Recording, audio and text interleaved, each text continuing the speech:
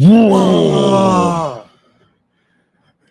Do you hear the loud roar of Gork and Mork? Do you feel the earth tremble on the mighty wall? Are you itching for a mech wall? Well, fear not, greenskins, because we are here to help you kickstart the mech wall and get ready for a crumpin', because that's not all. We have a new segment called Vox from the Ops, as in the opposition, and that is our local Space Marine, Frank. So we're going to be presenting these mech lists and other variations of lists, and our competitive Ultramarine player here is going to look at it with fresh eyes. He hasn't seen these lists. He has questions. He hasn't played against the new orcs like that. So it's going to be a good way to you guys to see how does a Space Marine player actually evaluate our lists and look at things like that. So we'll be presenting lists, reviewing the list, getting some calls back from the ops, getting variations of our same list, and later we'll talk about something called the stomping grounds. So let's pull up these lists so we can get looking at that.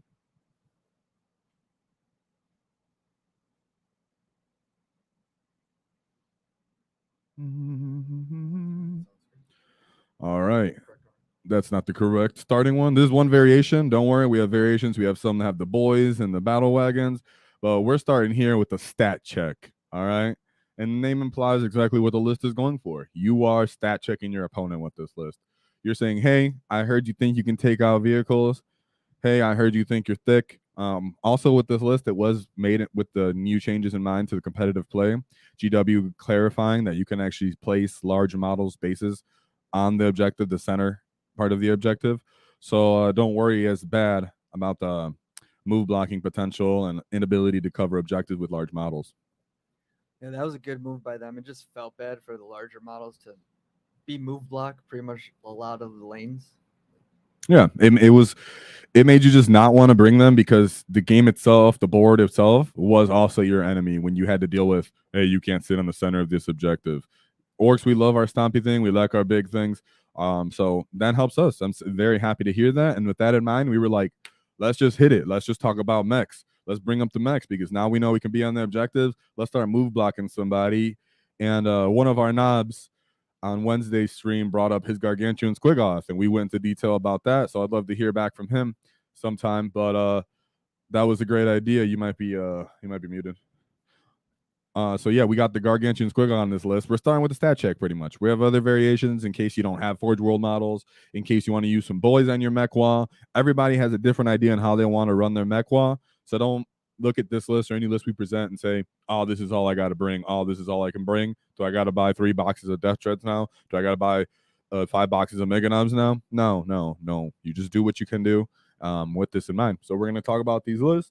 And then Frank actually hasn't seen these lists either. So Frank can get a good look at these lists while you're here. That way when we vox over to the ops, you can give us some feedback on this.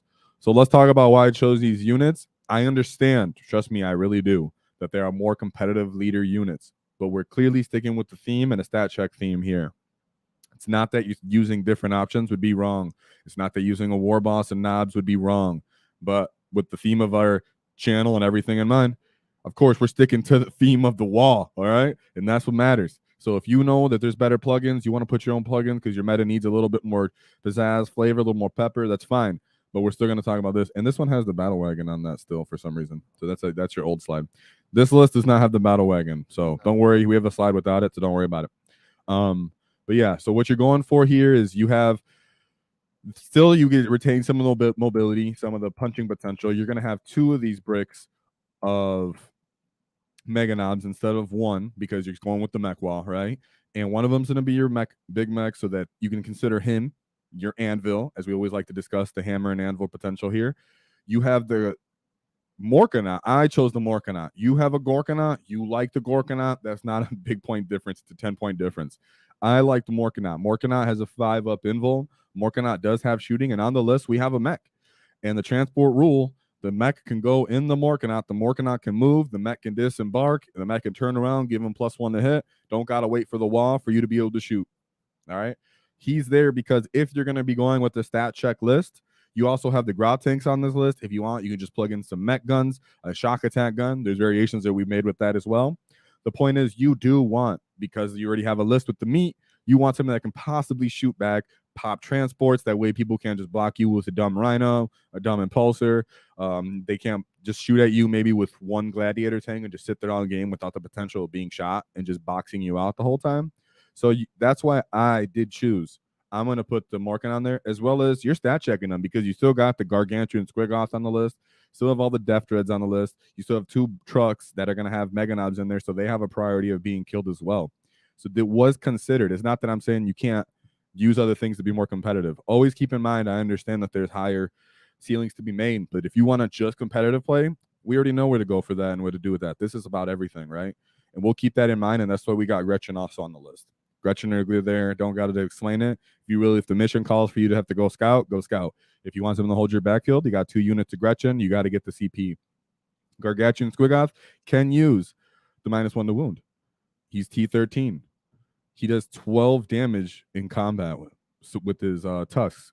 So he's somebody that they're not going to just ignore, on top of the fact that you have the Morkan, you have the trucks, everything to go here. So Frank, let's vox over to the ops. Let's get a vox ops here.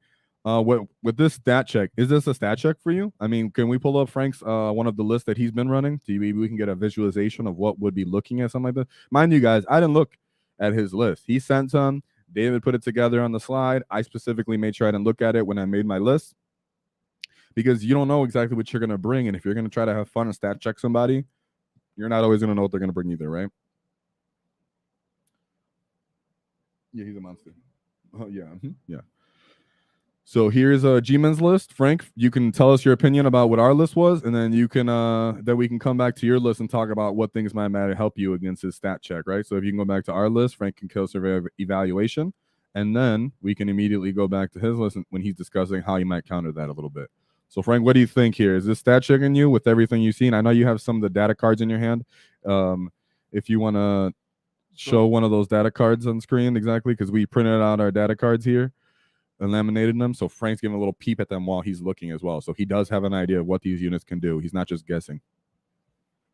So one thing right off the bat that I'm going to say that I really, really like is the Big Mech. Just being able to bring back one of his bodyguards every turn, just like how the old school Permars Apothecary would always bring back either like a Terminator or a Blade Guard or whatever he was in, really gives that unit an additional like mileage out of it. So that would be maybe one of your priority units, you're saying, knowing it's in a truck even with everything else? Or so probably on this list, just at like first glance, I'd probably try and pop the Gargantuan Squig right off the bat, just because of how fast it moves. It can ignore terrain with its Titanic ability, being able to move over, I believe it's 4 inches. Correct me if I'm wrong. Mm-hmm. Without any penalty. It hits like a truck. Like more than a truck. I mean, more than a truck's only 10 wounds. This thing's hitting with 12 damage. I mean, that thing's hitting you with the truck and some leftover bits with the boys falling off of it.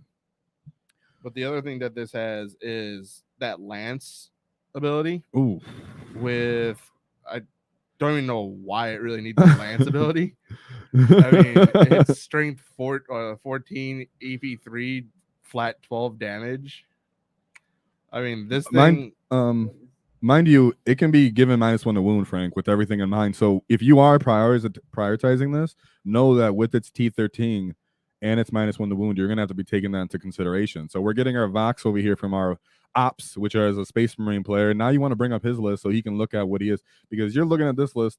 What are you bringing to the table? This is something that he's run a couple times. He does have other variations. Obviously, we're all still filling out the indexes, still filling out the addition. But there's one variation of something he's run. He plays consistently. You can see the Desolation Squad. So what do you think with that? So the one question I have with this is the Titanic keyword, because I don't really see on its data sheet anything that says it's a vehicle, but it has the Titanic towering transport keywords, and that makes me instantly go towards my Devastators with grav cannons, which for people that don't know, grav cannons They have anti-vehicle 2+. My question is, this won't consider itself as a vehicle then because it doesn't have no. And that's why you can also use the art is nails strat, I believe, David, because it specifically says it cannot be used on vehicles and Gretchen. so yeah, that's the thing is that's why most Ork players are considering, and the community in general is considering, yeah, you can totally use art is nails on your gargantuan Squig, and nothing has been said different otherwise. It is more of a monster. So with that being said, Frank, is your target the Morkanaut? Because he does have that vehicle. He does have a keyword, and vehicle. you can benefit from the Devastator Doctrines there. So what I could possibly do is oath the Gorkanaut and do a double oath and put the second oath on the Squig. Obviously, I don't know the data sheet right off the top of my head for the Gorkanaut. Give me one. So you also have what other things can help you, because you're almost like relying. I'm looking at the rest of your list here, right? Because let's just talk about you're stat checking to one of these units on our list. Considering everything else on the list, everything else is T9, T8. The mega knobs themselves, the infantry are going to be T6. You still have a lot to deal with, and you're like, I'm just gonna oath. What is really going to be everything that can shoot? I mean, I see this Thunderfire cannon. What can that do? Is that more for something to pick up Gretchen? That can be an issue. What's up with that? I mean, because really our Ork list is still checking you across the table. I mean, can you really reliably take 30 wounds off that dude with -1 to wound? On the Gorkanaut? On the Gargantuan Squig? I mean, probably not. But I know, keep in mind, we do know you can put the Apothecary in there for auto wounding on 6s. Actually, no, it cannot auto wound on 6s with that one. The Primaris Apothecary doesn't do that one. Who doesn't? I believe the Primaris Apothecary gives you the. Let me go to him real quick. So with that being said, you're really just relying on these Desolators with this stat check list. I mean, with the stat check list, you have Squig coming in, Morkanaut, who's going to return fire on whatever's standing out in the open. That's what I like about him, is he actually has the potential to kill stuff hitting on 4s with stuff that's out in the open. Can we pull that list up so Frank can talk about how he's dissecting it? Because we're looking at his list. I mean, we got melee here, but the only thing Seria melee here are the Terminators. Yeah, one thing with this list, I think with the double oath, you just have to start targeting the other units, because that Morkanaut and Squig, they're just going to eat all your shots, and you're not even guaranteed to get them off the table. Yeah, this is looking like this is what we're looking for, guys, in our list, though. We're looking enemies go into this fully, but if you want, right, Morkanaut is 300 points, you can see. Another Death Dread is 150. These Grot tanks are 155. You could just plug in another unit of Grot tanks. You can use another Death Dread. You can use a unit of Killicans for 150. You could pop the Morkanaut into 2 units of 3 Killicans. So there's still more ways to disperse these wounds. That's why I also just put the Morkanaut on there, because it's a good way you could just break those wounds up into multiple different kind of mech units. So it's easy to dissect it. Is if you're looking at this list and you're saying, I don't feel like I have enough units. I really don't like that once you kill these 2 big units, I can't do much. Well, then break those down. You can put Killicans. The idea is you still are trying. I put this within mind that the Morkanaut is going to return fire, hitting on 4s. He's still going to be a priority for the enemy. The mech can still heal the Death Dreads or anything else that moves around. The Death Dreads are intended for combat. You can outflank these units. And there's different variations of the mech WAAAGH. You can have battle wagons with boys. We can see that with our other lists. What are we with that? You understand with what we were saying is, can you even double oath these things and reliably shoot them, Frank, with what you have? So double oath turn 1. If this is just me, how I approach this with the list I have right now. First turn, I oath the Gorkanaut and just try and lay as many wounds as I can with my Desolators, as much as I can. Put the super cracks in the wall. Hopefully, maybe a couple exploding 6s with the bolter discipline. I'm still wounding you, I think, on 5s or something. Just taking off the top of my head. Yeah. So that's what I'm aware of with this when I made this list, knowing that the Morkanaut is the flex. knowing that the Morkanite, if you're looking at this list from the outside and you're going, ooh, I need a little bit more bodies, a little bit more units, 300 points, easy to disperse that into other units. Killicans 150, Death Dreads 150, another Grot Tank unit 150. But it is with the idea with the Morkanite and the Grot Tanks and the Squig, even though he doesn't shoot that well, is that you can return fire on your opponents. You don't just want to be stationary with these big targets that you can't shoot to some extent. That's how you get easily move blocked and just completely boxed out of the game.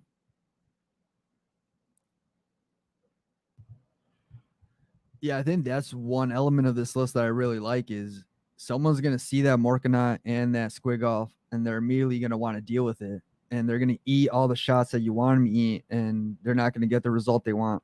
Also, I just wanted to point out, I do like the Grot Tanks as a little flex option on this list.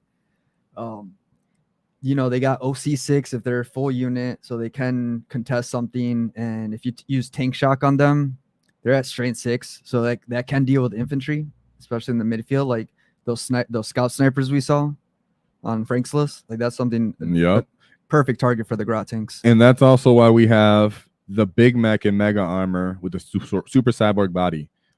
In a list like this, you cannot afford for someone to precision out your big mech reliably. You really want to have that additional durability in there, since he's acting as your anchor, as he's acting as I'm going to stand on your objective and score for you. You're going to surround this one unit with your Death Dreads. You're going to surround this unit with maybe the Gargantuan Squig walking up the field next to him. But you cannot put the Mega Knobs in the Gargantuan Squig. You can put the Grots in there. Like I said, if you want to dissect this unit and break down the Morkanite into smaller units, you could just take a unit of boys and put them in there and then have 3 killicans on the side. There are ways that you can easily take this list and spread it out into other very similar variations if you want to take out the Mega Knobs as well. Make them into knobs. Go with a War Boss instead of a War Boss and Mega Armor. But I chose the War Boss and Mega Armor for the theme and for the fact that he does hit hard and still assists with that durability. When you call the WAAAGH, you are going to be looking to stand there and hold the ground with his field note pain, as you're going to be lacking some of that infantry for scoring potential to an extent on this list. You are stat checking your opponents. But there are other ways to play the mech wall, as we know. Yeah, that's where we are. So we can look at a couple variations here.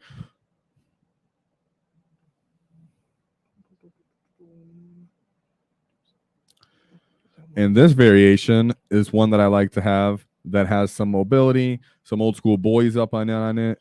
You have the boys. I know that sounds silly, but the idea is you have the Big Mac with the force field, the boys that are going to go in the battle wagon, and this is for your scoring. So how I brought up earlier that the other list looked like it might have some issues with scoring, that's where you have this brick of boys that have a 4-up invuln to shooting once per game, 5-up invuln all throughout the game.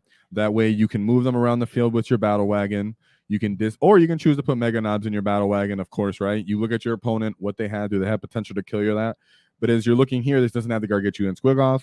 In case you don't own it, he's a rare model, but he's still someone we had to bring up because channel people have brought it up. And Ork players come out of nowhere and you can kit bash out of anything. You have a Godzilla toy, you might have just made your own. So, yeah, this list, though, specifically, I excluded the Forge World models, as you can see. There's no Grot Tanks here. In case you don't have those or you're not kit bashing them up yet, you're not done yet.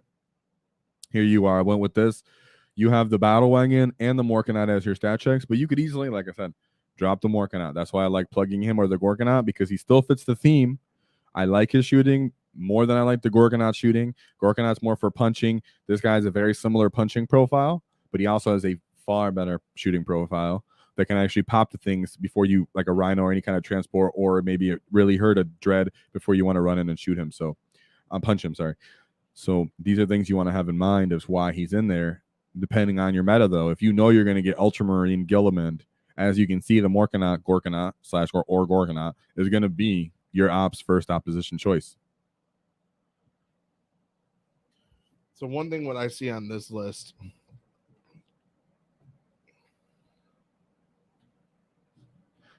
Yeah. so with this list, I know it's like, obviously you don't have the, I don't know all the stuff, like I don't know what long range you have for this. And exactly in this list, as I was discussing, this one doesn't have long range. This list is what's lacking on several orc lists that I've been seeing that people will bring up and mention. They just say forego most of the shooting. They just forego it and they say, I'm just going to throw bodies into you. And with my list, that's one of what I've already seen is one of the bigger weaknesses is I only have really 3 units to fight. That's Guilliman, my Blade Guard, and my little bit of Terminators.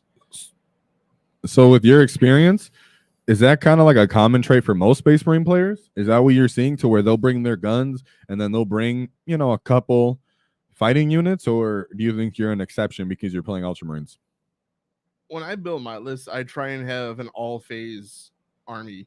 Something they can shoot, something they can fight, and something that's going to soak firepower. Right now, I'm trying to figure out that last piece for bringing something that can soak a lot of firepower. So I'm looking at maybe putting a land raider on my list somewhere, or something, maybe even like a Redemptor for that -1 damage.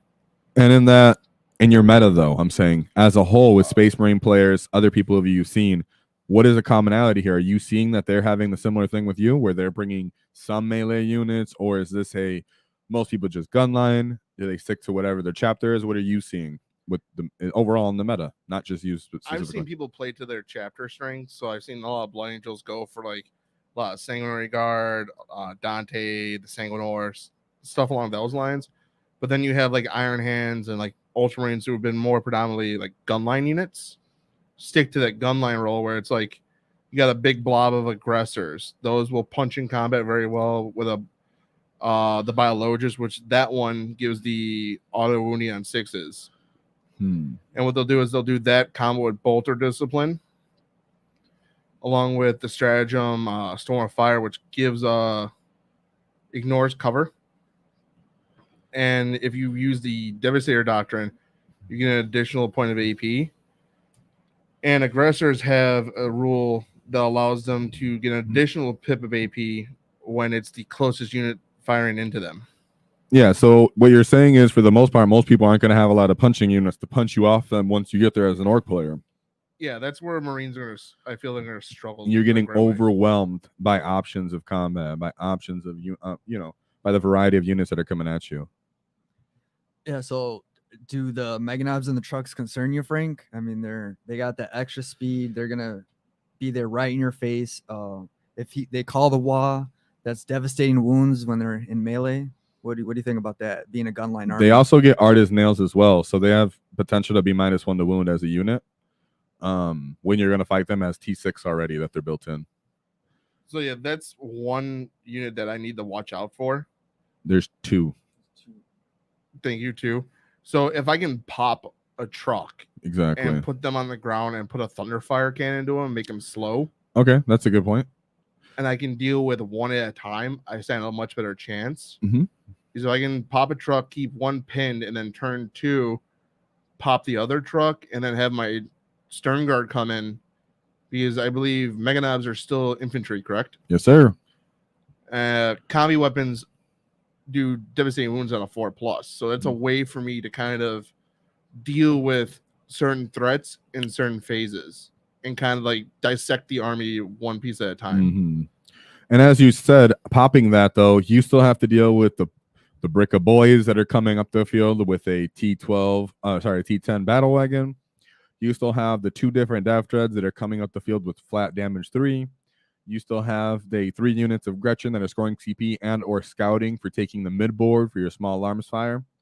And you still have to pop the trucks. So whatever is going to go into your other armies units, what is going to be separated from that for that unit? I mean, for that turn that you decide I need to pop the truck, I also need to pop a dread. So that's another thing to keep in mind, is you're going to have a lot of options here to deal with. As in, this list can be broken down into more unit diversity. You take the Morkanaut off that list, that can easily be broken down into 2 more Killicans units, which would be 6 models. You can bring another Death Tread, you can bring another unit of boys, but you can see on this list, I did notice there was a lack of OC, there is a lack of someone to just stand there, and I do really think that this 20-man unit of boys is what's going to catch people off guard, with the fact that I'm going to get a 5-up invuln. I'm going to have an invuln to your shooting. I can use Artist Nails on this turn since I don't have to use it every turn on my Mega Knobs if they're still in the trucks. This can be a turn 1 Alpha Strike with 170 points, the Battle Wagon, to just force someone to deal with you. And like I said, drop the Morkanaut, drop the mech if you choose to. That's another 350 points to play with. There's a lot of potential in this list to just start spreading the wounds out. But I was trying to stick to themes, right? We're talking about themes here. We already know what the meta is. But easily, if you decide to come off of that, you can start using just a diversity of units to really overwhelm players with just having a superior model count spread everywhere. So Christian said, I've gone against Marines, and they use the once per game RB-wide ability to fall back and shoot. So it's a hard turn off the shooting fully.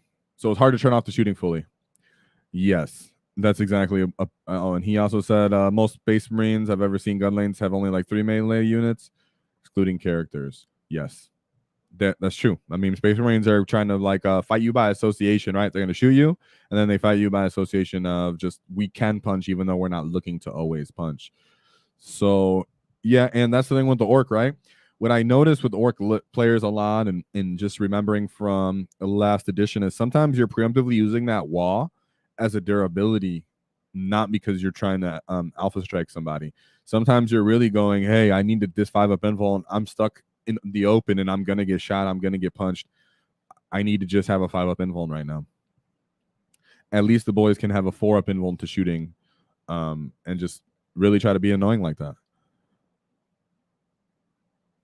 I can definitely see that. 20 boys is definitely a lot to chew through with a 5-up invuln. 4-up and shooting, though. True. Chances are I'm probably going to put the Desolators like indirect into them. Try and chip as many wounds off them as I can. That's if you pop the wagon, though. Yeah, and Desolators are the same unit that you're using to pop the wagon. So that's what I'm saying is once they get out of that wagon and they have to stand there for a second, they still have a 4-up invuln or 5-up, I guess, immediately, and you can choose to have a 4-up invuln. And then the whole next turn, they have a 4-up invuln. That's still the rest of your list. You still got the Mega Knobs guy not getting hit with the Desolators. That's the point of threat saturation, really. As you guys can see, he's not intentionally bringing up Desolators for everything, but Desolators are a solve-it-all problem. So unless someone's in a spam 3, and if you're playing against someone that's 3 units of Desolators, you're not bringing a I'm having fun list with 3 Def Dreads, okay? We understand this.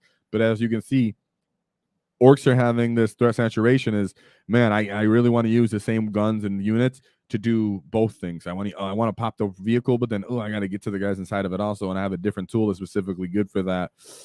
Kind of hard to bring all those weapons to bear. You're going to have terrain. You're going to have movement issues. The truck moves very quickly. The guys can dismount from it and then move.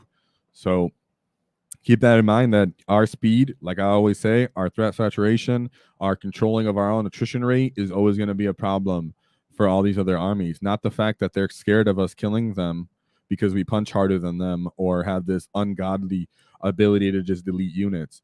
It's that we bring all the units and we bring all those wounds and we spread it out, and it's hard to just nail something down and really make it fix all of our enemies' problems, right? If I see that Terminator unit and I can somehow kill it, I've taken out about 500 points from the Space Marine list because I've taken out his 400 points of Terminators and probably his character.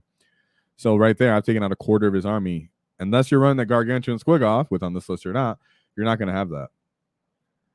My Terminator unit's only a 5-man this time. Yo, this time, yes. But I'm saying in general for Space Marine lists, that's what you'll see a lot. People will bring a 10-man unit. And you realize, hey, I don't really need that. They're still good. But I have to invest in getting that momentum downhill. That's what's good about Orks is, we can have stuff to clog up those bodies, those tracks, slow things down, even if we're not spamming 6 trucks. So one thing with this list is it seems like everything wants to just go forward, right? Besides the Gretchen. Besides the Gretchen, which is how many into a squad in your backfield? 11 per unit. So and there's 3 units of them. You're probably going to string them all over the board. Yes, that's for your back screening, so people don't deep strike into you. True, and that's one thing I was going to try and do is if I can get like a little spot with them, do like the 1 CP strat for like rapid ingress. Yeah. At the end of your movement, and then I can try and pull some of your threats back to your home field instead of everything in my line. Yeah, that's one of the worst things for an orc player. If you mess up and you let someone get behind you, you really, really made a grave mistake, because our army is not intended to go backwards. It's intended to, as we move forward, we still clear and control the whole board. So if you find yourself early game giving up early spots to your enemy that they can rapid ingress into you or in good positions, you've probably messed up in your movement, or honestly in your list building potential. You might be lacking the speed that is actually there is one of our great benefits. So if you ever run into that issue, get some Ork bikers through a 1-box, 3 models, 75 points. They move out. They really help you with that problem. So yeah, but that's a big issue too, is you will want to screen your backfield. And that's why I always like to include Gretchen or some kind of unit. You can get 2-man Mega Knob units. So is that Thunderfire Cannon still indirect? Off the top of my head, I believe it is. Yeah. So let's say you guys that you choose and you want to do something else. You can choose to run 2-man units of Mega Knobs. Just 2 guys on there. Put them on an objective. Here you go. You want to indirect this? Yeah, have fun with that. So if you don't want to do that with Gretchen, that's fine. You can find other ways to use Gretchen because they have scouting potential. If you know that your enemy's running a lot of indirect and your meta there's a lot of indirect, you can't get away with just Gretchen in your backfield. Use them for early game board control, scout into the middle, make them enemies bear those guns, and then return fire with your Morkanot or your mech guns or your shock attack gun or your flash kits, whatever unit that you choose to put in. You can build the other list, David, so we can have some shooting. Because as you've seen, immediately what Frank said, he goes, "What can you shoot me with?" Yeah. Yeah. As you can see, Frank said, "What can you shoot me with?" Well, yeah, because he wants to know if I'm move blocking you and I want to control my rate of attrition as well. If you're leaving out an entire phase of the game because you just want to come forward with everything, their opponent will take advantage of that, and that will control their attrition rate. That will help them control the rate that they die at. And with orcs, even if you can't kill them, you always want to touch them. You always want them to think about you. You always want to think about the next turn. You always want to know that there's one lunchbox punch coming around the corner, and even if they don't see that one, there's another one coming around the corner, because we're constantly bringing threats to bear by threat saturation and initiation. One thing I wanted to ask about this one has some range, if I'm not mistaken, correct? Yes, this unit has some range. This list has a little bit more range. So And Grottanks. The Grottanks, what would you try and, like, with my list, the one that you see right now, what would you try and put that into? So we have to look here. I don't know your list off the top of my head, so I have to look at it real quick with the if you can. So if I put I don't think you can shoot scout snipers, right? So scout snipers, you can only be they cannot be shot within 12 inches. Yeah. Oh, there's a Thunderfire. I was looking at the. So my scout snipers, if I keep them like off to the corners of my backfield, I can probably start picking wounds off of some of your characters. If not, maybe potentially snipe one out. Yeah, if we go back to the characters, you can see that they're quite durable characters. After the Grottanks, they have 24-inch custom Mega Blasters, which are strength 9 minus 2 D6 damage, or they can have rockets if someone chooses to. That's D3 shots, hitting on 4, strength 9 minus 2, flat 3 damage, and their blast. So, yeah, people can choose either or. I can see people bring rockets, and these guys actually hit on 4s, which is why they're pretty neat. You get 3 little individual models. They're T6 as well. They move 10 inches, so they're pretty quick, and they're spread out with 5 wounds each. So if I could choose between Killicans or Grottanks, depending on the rest of my list, I slightly favor Grottanks. But they are Forge World on them, but they're also easy to kind of kit bash and make your own. So don't be scared to do that if you really like running a mech wall or you want those things. As for what would I target in Frank's list with that? The good thing is about a Space Marine list is almost anything is worth targeting and shooting when you're an orc, because it's so unreliable to shoot that I'll take anything that you present to me to shoot. The fact that they're strength 9 and they have AP and multi damage means I'm not worried about you having extremely great cover saves against it. I'm going to be wounding you on 2s if it's infantry for the most part, because it's strength 9. And I have to see your list because I don't have your list up right here. But we can look at him. He can obviously bring it up, no problem. So and like I said, you drop your, is this one have a drop pod? So I mean, if you start drop podding in, that's easy for me to decide to shoot it. If I don't choose to charge it, choosing into charging is always nice. But let's just say I've charged past it, or I want to charge the units in front of it, I'll just shoot it real quick. Or it's really based off what you give me. You could even get value out of the Grottanks by just simply being a threat to get that Space Marine player not to put his scout snipers too close. then that way you can get some more board control, forcing his drop pod to drop a little further than he wants. Like that's value in itself. And like you said, if the drop pod does drop in the area, then you deal with those T4 infantry. So that it's just those tanks are really just brought because I like the idea of having guns to bear. Your unit might not, but there's armies that have rhinos. It's an obvious target for the rhinos to put the grot tanks into the rhinos. So, and I mean, sometimes I might have to shoot Gilliman, you know, you're using him to fight. You're going to bring him forward. Like you said, you don't have that many fighting units. You're going to present him to the lines at some point. And when you do, you know, if you haven't dealt with those grot tanks yet, because there's so much unit saturation, I might drop one of those custom mega blasters or rockets in Gilliman's face. So yeah, that's the point of them though, is I think you should play more phases, as many phases as you can in the game. If I can pull up that list again so we can talk about how Frank was trying to kill, or if he could kill the characters, that's what's good about this list being durable. The Big Mech with the shock attack gun and the mech gun, they go together. That's from some shooting. The mech guns can shoot. The shock attack gun can induce battle shock. The shock attack gun gives the mech guns reroll ones to hit. And he hides in the unit so he doesn't just get sniped out unless it's actual snipers, right? He can be sniped, but he does have very good range, and so do the mech guns when you pick the right loadout for them. As for the Big Mech, I did put again the 4 up feel no pain with him. For that reason, guys, I like to put the 4 up feel no pain on the Big Mech and mega armor because most people, when they see him, they're gonna want to take him out the unit because he brings guys back. They figure instead of trying to just one shot this whole unit, I'm just gonna try to one shot that character. So he is quite durable. He has a 2-up armor save, and he is a T6 himself. So he's hard to sniper. Well, that's another thing about the orcs. Even in 9th edition, their toughness became like a big factor. Instead of boys being T4, they went to T5, and no longer like bolters, like efficiency just fell off against boys even. And it's continued with that trend, right? Well, you have the bikers, as we were bringing up, our T6 now. So you can get a 150-point biker unit, 6 guys, 150 points, T6, 4-up armor save, 3 wounds will pop, and the sergeant has 4 wounds. Yeah, you're getting more toughness as the orc units go on. And I think the Squig Hog boys, moved up to T7. The Mega Knobs moved up to T6 from T5. So yeah, everything in the orc went up in durability, and Space Marines do feel that with their punching, with their small arms fire.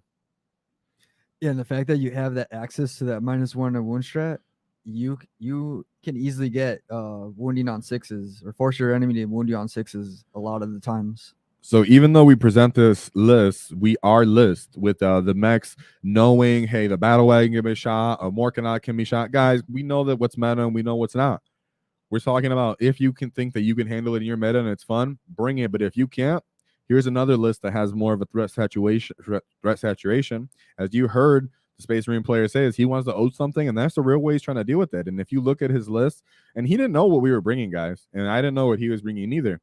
But that's the point of why we present these lists like this, because it's about what does he really prioritize? Well, you see, he wants to use Desolators to solve a lot of these problems. And with you knowing that, you know you can't stop him. You know if he oaths that, that's dying. It's getting deleted. What else are you putting in position to take advantage of that? That's always the steps when you're playing with orcs.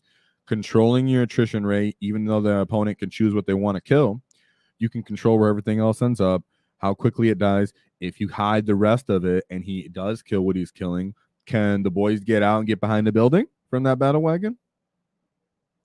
Are you going to let immediately your truck get killed just because he oathed the battle wagon and he wants to oath the truck next because he wants to get those mega knobs out? So he put his reliable units into that battle wagon. He ended up rolling hot and killing it. Did you leave the truck out and open because you got too comfortable, because you got too aggressive for those extra 4 inches of movement? No. That's where you're going to have Follow Me Lads to help you get additional movement with your War Boss and Mega Armor. He's going to be the first unit of Mega Knobs that comes forward as the Big Mech of Mega Armor, is what I like to call the Anvil. Hammer and Anvil maneuver. If you're a World War II fan, you know exactly what I'm talking about. So, question for you, Eddie. With the Follow Me Lads, I know it gives it to his unit, but if they're inside a truck, does it add it to the truck as well? No, that's not how enhancements work. So that would be cool, but no, that's not how enhancements work. What you could do, as we talked about before, is because it's dedicated transport can adopt some of the abilities that you have. You can put Gretchen in a truck, and then they give that scout. So then this truck can actually move forward 6. So if you are thinking based off the mission and the deployment, hey, I'm a little boxed in here, I have a lot of big stuff, go ahead, throw one of those Gretchen units in the truck, get that free 6-inch scout, that additional movement, get yourself out of that box, use one of those trucks for scoring, let one of your mechanized units, most likely the one with the big mech and mechan armor, advance into the middle of the board and just kind of hold their ground and hold that spot while your other truck moves around the board, or your battle wagon moves around the board and does its thing. Actually, why does this one have? Yeah, Frank, were you gonna say something? No, I was just looking at it real quick.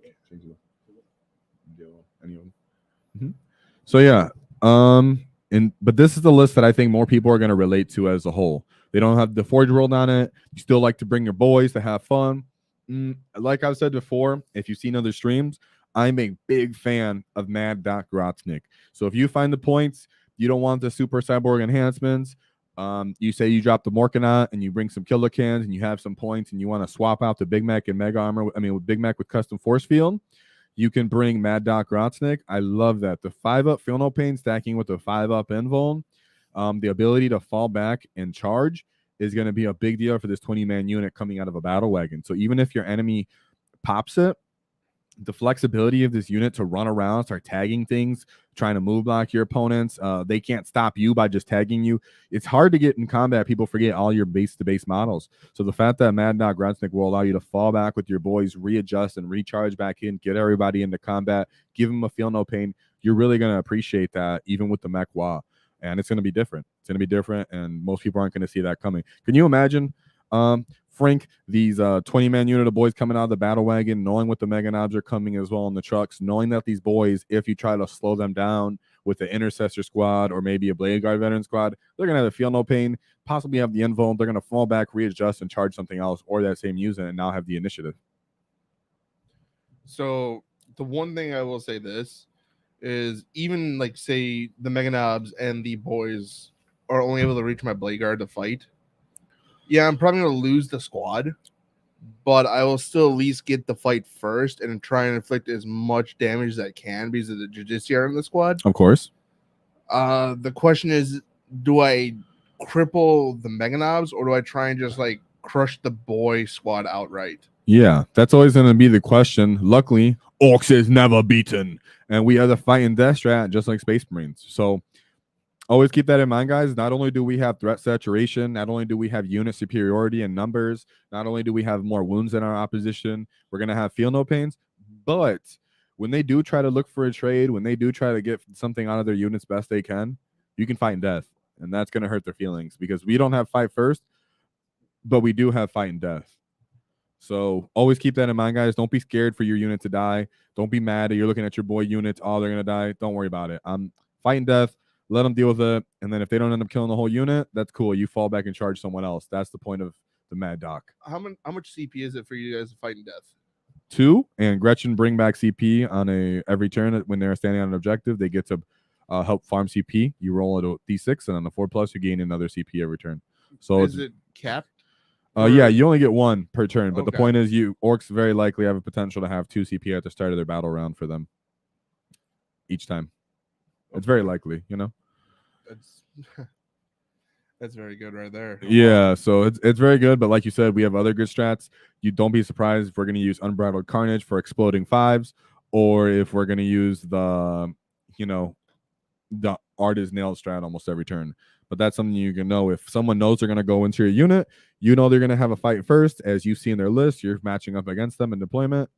Go ahead and save those CP guys because, as you know, they're going to have a hard time trading with you. And that's another thing, just with the CP game by itself being so, I'm going to say, limited. Marines are looking to maybe use 1 to 2 strats a turn at most. And that's either going to be like a heroic intervention to stop like Desolators from being charged by like Mega Knobs, or the I forget the name off the top of my head, but it's the one that allows you to make another move at the end of the opponent's movement phase. Yeah, Space Marines have the. I believe it's. Give me 1 second. I'll find it. It's okay. And as you said before, we have flash kits available now, guys. So if you choose, you can get flash kits on these lists. To me, they still fit the list of a mech WAAAGH. Don't be scared to bring flash kits. Having shooting potential so that you don't get move block is huge to me if you're choosing to bring a mech WAAAGH. So not every list, in my opinion, needs flash kits, but I like flash kits. And even though they have -1 AP, volume solves a lot of problems. As an Ork player, you guys know that when you get a problem, you can't solve it, just punch it more, punch it harder and more. So that's kind of where flash kits are kind of good. There is you can use the mech, battle wagon, and +1 to hit if you're running one of these kind of lists or a truck. Don't be scared to have shooting potential because shooting potential is valuable in itself when you're trying to run a mech list so you don't get move block. And with the new changes to the competitive play, I assume most people will be adding that. You can actually end your movement on an objective. So don't be scared to have that either. Keep that in mind on all these lists. So the strat that I was talking about, guys, was squad tactics. We use it at the opponent's movement phase just after the enemy has made a normal or advanced or even a fallback. And what it is one Adeptus Astartes infantry unit or Adeptus Astartes mounted unit from your army that is within 9 inches of an enemy that has just ended their move. You get what it allows you to do is you're allowed to make 1 unit make a normal move up to D6 or a normal move up to 6 instead of that unit is under the effect of tactical doctrine. Okay. And what were you trying to say with this? So what this could do for me is say I'm about to get charged by your Mega Knobs or your boys, and say my Desolators are like 9 inches away from you. Yes, of course. You're gonna move. Of course, we know that. Orcs also get +2 to your movement, and we have advance in charge. The fact that we have superior mobility means that for the most part, we are gonna counterbalance that. So always keep that in mind, guys, that they have that strat. They're gonna use that to run away from you because we're gonna have the initiative. But that's where your movement really, really, really does matter, and our speed as Orc players, because that's very important that Frank brings that up. But as Frank is finding out, Orcs have the ability to give themselves +2 to charges for 1 CP. Yeah, with that stratagem, I'd be concerned about someone using scout snipers to move block one of your battle wagons or your trucks. What do you think about that, Ian? How do you work around that? If you're moving in the charge range, how is the strat activated? When you charge them or during the charge phase? So it's during your movement phase. Mm-hmm. After you move, if you're within 9, if one of his units is within 9 inches of one of your units, they're allowed to move. So let's say you got to the end of the range with your truck or something, and it's within that range, he could get closer to attempt to move block. And that's something you really have to just deal with when you're playing with these mech WAAAGH. You're just going to take that kill. You're going to have more units than them. If they want to give you something to kill, you go ahead and kill that, because our points of winning always as an Orc player is to hold the center of the board, limit their secondary potential, and to leave them on their side of the board and die at a controlled attrition rate until we beat them by limiting their potential to score by the end of the game. So if we just have to stand there right at the edge and right barely in their deployment zone and they're move blocking us because they haven't been able to ride out to the middle as we got that far already between our trucks, maybe our scout movements, maybe they stood back because they really wanted to shoot us and they were scared of our threat saturation of giant mechs. That's you just take the kill, guys. That's what we already. And here's the Morkanot on this list. I know the Morkanot is not the most efficient. I like to bring something to shoot. If you don't want to because you want more stuff, bring killer cans. 2 units of killer cans. Advance them up the table. Stand in the middle of the board. Just have them hold the objective while everything else runs up and tries to fight. Or have them stand on your home objective because you know they're going to try to deep strike or in a rapid ingress in, or they're going to try to indirect fire you. And you're like, you know what? My killer cans are literally my whole field objective holders. Bam. It's like you already have so many units as an Orc player, guys. Don't be scared for them to die because they are going to die. It's you. We are controlling the rate of what they die, and we're stat checking them because the rest of the list is going to be doing unreliable damage to us. If we look at an average Space Marine list as a whole, with their intercessors, maybe with Blade Guard veterans, what's really going to be going out here and really taking out all of our units? For the most part, it's always the same kind of answers. Desolators, Terminators. How many units can they really kill a turn? Unless the person's spamming these units, well, then we have our own units that can actually counterbalance those and start killing them out. We still have Mega Knobs on this list that can still put out a nasty hurting on these guys during the wall. So at least when I build my Death Dreads, they all have combat. You can give them flamers if you want, because now Overwatch is so cool, so good. You can give them multiple flamers. So if you're that kind of person, I know I have a couple that are built with flamers as well. Maybe I'll start running 2 flamers and 2 arms. Overwatch them. Frank brought that up as a potential that he was worried about when he was looking at Death Dreads. So yeah, I mean, and of course, if anybody in chat brings up what they want to know or if something's they're worried about, we know, you guys, that this isn't extremely competitive. Don't worry about it, because as things change, we already know more new points are going to come out. And as everybody just heard, GW now allows you to end your movement on the center and objective. I'm bringing that up because that's huge for this kind of list and for orcs as a whole. Our kill rigs now don't look so silly and outrageous. The gargantuan Squig looking so amazing on the data sheet and being playable is hilarious. So people might start bringing that for fun. Really stat check your opponent.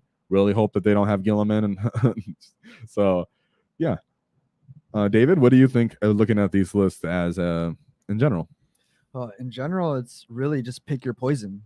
Are you going to deal with the battle wagon with the unit of boys? If so, it's going to take a lot of your firepower, and then you still have to worry about the 2 trucks with the mega knobs. You focus on one of the trucks with the mega knobs, same thing. You got the battle wagon and the other truck still there. You still see everybody's talking about run the boys, run the 6 trucks. We understand that threat saturation. That's totally viable. We know that's good. I'm agreeing with everybody on the internet that says that's good. What I'm trying to show here is there's an actual theme to our index, and all it is saying stat check your opponent with a ton of wounds, with ablated wounds, by putting them in models, putting them your toughness against their strength, and then having a variety of units and spreading those models out and having decent speed with a lot of these units. I mean, our walkers move much quicker than a Space Marine. How fast do Space Marine walkers move now? Is it, Frank? Is it 6? For like the Redemptor Brutalis, like stuff like that. What do they move? Do you know off the top of your head, or you don't? Off the top of my head, not off. Because the Death Dread move. Sorry, the Death Dread moves 8 inches.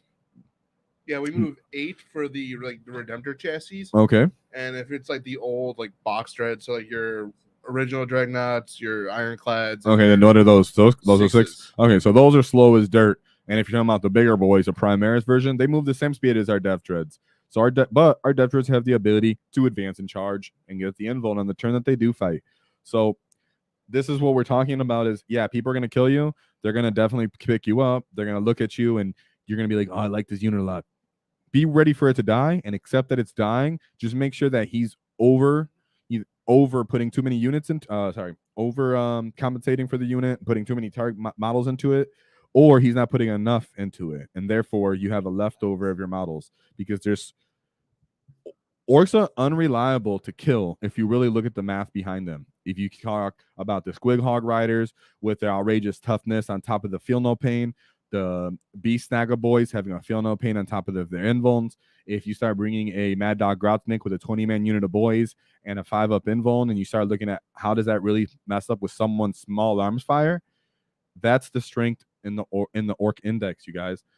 Yeah, someone might kill better. Someone might be to a high level of durability. That's not the point. We're going to bring 20 units. We're going to spread them into transports. We're going to have a couple characters here and there, and you're going to have to chew through all of us to even take the center of the board. So when you're looking at this list, cut that Morkanot off it, add more units, go right ahead, but know that your point is to walk right into the really center top of their home objective, of their deployment zone, and just say, you shall not pass, and if you do, you get blended. Any unit that comes up to meet us here is going to get blended up. You hold those mega knobs ready to counter attack. You can bait them maybe with your war boss and mega armor, put him forward on the wall to be the one that advances and charges. He has the 4 feel no pain, so they're not going to just kill him. He can stand there and hold while your big mech stands there on another objective in the center of the board and really enjoys that. So, and we have, one of the boys showed up. He said, how about this?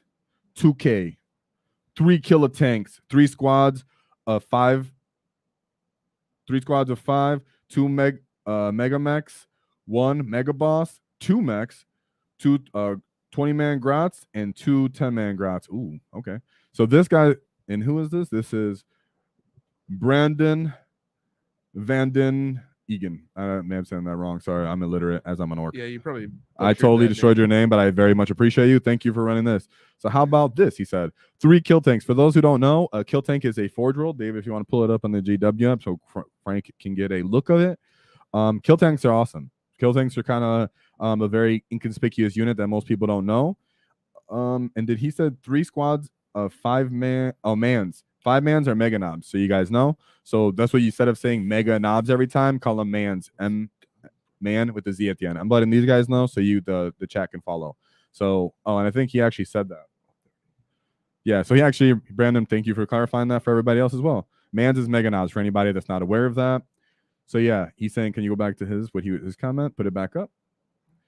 So if you want to read off the stats for the kill tanks instead of people don't know that off the top of that, because it's Forge World model. And as you can see on some of our other lists, Brandon, we were talking about Forge World models.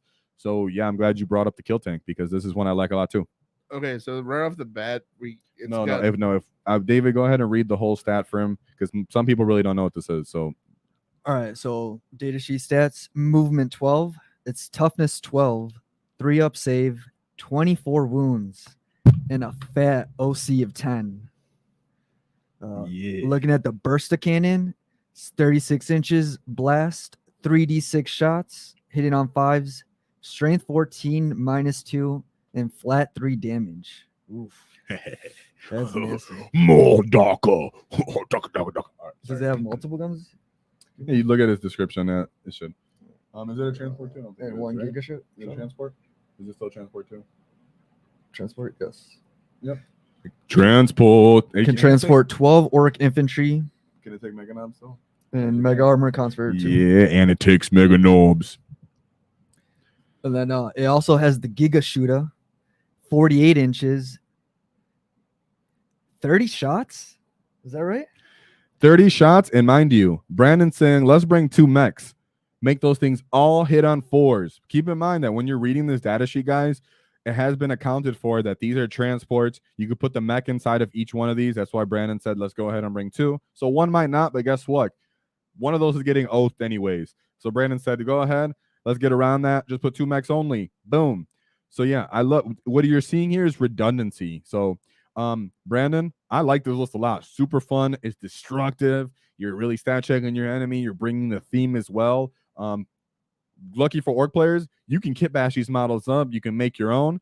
But I try to make kind of somewhat beginner friendly, kind of easy access list. So if you ever see a list, suggest one that's really awesome like this, go ahead, because that means you're a veteran player. You have a big wall and you really know what you're going to bring and you have a lot of models selection. That's great. We like to hear that as well as people who maybe don't have access to 3 killer tanks. But those are freaking awesome, and that was a great call.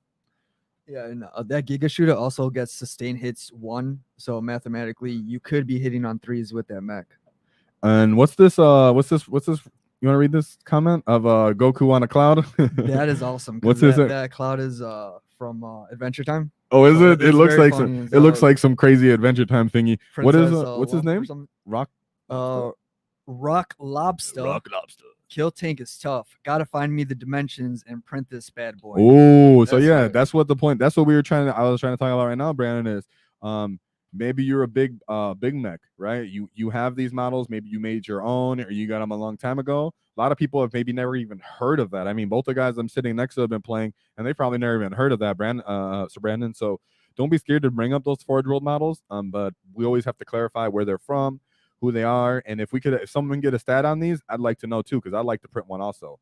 Freaking awesome. But thanks, Brandon. I love that suggestion on that list. It was very fun and thematic.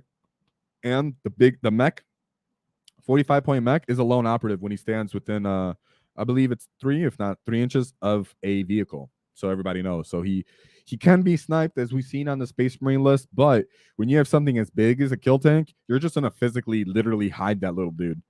Yeah, you can't precision me if you can't see me. Sorry. So thank you, Brandon. That was a great comment. Let's go ahead and leave that up anyway so Brandon can see that list, so anybody else that pops in can see what kind of awesome list. That's very fun too. So what do you think looking at this list, Frank? Because as we were just talking about, now you want to discuss what your threats are, what you're worried about with this list, because I'd like to hear it. It's very fun. Maybe I'll make me some kill tanks with some cardboard tanks. So right off the bat with this one, I can probably tell you one of the kill tanks is gonna have to die like immediately, just off of what that profile said alone. 30 shots is ridiculous. It's like having Yeah, go ahead. Here's the list if you want to keep looking. Oh, David left with it. I don't know where David put the list It's or okay. the stats on, but I got it right here. Keep talking though. it's like putting a Bane blade in the middle of the field, but with a better gun, with better rules, just to say, yeah, try and kill me. Oh, you killed one. I have 2 more of these that are just gonna light you up now. That's fantastic. 3d6. In case anybody didn't hear, we're talking about the kill tanks. These are a Forge World model. I'm going to just go over the stats one more time because more people have joined and want them to see. We got 12-inch movement, T12, saving on 3s, 24 wounds, leadership 6+, 10 OC. For its range weapons, there's a burster cannon, 3d6, ballistic skill 5+, strength 14, -2, flat 3 damage. Mind you that there is a mech on this list. These mechs can be transported in these kill tanks and then disembark after the tank has moved and give the tank +1 to hit. So these things are hitting on Bane Blade stat line with the 4+ for the most part. Then you have a few, of course, you also have a few of the twin big shooters, of course. You have, what is it? How many of these? It just shows one. And then you have the reinforced ram. What is its melee potential? I'd like to see that. Oh, and it also have each time this model targets a unit that's within AF range, add 1+1 to hit. So if that mech does die or whatever happens, you can still get +1 to hit. You don't even need to always have one by you. That's why I like that he only brought 2. He didn't go crazy and assume I needed to bring 3 just because I have 3 kill tanks. And the point value is 305. So he's a much better option than a Morkanaut or Gorkanaut, right? So if you can go ahead and make one of those at home, put it together, you might want to. If you really like mech lists, if you're looking at this, if you're watching this video, it's probably because you're on mech list. So Brandon, you might just put me on, man. I might need to go and print me one of these. Let's go. You're gonna pull up the kill tank for everybody, David, so they can see it. I was hoping someone would bring up this guy when we were talking about it when I was looking at lists. I was like, I don't know if I want to put this on list because no one's ever seen it before. I seen this list when I went to the Las Vegas team events. Someone on our team played against an Ork player that was running one of these, and he had a great time. They had a great game, and I like seeing it in person. And the guy had a legit one. So yeah, I've never seen 3 in person, but I have seen someone use one before. They're very cool models. But besides that, I'd never seen one before. So that's why I was like, hey. So look at that. Hey, it's my birthday coming up. Looks like I'm going to have to get me one of these. Whoa. Let's go see what Brandon said. Brandon said, yeah, let's go. Oh, look at Brandon's the big. Okay, I guess we found our first big mech on the channel because we got a couple knobs. We got, Channel Pony. We got WAAAGH. We got a couple knobs, but look at, we got our first mech boy up on here. We got someone that ran 3 of these boys in 8th edition and early 9th. So we see you again, Brandon. Just know I'm acknowledging you as one of our mechs. I don't know about a big mech yet, but you're definitely a mech for sure. Possibly a big mech, though, if you're running 3 of these. Yeah, we found ourselves another odd boy. Yeah, another odd boy. All that I love that's something I've been really enjoying with this channel is finding all the odd boys and all these people coming out. Someone was talking about a gargantuan Squig on Wednesday to us. Someone was talking about their speed wall having a bunch of bikers having 30 storm boys. So that's what's fun. That's the point of the channel, though, is all these really old school, really huge collectors of orcs just have crazy collections that even though I'm proud of my collection, some of these mobs can put my collection to shame. So that's what's sick. And yeah, here's that killer tank that Brandon brought up to the channel and said, hey guys, what if you run some of these?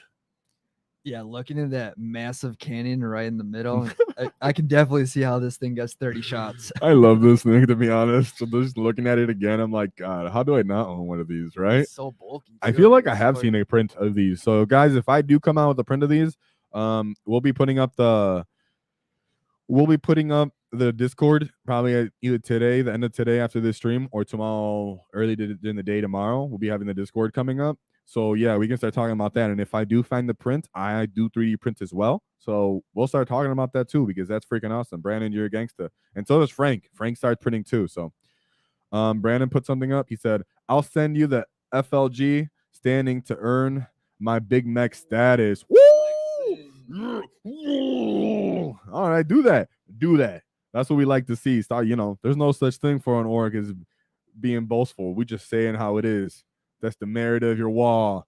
So yeah, I guess we're gonna have to start calling you Big Mech Brandon. So let's go to the list with the gargantuan squig then. Because now if we look at that list that had the gargantuan squig, remove that Morkanot and put the kill tank, because Brandon, you are a Big Mech, you are an exception, but most of the rest of the human beings on this planet do not have 3 kill tanks. Even orc players, I'm gonna have to go find a shoebox and a toilet paper roll for the cannon and make a kill tank myself. So if you look at this is another list that we had earlier. This one you just swap out for exact points, the Morkanot for a kill tank. Boom. Still within. We call this stat check, this list. We understand that I don't want to say spamming, but having more than one of the same unit is really the key to being competitive, really the key to having strength, because the redundancy is what helps you stay in the game and keep momentum. But we're really trying to just be all immersive, inclusive when we're talking about people we're appealing to. We've come across people that are new in the hobby and they're starting with the patrol box. So that's why I wanted to have like one of the other lists we showed that had some boys in it, had a battle wagon, had death dreads. We want everybody to have it. So you are a Big Mech, Brandon, and that's also why people should keep in mind having 3 of the same unit is powerful. But if you don't have that, there are exceptions, and you can see orcs have crazy variety. You want to read it? So Brandon's letting us know that he has the bulwark design. When the Discord opens up, he's got us. Oh. All right, guys. End the stream right now real quick. We're going to have to make that Discord real quick. Brandon, we're going to talk. All right, let's go. Looks like we already have momentum here, guys. All right. And I don't know if you guys got mechanized, but I got some cool mechanized prints that maybe I'll share too, so we can get it going with the wall. Everybody get all these things going.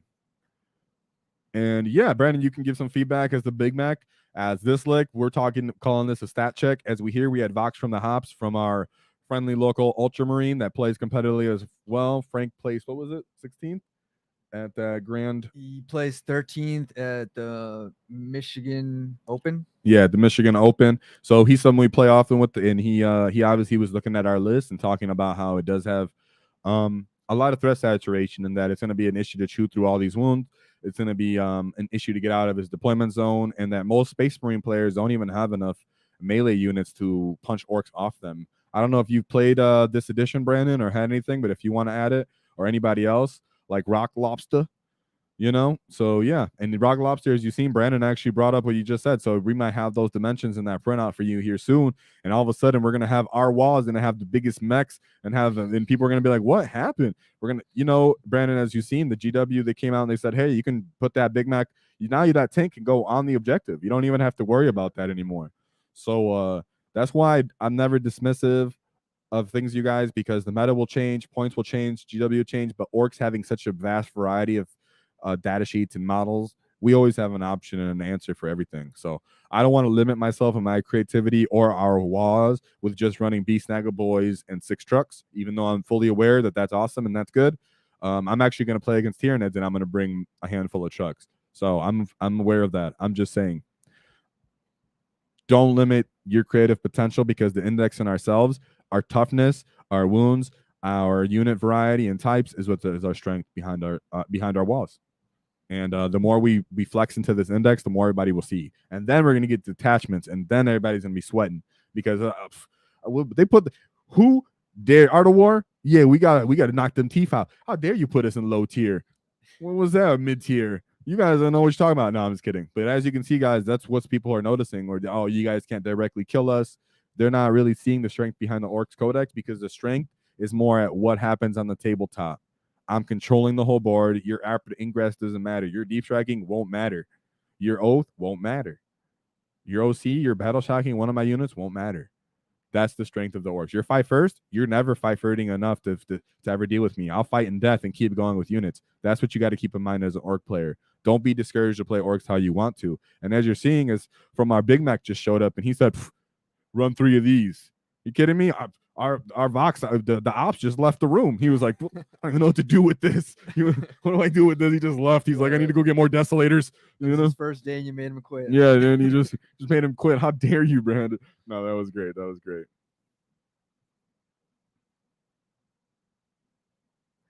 And Brandon said, we already know next week indirects and Eldar are getting at points in there. Exactly. Everybody was talking about that with guard to me. Everybody's talking about that with Eldar to me. I know Necrons are a little bit on the border of possibly being an issue. People were talking about knights to me. I know one of our streams we had a knight player and we were discussing how that would be a horrific matchup for orcs if I could just shoot through all the terrain. And GW was like, yeah, none of that. So this is why whatever you're working on, whatever you're buying, keep it going, guys. I see people come in here and they're like, I'm starting to speed wall and I was being discouraged. Don't be discouraged for that reason, right? You might sleep, you might catch someone slipping, catch them sleeping with your own data sheet, with your own wall, or you might be ahead of the game and all of a sudden the meta changes and your list becomes the most powerful way to play. Yeah, that's a good point. GW came out and said they're gonna essentially give us 6 updates a year, 4 balanced daily slates, and then 2 point changes. So the meta is going to be constantly evolving as we go on, and there's just a lot of data sheets in this index. And like you said, once the clan detachment rules come out, that's going to add another layer of depth to this already deep index. For sure. So Frank, as you were saying, just give us a condensed kind of focused idea of when you're going forward, and me and you are going to start putting more games together because I took a little break, obviously, at the end of 9th. I played a lot during 9th competitively. So it's like, when you see this example of an orc list, as I haven't shared too many lists with Frank because I haven't been playing him yet, you see this threat saturation and you're a competent player. You can, you have a lot of looks at a lot of different factions. Do a lot of factions bring so much threat saturation? I mean, this is considered an elite expensive orc list. And most of your selections was like, hey, I'm going to desolate it. Well, yeah, like for a lot of these lists, like the first thing I go to is like desolators to like kick things off because they're like one of my highest damage dealers, especially because they got the bolter discipline. They're, I think, D6+1 for damage. Yeah, we're aware of the strength of these guys. You don't have to sum that up to us. What I'm saying is your tool, your output, your target priority. I mean, you're going to just have so much threat saturation. This is considered an extremely elite list, just so you know. I competitively would never run something with this many expensive units. When we talk about orc lists, I can run 20 units at you, and you're going to have, how many? Like I can run 22 with the characters included. That's what I'm trying to bring to your attention is this is considered elite, and this is still out units. This is still outnumbering unit counts for most Space Marine armies is what I'm trying to point out here. This is considered outrageously expensive, and I'm still out unit counting a lot of Space Marine lists. Oh yeah, like that's what's absurd, you guys. Keep that in mind. Well, yeah, like it's like you said, there's just so many units that get so much bang for their points. While Marines, I feel like they went with the concept that they're an elite strike force that's supposed to be able to take everything. But exactly, your units and your point costs are put together that you do everything. But when we're stat checking you with our toughness and fighting, with our toughness to your small arms, these models that are point accosted for their all around output. When your output is wounding a model on 6s for both phases because I used art as nails, all of a sudden you're getting a 0 point return on something that's already a hard to trade with. That's how you need to think when you're an orc player, guys, because Space Marine players are always looking for, I have this expensive thing. I need to get a bang for my return, a bang for my buck. I need to gut the enemy with this. Just like in the lore, Space Marines want to tactically get in there, gut out their opposition strength, their leaders, whatever it is. And Space Marine players play a similar game where they look at you and they go, what do I got to kill first to reduce my threats? What do I got to do first so that I can survive? Well, if you're an orc player, just realize I can just bring a bunch of stuff and all of it's going to chip you down, just like in the lore. So don't ever be dismissive of just more stuff. We know MSU is a thing, but sometimes stat checking them with more stuff is also going to be a thing. That's going to be a huge factor because you look at Space Marines and they're incentivized to deal with one big threat at a time without the moment. You throw that -1 to wound on them, that throws their math all off. And like you said, you just have art as nails, and you just have so many units. They're not going to be able to deal with all that. You're going to be in their face by the time they kill 1-2 units, a truck, a battle wagon, or a Morkanaut. Like you still have so much to play with. So yeah, I'll repeat, and Brandon could probably speak to this. As we knew, there was killing potential. When I played Las Vegas Open, Brandon, I used the speed wall with the buggies and the freebooters, and I just annihilated people. But if you played Orc since 8th edition and stuff, sometimes you're not always gonna just kill everybody. Sometimes it's death, attrition rate control, and just scoring people, and then you get tabled by the end. Or you just beat them because they never can make a comeback. Even though they've tabled you, they've only got 2 turns to advance to the middle. So that's really how we're trying to point that out to you guys. Is we know things are going to die here. We know that the enemy has choices for what they're going to kill things. What we also know is we're faster and that we're looking to gain the initiative the whole time. Well, it's like the same thing that was in 9th edition. Speed wins games, and I feel like the armies that do that very well right now are Tyranids, Orcs, and some forms of Eldar do that very well right now. Even GSC board control is how they win the games. Yeah. And we got Brandon again. 9th, that was golf. Pressure list with grot tricks. Yeah, that was awesome. That's what the foundation of what most 9th edition was kind of being, especially towards the end of it, right? It was, hey, I'm just going to run golfs, exploding 6s, having gas with the rerolls, really try to kill you. Fantastic.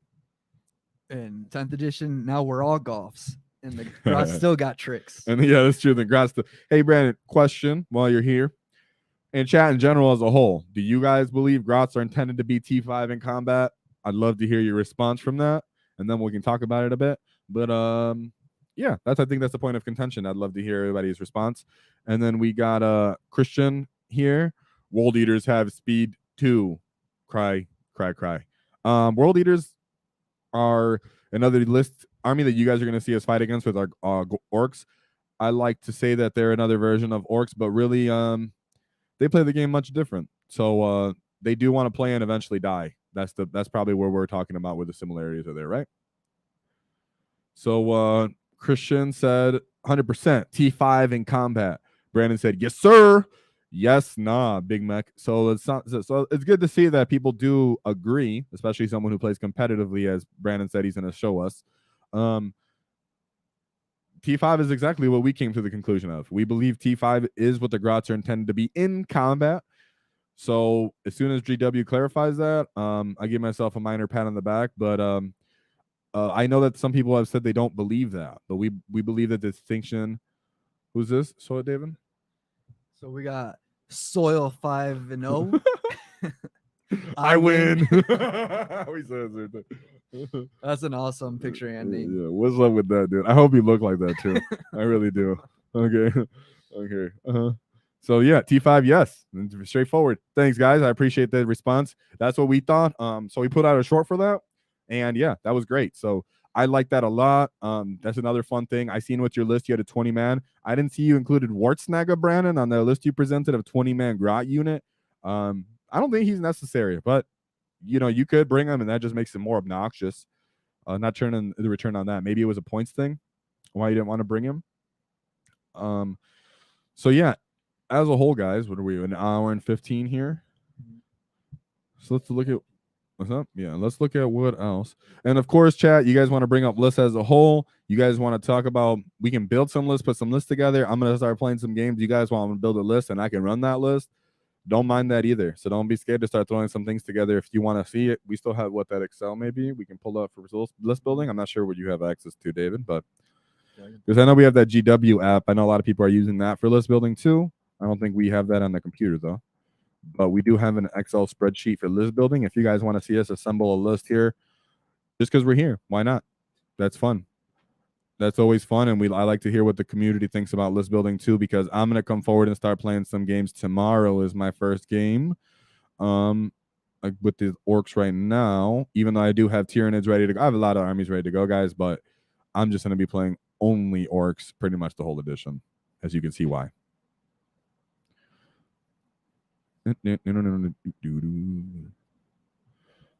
Was that it? So this was a speed while we ran before. You can duplicate that. Yeah. Oh, the boys was the other list. If you go to the boys, right there. Yeah. There we go. So here's a list that we ran in. That we built in general. This was just a. This is not in 1,000%. Are you gonna? Is this what you're Yeah, showing now? industry. Oh, here we go. Here's the list. A list. Could you put it on the stream? Yeah. Oh, I have to edit it. Oh, okay. So on this list, I personally am a big fan, as you can see by looking here, of the War Boss plus Knobs combo. I think you're going to be using that to scaffold out your Space Marines, to scaffold out your World Eaters list, to really take out the enemy units that are problematic. You're going to be using your Knobs plus War Boss for that. So I personally like to bring it. And as you can see from a list that I put here, I like my guys broken down into 3-man, 3 Squig Hogboy units. And I can go further into that. But Soil says. He says, looking forward to my first 10th game, all the Beast Naaagh and Squigs. Oh, here we go. So yeah, as we're talking about this list right here, this list will probably be more relevant to you and how you're going to start playing right now. Of course, this stream, we started with the mech wall. That's because we want to give everybody attention, not just stick to just what the meta is, but we're fully aware what the meta is. And that's why we have this list up right now here too. But a little flex, a little difference on this meta is something that I want to try when I play, as I don't want to just stick to what everybody knows is great, is I do want to try the boys. I want to try the boys with the custom force field or Mad Dog Grotznick. I really do believe there can be some kind of positive return on an investment for having boys that are just a distraction that enemies can't just throw firepower into. They're going to want to run out there and charge the boys, hopefully, or really just overcommit with firepower or not use that firepower to deal with other units that are going to end up on our list. So if you want, instead, you can run Mega Knobs, of course, Mans instead of just Knobs, but I personally really love Knobs. So I like the volume of attacks. But this is just one list I threw together, and you can just obviously go from here. What I like to do is build a skeleton of a list, have units that I really, really like, and then I'll start pulling and adding and stuff like that. So if you have anything you want to add and subtract from here, guys, feel free to talk about it. But this is kind of where my headspace likes to be at. I am in the Mazrog camp as of now, but as you heard from Frank, he's going to look at Mazrog and say, I want to kill him immediately. So he's always going to be oathed, I believe, for most people.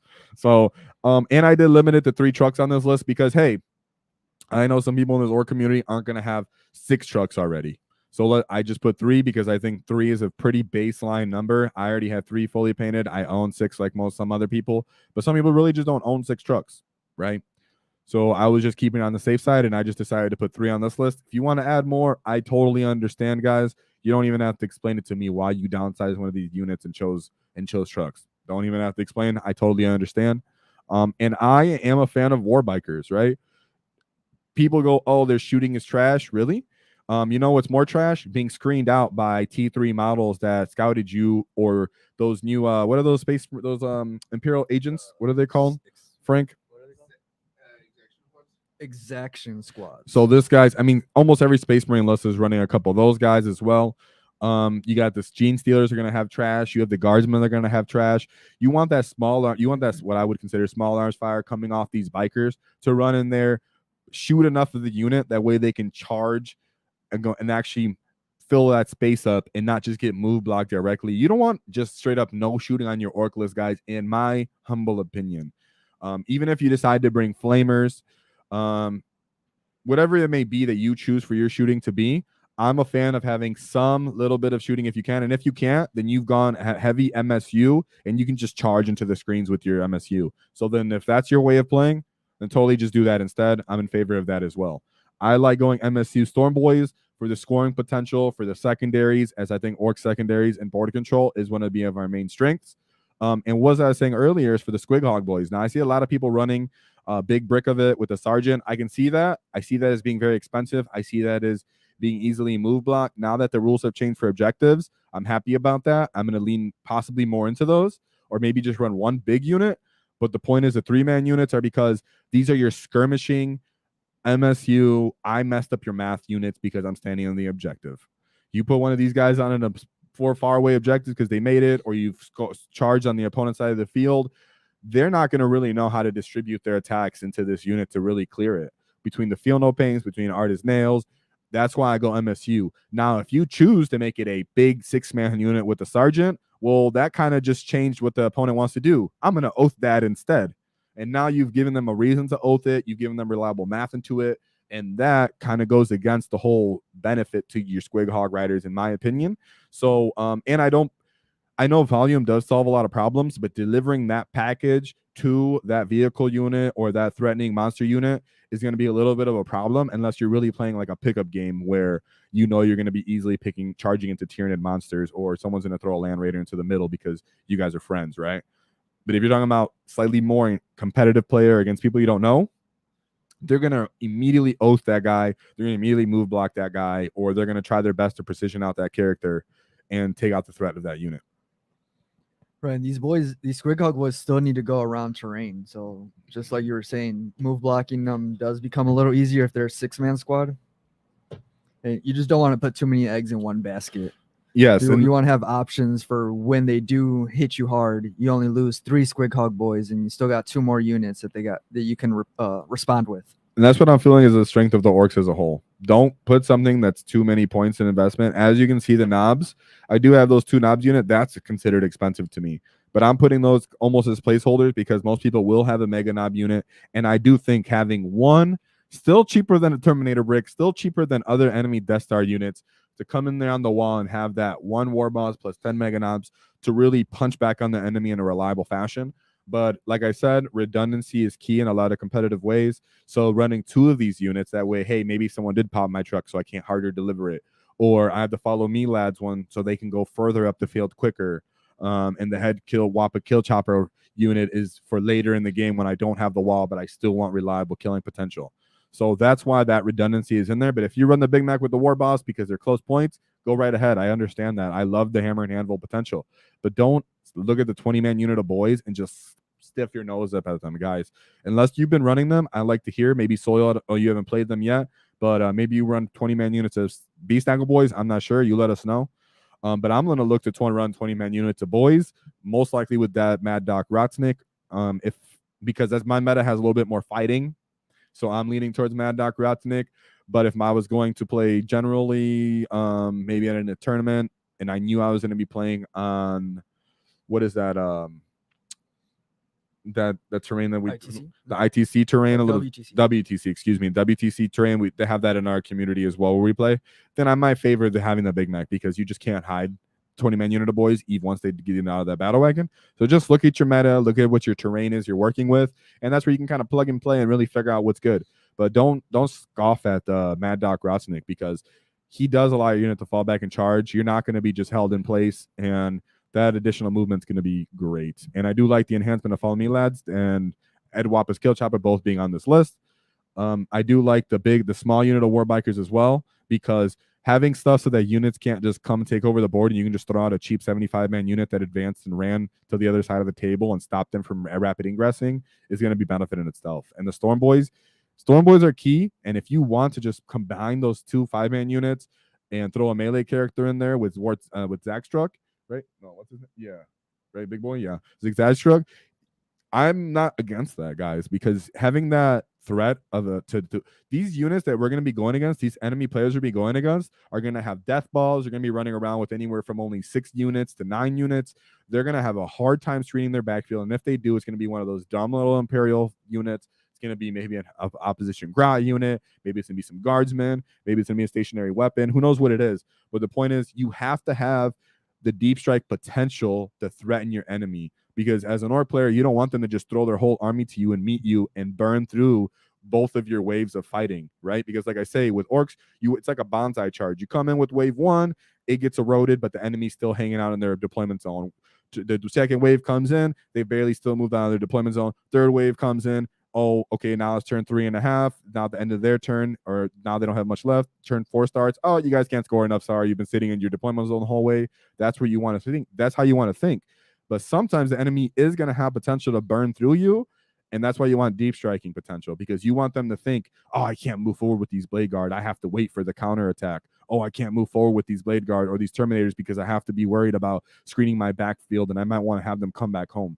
So that's another reason why maybe a threatening Storm Boy unit might matter. But on my list currently right here, I just like having 2 5-man units. Let's just score. Let's just have some late game charges. But mind you, they advance and charge all game. So that's another thing. But they once per game, late game, you want to go steal that objective from that little boy, that little unit of dorks. Maybe not kill him, but you want to go steal it from him. Of the, what are they called? The Purgation Squad or whatever they're called? The Exaction Squad? Yeah, Exaction Squad. My bad. auto hard to advance say. 6 inches onto that objective and just stand there. Then they're not going to do nothing to you. So yeah. Frank, what do you think? Let's vox over to our little out corner. Maybe take a peep at this list, Frank. This is another list I wrote. This isn't high tier competitive. I'd give this maybe like a 6.5 on the rating of where we're going here and what I would feel like competitive. I could bring this to my friends. I'm not abusing them, but I'm also not pulling punches necessarily either. Right? When have you ever pulled punches against me? Don't lie. I guess you're right. You dice thieving grot. Whoa. Whoa, we don't pull punches. All right, just go. Shame. So with the list I had, You just shame me. All right. the list I had right now, with the scout snipers, dust layers, devastators, probably I would definitely have a hard time with this list. There's a lot going on here, is there not? I mean, look at the unit count here. We're at 20. I think my list is what, 9 at most? What's the Space Marine list? I think it was Like about 9. 9-ish? Yeah, as you can see, guys, that's I'm a doomed? strength in itself when you're making your list. So The one saving grace is the Squig boys are only 3-mans instead of like one big death ball of 6. wouldn't that not be first better man. though, since you're gonna oath them? Would you? Now, I'd like to hear that. Do you really want to see a 6-man unit with a sergeant, or does that make you feel good that you can oath it, or is it really just terrifying? So with this, if you keep them together, it's beneficial for me because I can double oath them, and I can probably reliably kill one in shooting with all my stuff, and then Or greatly cripple it at least. and then probably finish off the second one in combat.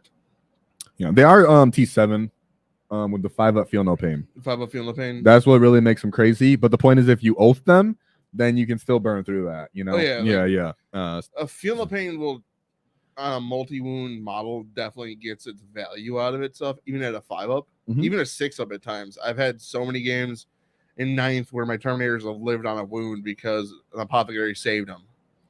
Yes, and that's kind of where the Squig boys are, where that's why I like the small man units, because the small units are going to be, come skirmish me. You're not going to oath this unit. What are you going to kill me with reliably, right? Oh, well, my Terminators, my other, this guy.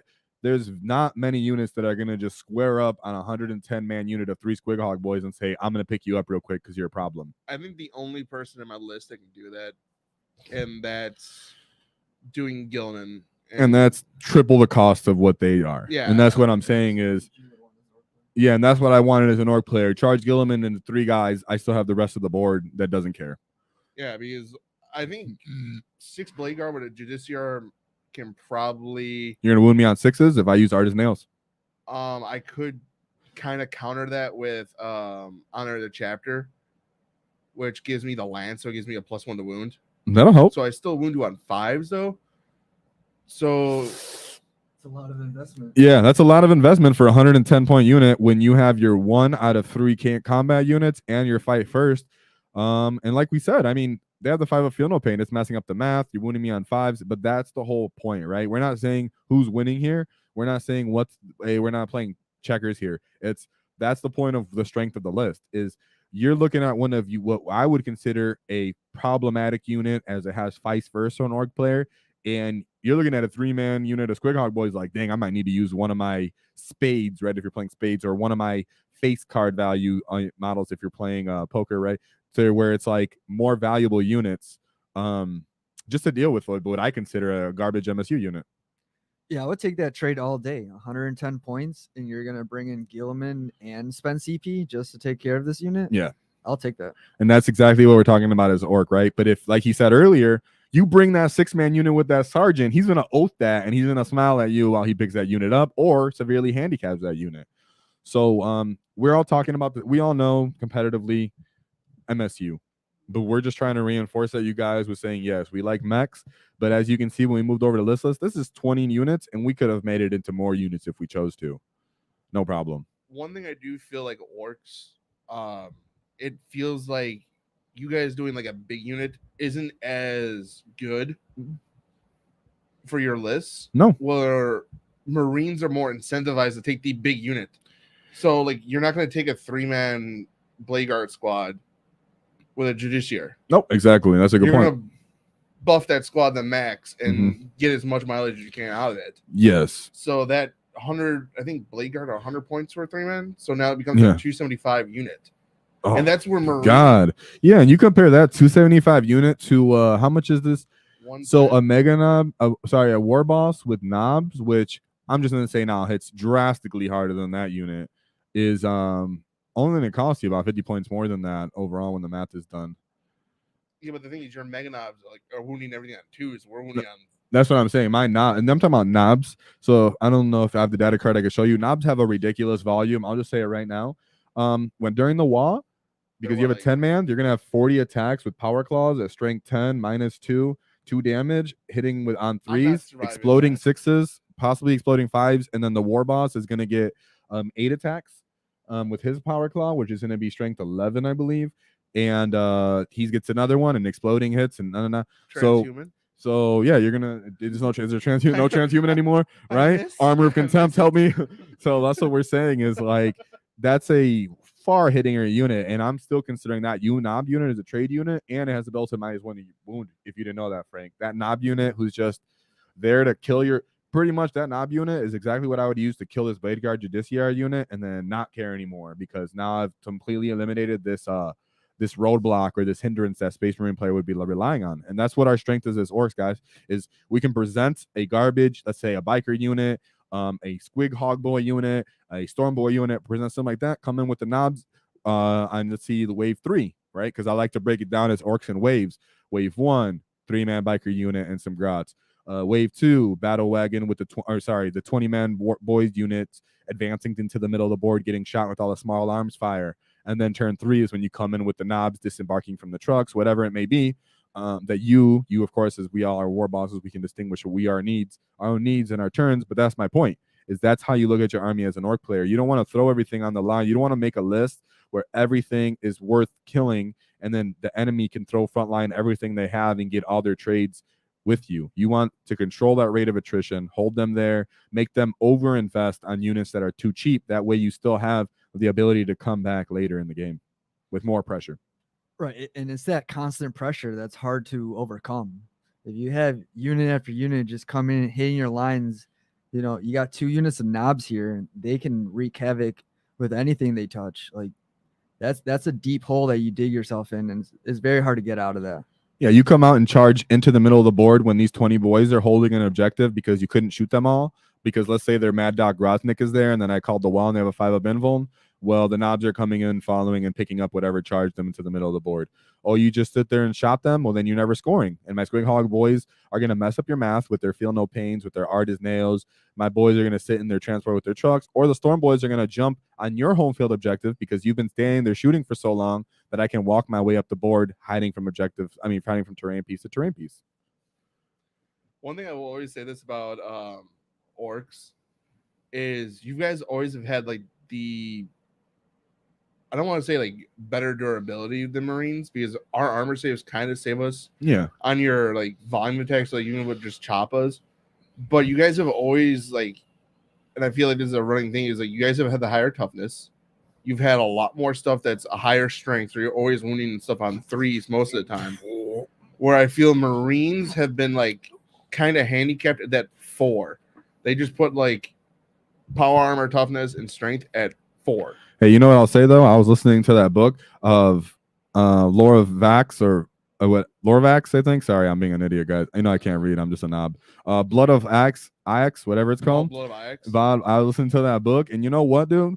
One orc was just squared up with this Space Marine, and that Space Marine could do nothing to the strength of that orc. They was talking about how his servo engines were freaking winding and they were stuck gearing. So that's including the Space Marine's human biological strength and the Space Marine power armor, which drastically improves their strength. Because if you go to the Death Watch book, when a Space Marine and a Scout armor fought a Space Marine with power armor, it was a drastic strength difference. That it's bet that we're due to have more strength than Space Marines by far, because the lore represents that just raw strength orcs drastically are stronger than a Space Marine. So I think you guys are well within due of a strength 4. And like you said, though, the issue is your small arms fire and your shooting is strength 4. Yeah. Like, so if we can go to Soil's comment, David. So Soil 5-0 says, how do you feel about commandos? So commandos, I'm glad you brought that up. As you can see, I don't have this directly on my list.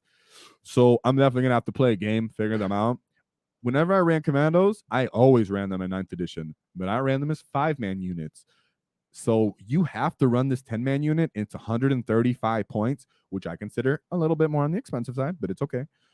135 points. You are expensive. Did you get mad? You guys got mad. I'm They a got little mad that I jealous called that right now, bro. expensive. It doesn't explain why it's expensive. Let me explain why it's expensive, guys. I know that it's not generally that expensive, but you can get 20 boys for 170. What I'm saying is this 135, what you're paying for is the infiltrating ability, the little bit of mortal wound potential, the stealth, right? But what are we really trying to do with that? Is that what you're trying to throw away turn 1 pressure? Because what you're going to charge with that most likely is a screen or another unit that's a similar point value, right? If you can charge commandos into whatever they're going to frontline, you're giving them a decent return for that 135 points, and you're probably not really punching out and killing what that is. If you're looking for a mid-board control, you're going to have a hard time hiding a fat unit of 10 boys that are hiding in the unit, unless your terrain calls for that, right? That's why I say the terrain really is what matters. But what are you going to come out and punch with that strength 4? Because when they decide to come punch, it's most likely not going to be on the wall turn. So they're going to be sitting there across the unit line with strength 4, -1 AP choppas, a couple of the breachers, and the knob. So it's a little bit of unreliable damage is why I'm hesitant to bring them. I do like the stealth so that you have to shoot them and they get -1 built in hit to hit, I believe. And they so I like it. They get the bomb squig. I love that. So and you look at a tier video, they are a high tier for us. We do have them in A tier at least. It's just that when I'm building my list, haven't found a place to put them because my turn 1 pressure, I want it to be even cheaper than 135.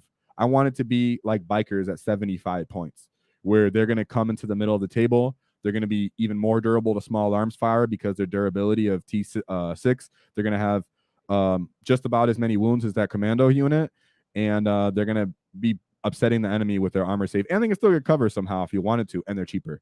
So what I'm talking about is commandos. I'm not sure in my operating system of multi-phases of orcs, like I like to have, waves of orcs, is I like to have something that's going to come, bait the enemy out for that wave 1. Turn 2 is my kind of semi-handful response. And then when they kind of deal with that, or if they've come full front, then I've automatically hit them with my harder units. And then I still have a 3rd wave that can help clear the board or hold as I die slowly in my controlled attrition rate. So now commandos don't really fall in my personal theme, but I can see why people bring them, and they are very high tier in my reason.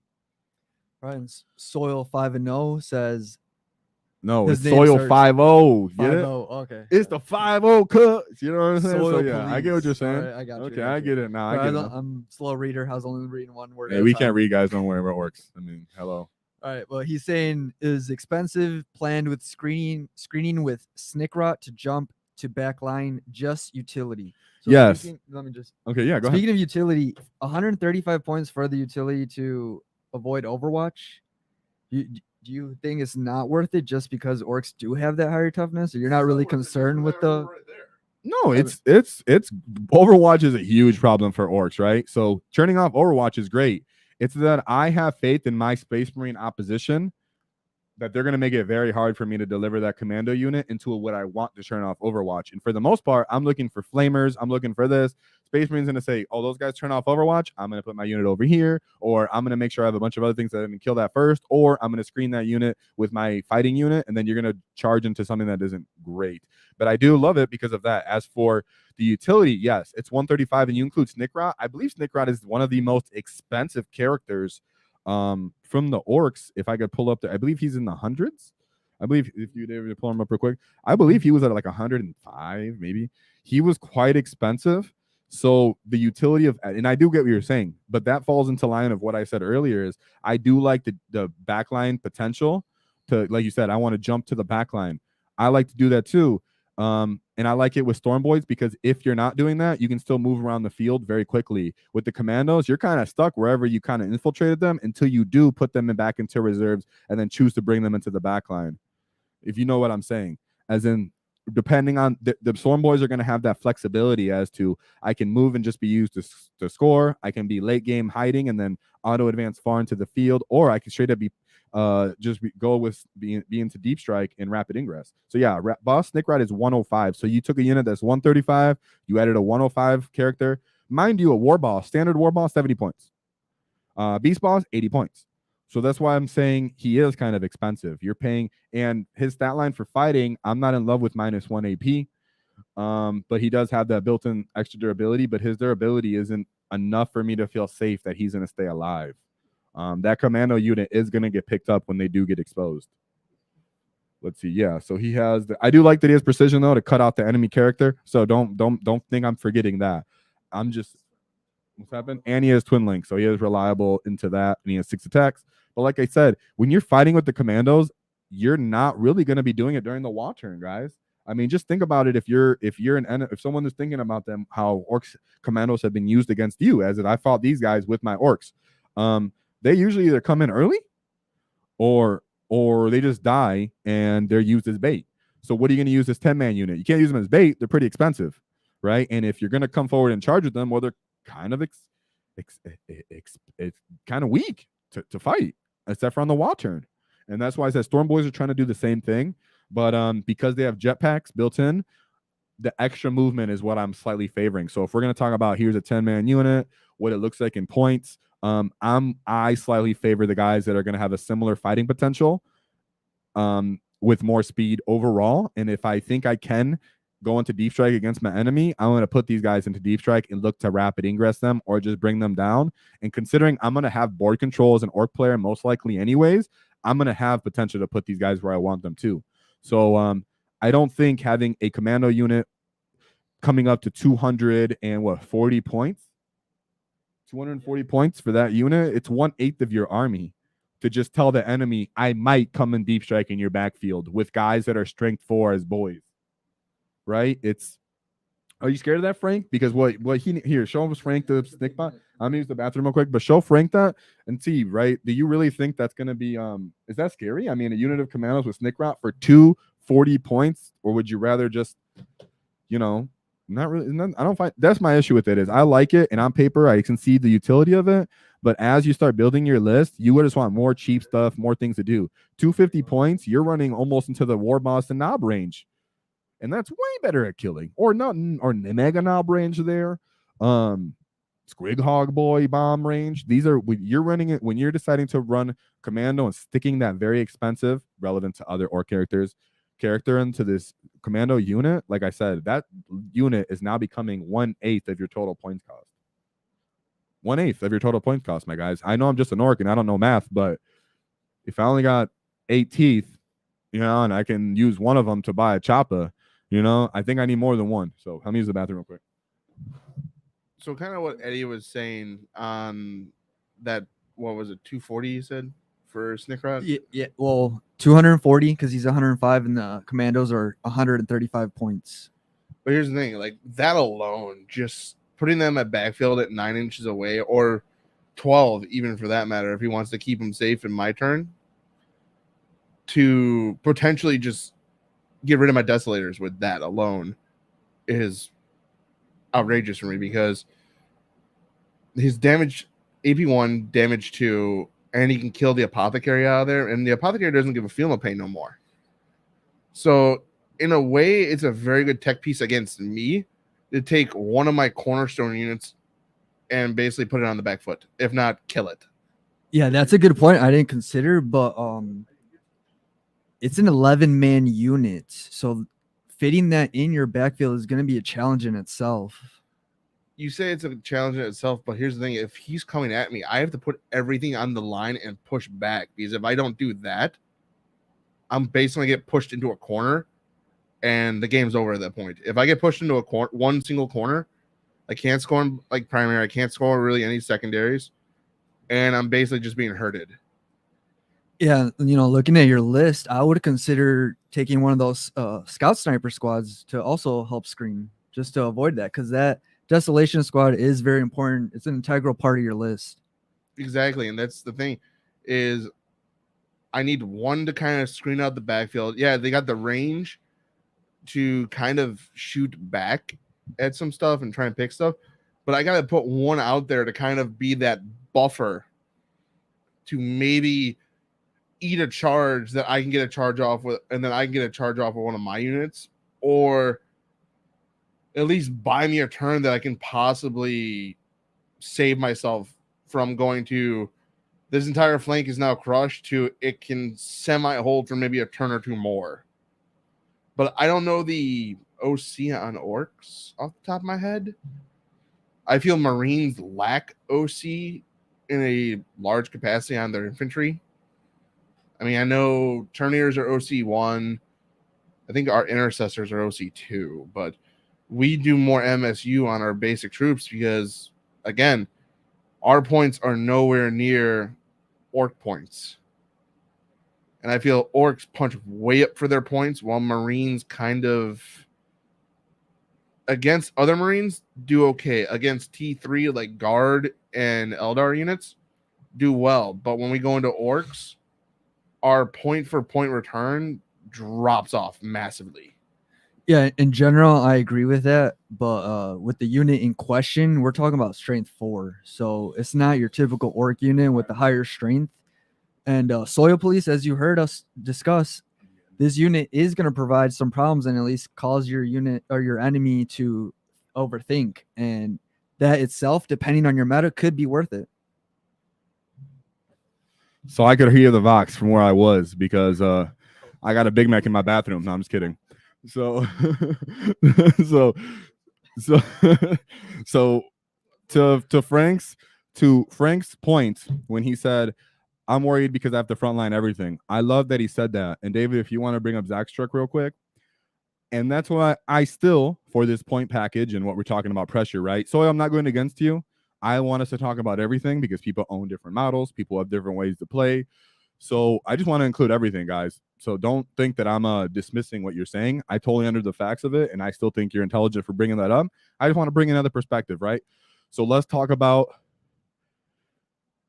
So that's why I want to talk about the Zag Struck combo being a part of, because like I said, this is what I compare it to when I talk about the commandos versus running 10 Storm Boys and a boss Zag Struck, right?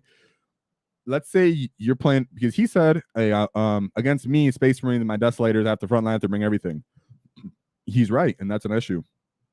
I find Zag Struck as Storm Boys, though, to be overall more versatile to be used on the list. Because with the commandos, you're hoping, hey, can I find a spot to put them so I don't die? Then you're hoping, hey, can I move quick enough to charge into something I want? Hey, am I going to go back into Deep Strike and come and put you late game and make you think about it? I understand that.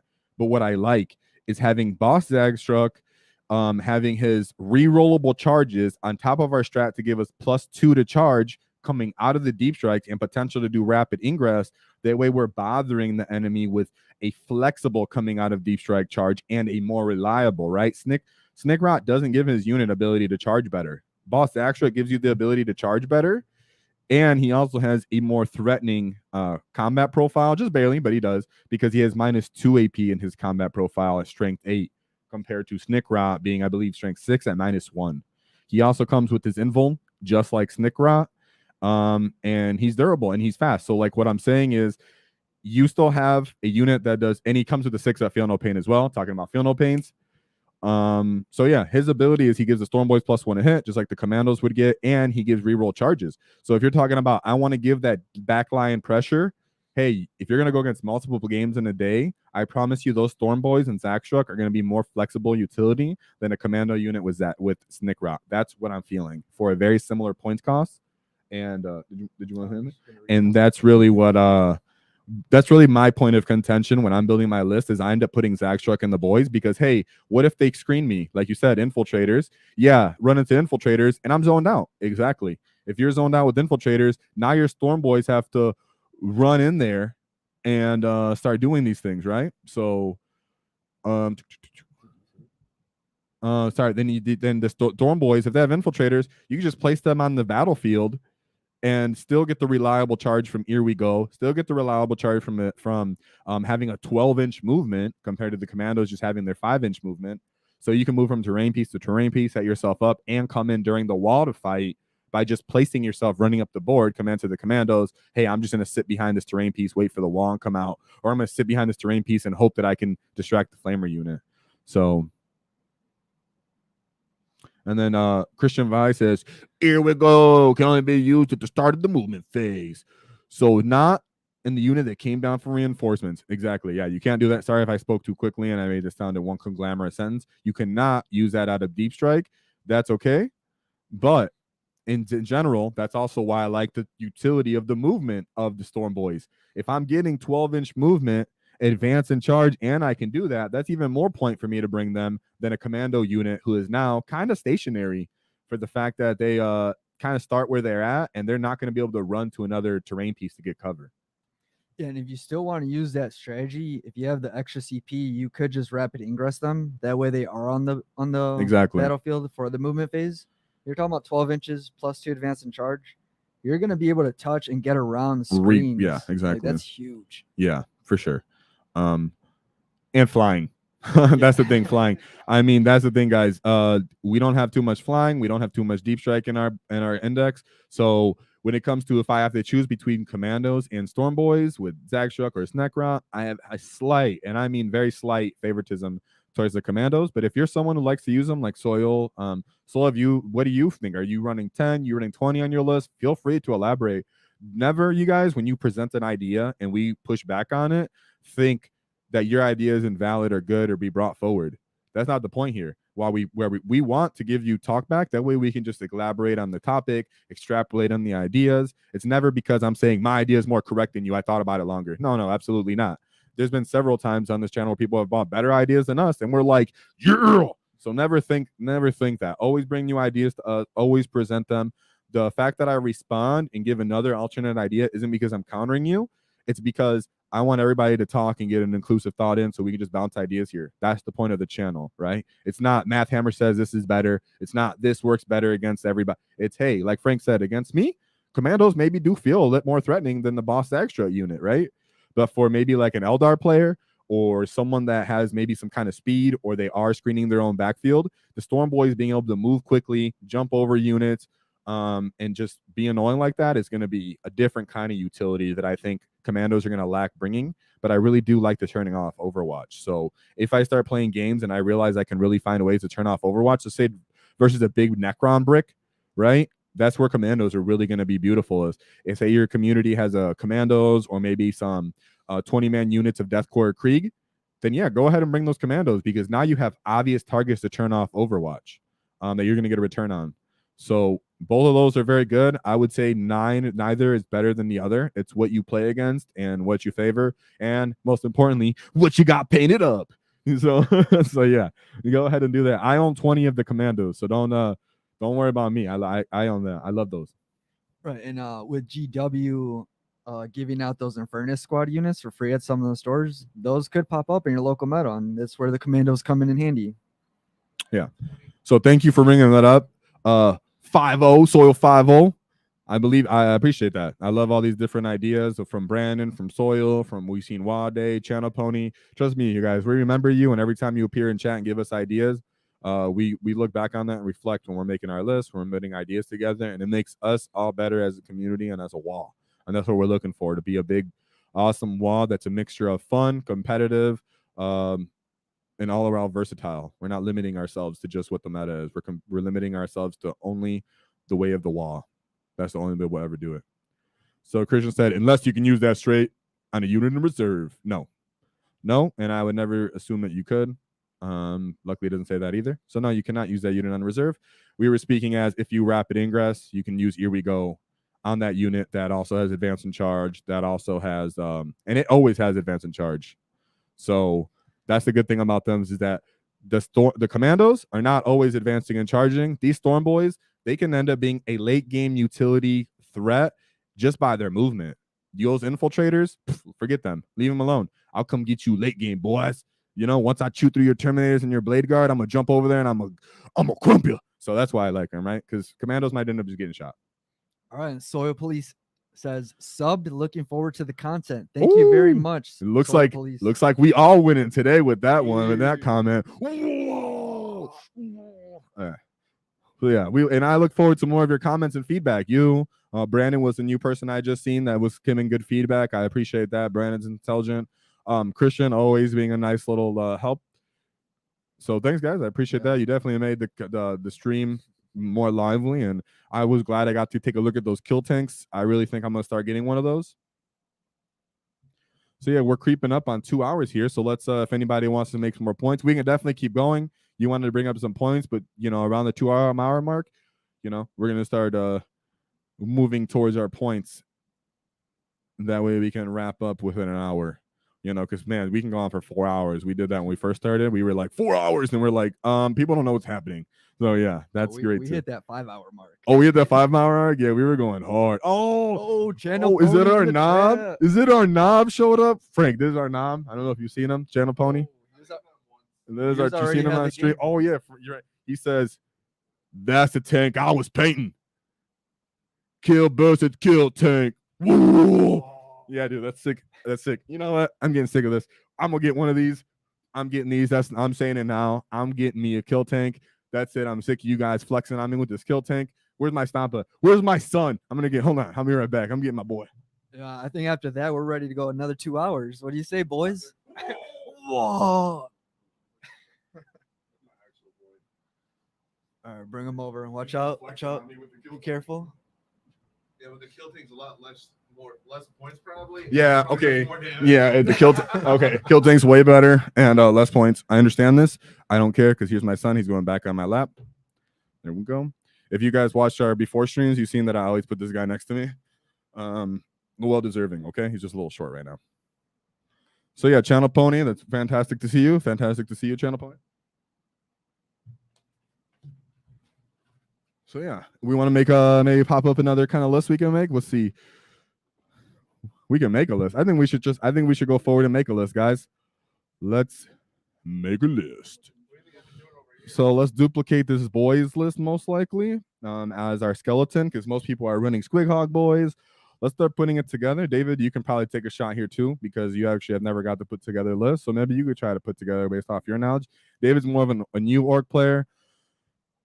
If you guys seen another the Chris Tech Lord on the channel, Chris Tech is actually going to be taking orcs to an RTT if he can soon. If there we have him, and if not, he'll bring them against me as well. So we're gonna have a lot of orc games. We're gonna have battle report summaries, and then we're gonna move on to battle reports as well. And it's all gonna be about orcs. And we got a bunch of Tyranids. So if you like seeing Tyranids get crumped, also I'm just saying this right off the bat, so you guys know. I'm in love with the Octarius sector war going on between the Orcs and the Guard and the Tyranids. And I own all three of those factions. So, yeah, don't worry about it. I'm going to be doing that.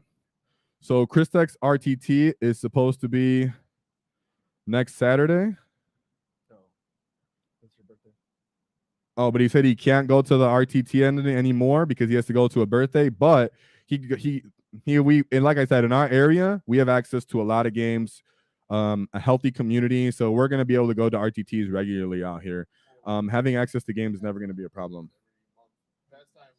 Yeah, there's games around here. Frank, like we said, is a competitive player, so he knows all the tournaments. You'll be seeing tournament RTT bat reviews. You'll see we have terrain here of the Gothic ruins. Now that GW's put out the tournament pack, they actually gave examples of how we can put our Gothic runes. And if you've seen some of our shorts, you see that we do have the official GW Gothic runes.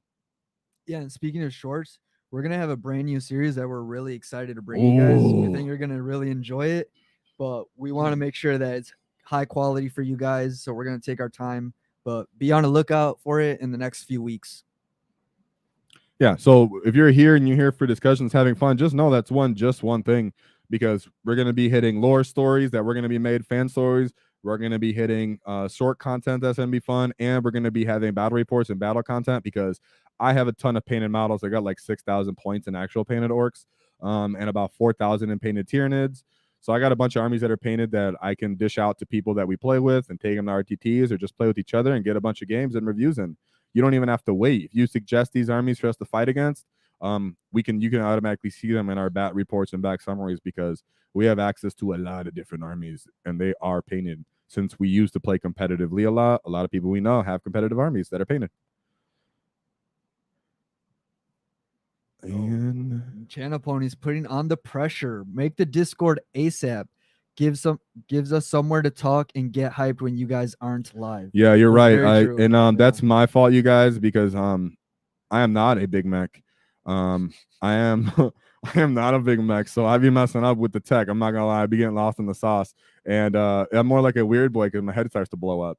So no, I'll be getting on that tonight. That'll be the thing I do when I get on tonight, and then you'll see David will post where it is on our social medias and everything like that. So yeah, Channel Pony, you're right. You put the fire to me. I can't let my knob try to crump on me and get flex on me, so I definitely need to do this because I can't let Channel Pony just call me out right now because that's straight up me.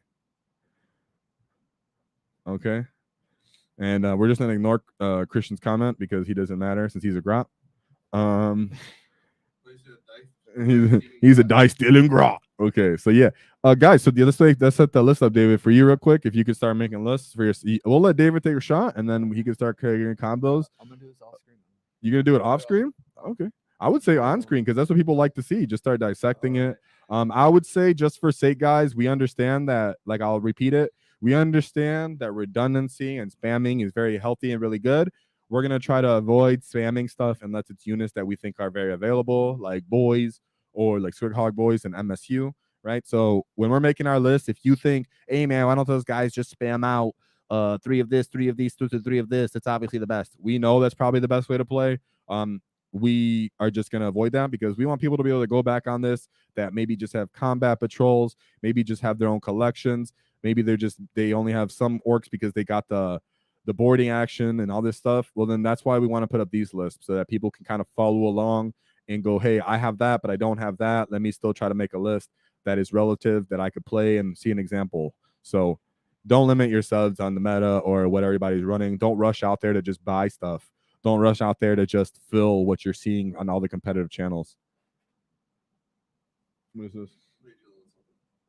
You want me to really make this? Hmm? It's gonna require a lot of concentration. It might be a little boring to watch. No, I think this is what I've seen some people doing this, putting some lists together. So through your idea process, we'll all work together. It's not gonna be just you. All right. So yeah, what kind of theme or list are you looking for? Are you looking for MSU? Are you looking for hordes? Like if you were to run orcs, kind of where you like your unit we want them to be. Which units do you want? So I'm a big fan of the MSU style. Towards the end of 9th edition, Space Wolves churned into that, and that was a very enjoyable experience playing that style. Everything was so cheap. It was it was almost like playing an orc army, but with Space Marine stats. Yeah, we did because I used Tyranid elves a little bit last edition. That's when I got the army. And yeah, it kind of felt like that just because they had a bunch of garbage, they kept throwing wolfing at me that were like 110 points that fought in death. I was like, can you not? Can you just stay dead? So yeah, I mean, that's what David's getting the idea. So you want to run MSU with things that fight, but just know orcs aren't going to get reroll charge wounds and all the awesome stuff that Lightning Claws gave you.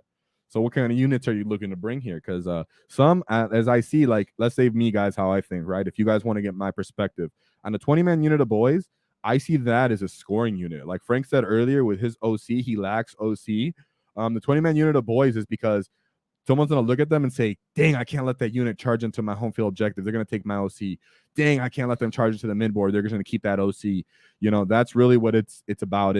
You're going to make the enemy kind of want to go ahead and put their small arms fire into that instead of your knobs or instead of your mega knobs.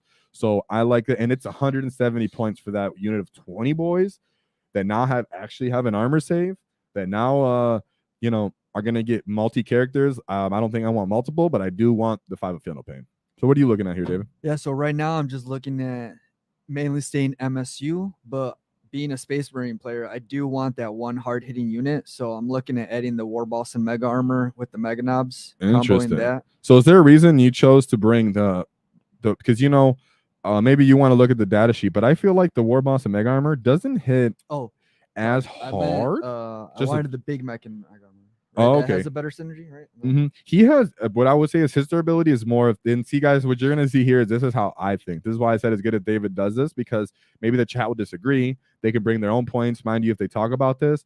But I think of the Mega Knob unit with the Big Mech as the anchor, I'm gonna hold my ground and bait someone to charge me or to commit into shooting, and then I will scalpel out that enemy unit with maybe my knobs or my Squig Hog boys and something like that. And what was the chat? I think there was someone. I think you read this, but Channel Pony said, No, I any didn't. feedback on the total contrary of MSU? Are squads of 20 boys any good, or Blast and Battle Shock too good against them? And Christian followed up with, I feel that Blast is one of the best rules for guns to have, but Battle Shocks feels mostly useless until like turn 4. Okay. And as for Channel Pony, right? You can put that up, his comment. I wanted to ask our Vox from the Ops here how he feels about Battle Shock, given that he's gotten a few games in. Yeah, actually, let's hear about Battle Shock from Frank and how you feel about 20-man unit of boys, the fact that you have Blast. Let's see. The reason why we're referring to him is because we want to hear what our opposition actually sees looking at us. And then I'll give my feedback as to what I think, because you're going to hear about what I think all the time. Let's hear what let's Vox over to the Ops. What do you think about 20-man unit of boys that could potentially stack durability traits onto themselves? So I don't know. What are some durability Blast. traits you can do on yours? I know you have the artist nails. So the Ork boys are already coming in at T5. Now they're armor save 5 as well, Frank. Before they used to be 6, as you know, with your bolters, used to bolter me to death. So now they moved up to a 5-up armor save. So the cover will matter more, as well as you put either a pain boy or, like I said, Mad Doc Rotsnick. Mad Doc Rotsnick gives them a 5-up feel no pain. So now these boys have an armor save, they have a 5-up feel no pain, and they'll have an invuln during the WAAAGH. So it's a 5-up on a 5-up on a 5-up.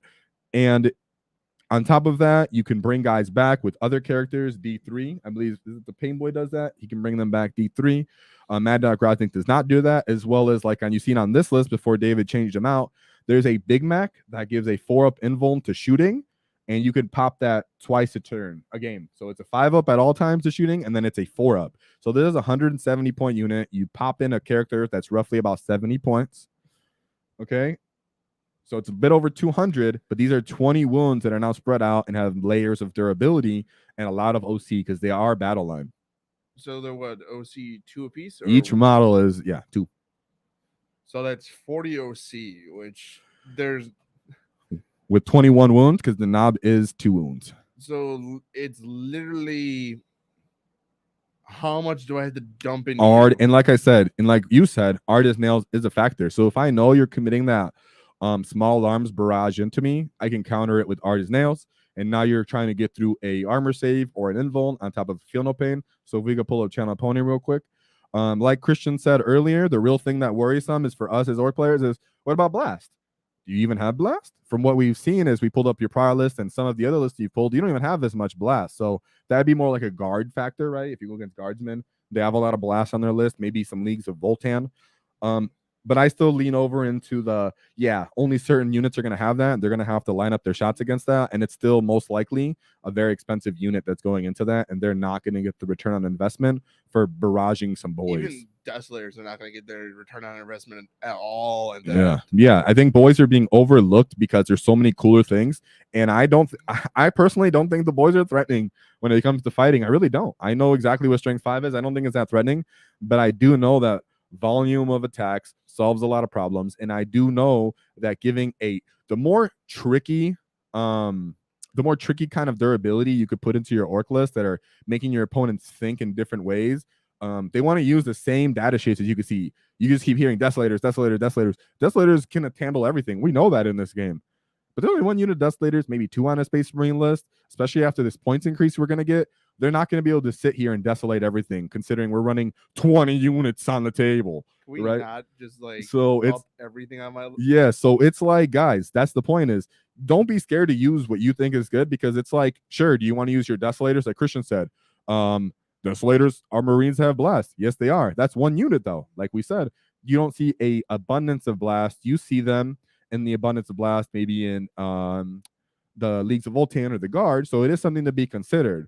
But what I'm saying is most of these units are not going to get a return on investment for that Blast keyword, especially once you start stacking these double durability traits. As you just heard from Frank, Desolators aren't even getting a return on shooting this 20-man unit of boys with those many durability stacks. And that's a nothing unit for us, those boys. I will say this. So there's other things that they can kill.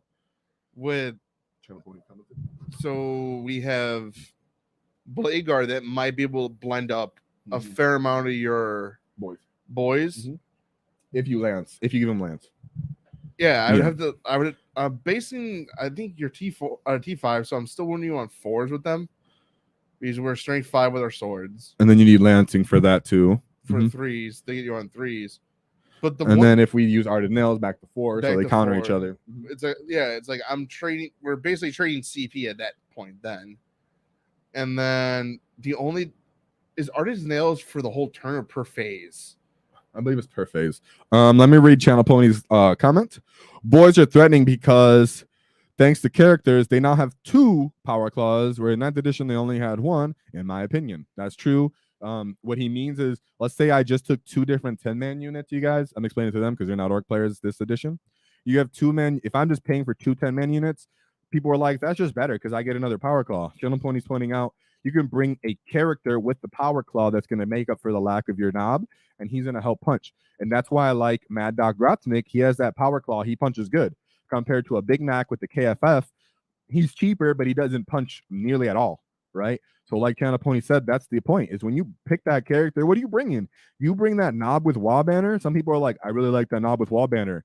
Well, the knob with wall banner is once he only has 3 wounds, so if the enemy has scouts, and he's not giving you multi-purpose because he can't punch.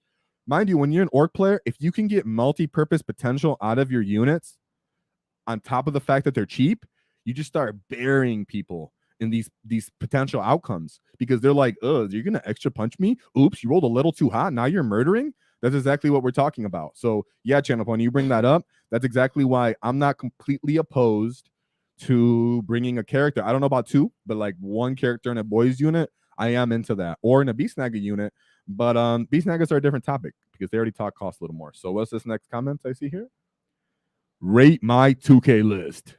1 beast boss, 120 beast boys, 18 squid lads. Okay, I understand some people might look at this and go, this is a meme. And you're right, but orcs as a whole can be considered a meme if they're played in certain ways.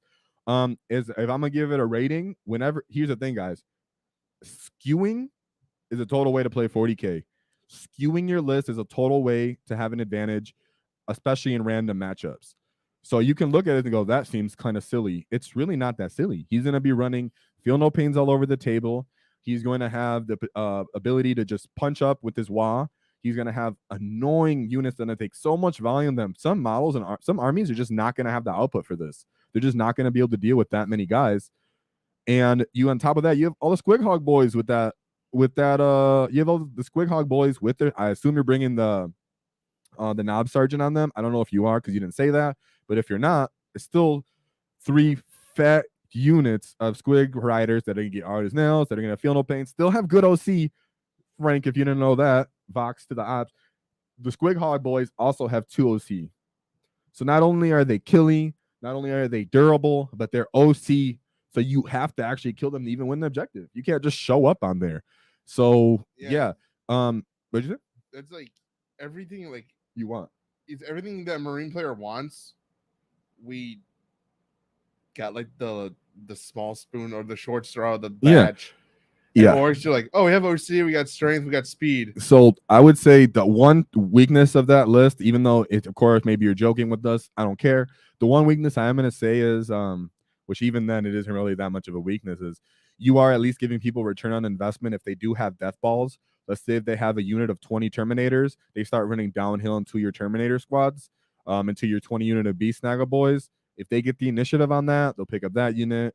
If they play Armor of Contempt, there's a chance that they'll tank the second unit that runs into them, or the Squig Hog riders that run into them. So if you are going against someone that has one of these super killy kind of death balls, you are challenging them death ball per death ball with this list. So, but that being said, most people are just going to run out of volume, and you have stupid OC on this list. Every model on your silly list has 2 OC, right? And mind you, I don't care if you're messing with me or not. I'm still going to point out the things I notice in this list, because as an orc player, you never know if someone's joking with you or not. People do run these lists. So yeah, I'm still only going to give it, let's say a 6, because you do lack some speed. Some guys, let's say that they have a bunch of rhinos, or you're going against something that wants to just tag one of your model and like your bricks of 20 boys, right, or beastie boys. if they charge into you and they just touch your, if let's say you mess up your movement and you move a couple guys here and there, and they start touching the end of these 20-man bricks, and you have to pile in 3 inches in these other directions, they're going to start pulling that unit away in weird directions, and you're not going to get enough guys into combat to finish that off, right? That's why whenever you hear me talk about 20-man unit of Naaagh boys, I always mention Mad Dog Rotsnick, because if I was to play against these 20 unit of boys and I know I don't have the volume, or if I have more threatening targets that I have to deal with, I'm going to try to slow the 20-man unit of boys, right? If I'm looking at the opposition as a person trying to fight maybe a mirror match of orcs, I'm going to look at those 20-man units of orcs, go, they're not that threatening, but I got to slow them down because I can't let them OC run around everywhere. I can't let them kind of stretch out. Mad Dog Rotsnick brings that flexibility into there. That the weakness of the Beast Hog boys having these 20-man units is, if someone starts tagging the back end of these units, causing you to pile in maybe towards that direction, not getting enough guys in to fight, then you're going to have that issue. So that's it. That's really it's a really hard skew. So you'll know based on who you're playing. If you're going against someone that has a ton of blast, they bring the guns, then they're gonna have no problem with you. But if you're going against someone that only has, let's say, 6 units, and they don't have enough volume or reliable fighting for that, then, or they're trying to match you on only combat, you might really just run them over in a hilarious way. And so Soil said, I had that list with Hunter Rigs and Knobs on Squigs in 9th edition. So yeah, Soil is like, see what I mean? You never know with anybody. Soil's like, bro, I ran that list, but I added some kill rigs. Exactly. Here, I like the kill rigs because I like the delivery, right? I made an orc list for you, so you can take a look at that one. Okay. That's cool. So we're gonna go here, guys. And actually, Frank wanted to take a shot at making orc lists. See, guys, this is what's funny about orcs is people don't realize how amazingly fun and different the orcs are. That anybody can have fun playing orcs and make an orc list, because you can tailor orcs to playing like you, and everybody wants to run in and crump somebody. So anybody can relate to this, even dirty Ultramarines and Space Wolves. You know what I'm saying? So, come on, guys, look at my boy and my son. All right. Let's see. So here is Frank's list, you guys. Mind you, he's never really played orcs, so he's just kind of going through it because he mostly plays guard and Ultramarines, right? Yep. So Frank's list is a Beast Boss on Squigosaur with Ed Wubba's Kill Chopper. He has Mazrog Scragbag, of course, as the Warlord, and he has a Knob on Smash the Squig. Those are his 3 leader characters. I think he also has the... Oh, and he also has Follow Me Lad enhancement. He has a 1 brick of 20 boys. He has 2 trucks, 1 battle wagon, 3 11-man units of Gretchen, 2 max unit of 6 Mega Knobs with Power Claws. Then he has 1 brick of 6 Squig Hog boys and 1 3-man unit of Squig Hog boys, followed by 3 MSU units of 5 Storm boys. So to go over that again, he has 3 units of Storm boys, 3 units of Gretchen, 2 max unit of Mega Knobs, 1 small unit of Squigs, and 1 large unit of Squigs. And then followed by the 20-man unit of boys with the Knob on Smash Squig, Mazrog, and Scragback. So he's going into, I like playing the fun data sheets. As you can see, he took a Space Marine. I'm not calling you out on this. Of course, this is not, we all play how we play. You can see he went for a Space Marine look here, guys. A little bit, not completely, but he went for, I'm going to go for a little bit of expensiveness. I'm going to go for my killy characters that are reliable, and then throw a little bit of utility in there. So I do like his utility options. David's going to go ahead and write this out so we can put this on screen. So yeah, guys, and remember, we actually have the email, so you guys can actually send them to us, and we can easily just pull up your list, and we can share them on screen. You guys can see each other's list. You can see your list.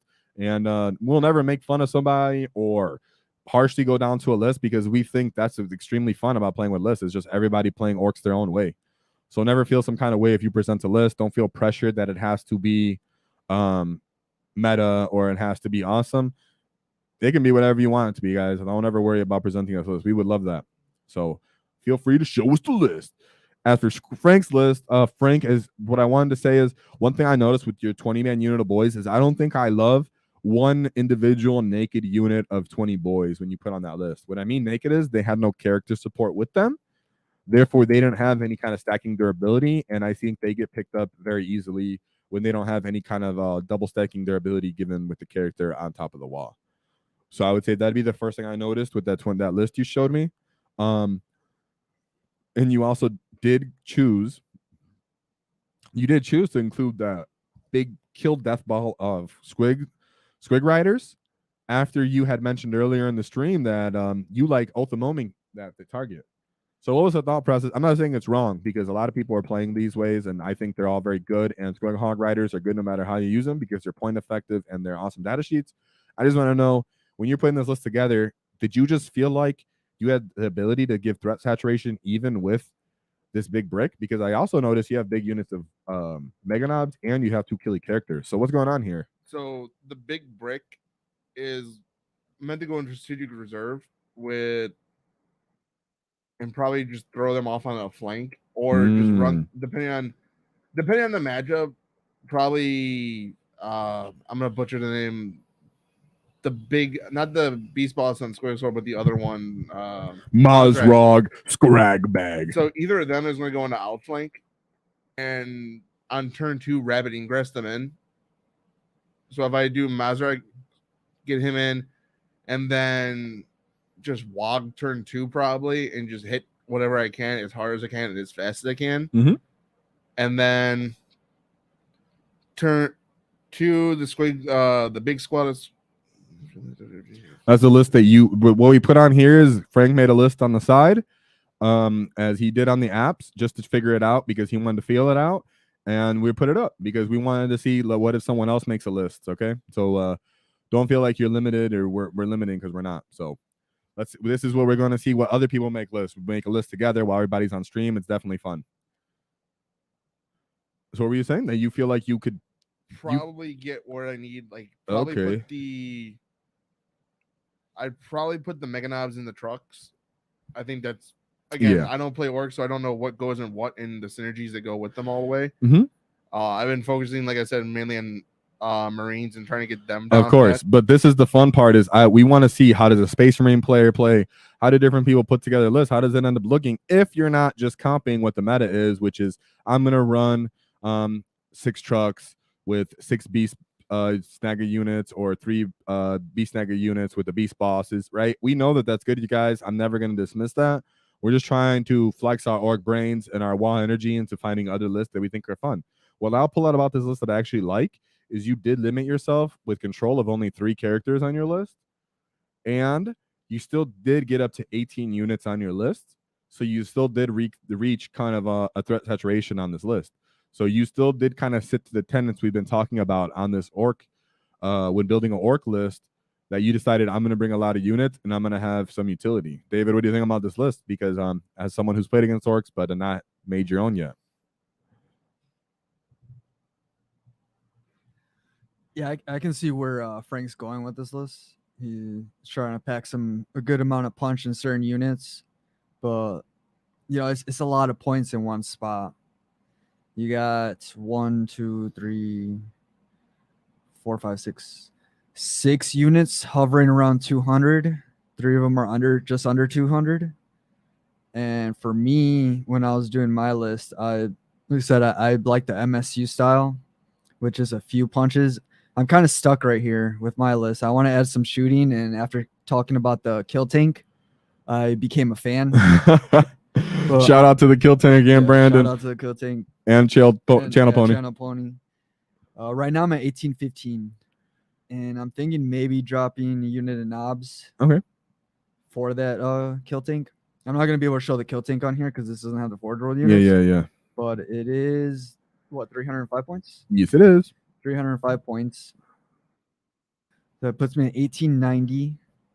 I'm a big fan of speed, so that's why I kept the 3 Squig Hog boys, 3 MSU, and 2 Storm boys. I might just add a 3rd Storm boy unit. So but I just what I want to make sure I have enough punch. What I want to bring up. Okay, so you want to bring up what I want to see between what's the because remember, you guys, these guys are looking in, learning from our edition, and they're coming at it from a little bit Space Marine. Like, we're not looking down at them for this. Is, hey, look how other people look at how they want to build their list and how it's much different than me, where I went for like 22 units, small MSU, almost nothing had a return other than a couple of killing units for scalpeling. You can see Frank was like, I like these units data sheets, and I think they're worth that even in their point cost. And to him, 200 is actually pretty cheap for the Mega Knob unit, and he's right. I mean, I feel like Mega Knobs are at a decent cost point. As for Soil Police, he said,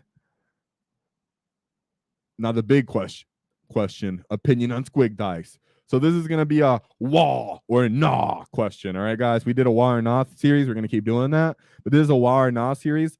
If this is how we present it, as WAAAGH is obviously a yes and Naaagh is a no. So how we feel about them, right? Yeah. So, guys, what's your opinion about Squig dice? Okay. Oh, you heard right off the bat. We can get a Naaagh from the Space Marine. Go figure. All right. What do you think? Well, one thing I see right away off these dice is that they're not uniform. What the hell is happening? They're grouped. I've never seen that before. That's why I said no. I just don't like it. I knew what these were too, and that's why I want to wait for you guys. Dude, I love this reaction from these guys who are not Ork players. They're just like, no. What happened? They're unique enough where I'm gonna give them a WAAAGH. Okay.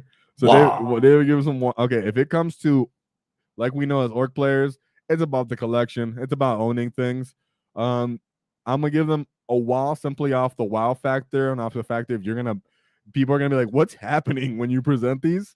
Competitively, don't use these in competitive games. I've been looking at this like, what the hell is this? Yeah, don't use these in competitive games. They are they're weird. They're hard to read, but they're hilarious because, as you can see when GW is talking about them, they're famed for their bounciness. And if you look at them, they do look kind of rubbery. They do look very weird. Like they look shriveled, leathery. There's a little squig face there. I think GW could have done a little better job when it's distinguishing the pibs on what is usable. What is usable? That's a 4. Okay, I hope that's a 4 for us though. We're Orks, dude. We count with stuff we see.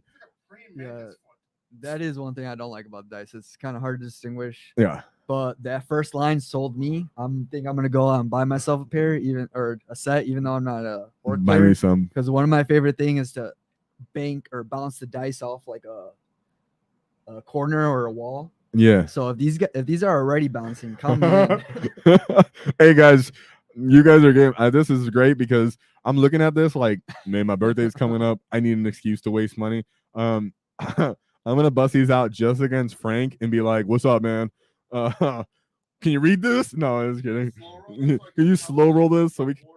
Yeah, that's I can count these. Yeah, horrible. Let's see what they got. Another comments. Channel Pony. Wow, I forgot about these dice. Hey, that's what we're here for, guys. There's a WAAAGH. There's so many awesome longtime collectors, creative people.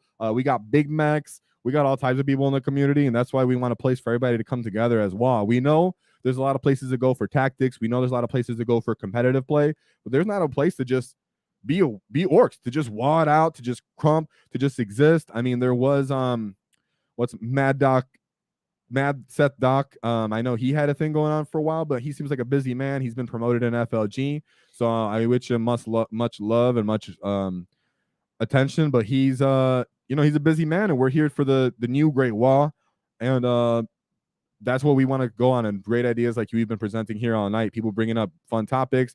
These guys have been getting their minds blown with the different Ork models. Like when they seen the kill tank, they're like, "What is this? What is happening?" And now these dice are blowing their minds as well. So, like we said, we got a Space Marine player and an an Ultramarine player initially, and that's what we call a Vox from the Ops, because we'd like to hear what the Ops say when it comes to Frank and David as a converted Ork player. So he says, David, you want to read that? We got the Ragoa. What's up, WAAAGH Tactics? Howdy from Virginia. Yeah, VA. Yeah, I spent some time in VA at Fort Lee, Virginia. So, yeah, I actually really like Virginia. It was really cool. I like that kind of intermediate weather, being where it's placed in the country, right? It is never really gets too hot, never really gets too cold, in my opinion. So I thought it was a beautiful place, and everybody was very nice. So shout out to Virginia. And we go Soil Police. I love saying that, dude. So I'm gonna say it all the time. Soil Police. They are rubber and they bounce uncontrollably. When shooting, you are looking for teeth. You're only looking for teeth. Yeah, that makes sense because you're just hitting on 5s anyways. That makes sense. So, Frank, I'm only going to use these when I'm shooting, and you just got to look for teeth. I would not recommend taking these to a tournament they're just gonna be bouncing all over the place and take away time from your turn. I can imagine if you do take them, you're gonna have to bring like an enclosed clear container and just shake it and see what they land on. Yeah, that's fantastic. So even just because you said that, definitely bring them now. No, I was yeah, if you have a Squig theme list though, definitely bring at least a little bit of them and then just bust them out like, hey man, Mazrog's in a fight now. I need to take these dice out and just so yeah. Or these could be your charge dice. That way they just, if it's bad, you just throw them hard enough and maybe they bounce out of the tray. Yeah. So yeah, I love this. That was a great call out. And yeah, remember guys, Warhammer. So don't be scared to pull out some more Warhammer if you want to bust out, talk about different orc things. My orc dice, I have orc dice. They're a little bit more clean to the readiness, but I love having orc dice. I think having unique orc dice are a must. I have 2 sets. They're very fun. So definitely suggest getting some unique orc dice, guys. If you don't have any of your own, it feels really good to see Gorkram Ork's face on the table when you are crumping people. Right? Oh yeah, so here we go back to this list as we were discussing, right? And bring more stuff, guys. Tell us more of your list, maybe what your meta ends up looking like. Maybe we could try to problem solve here.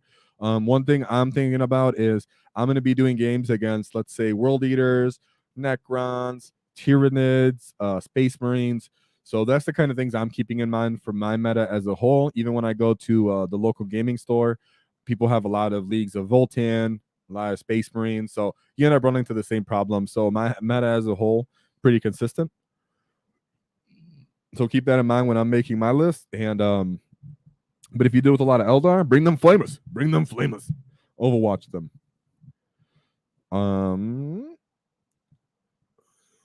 All right, so on my list, I got about 110 points left. I'll just tell you what I've been thinking with what I got so far on the list.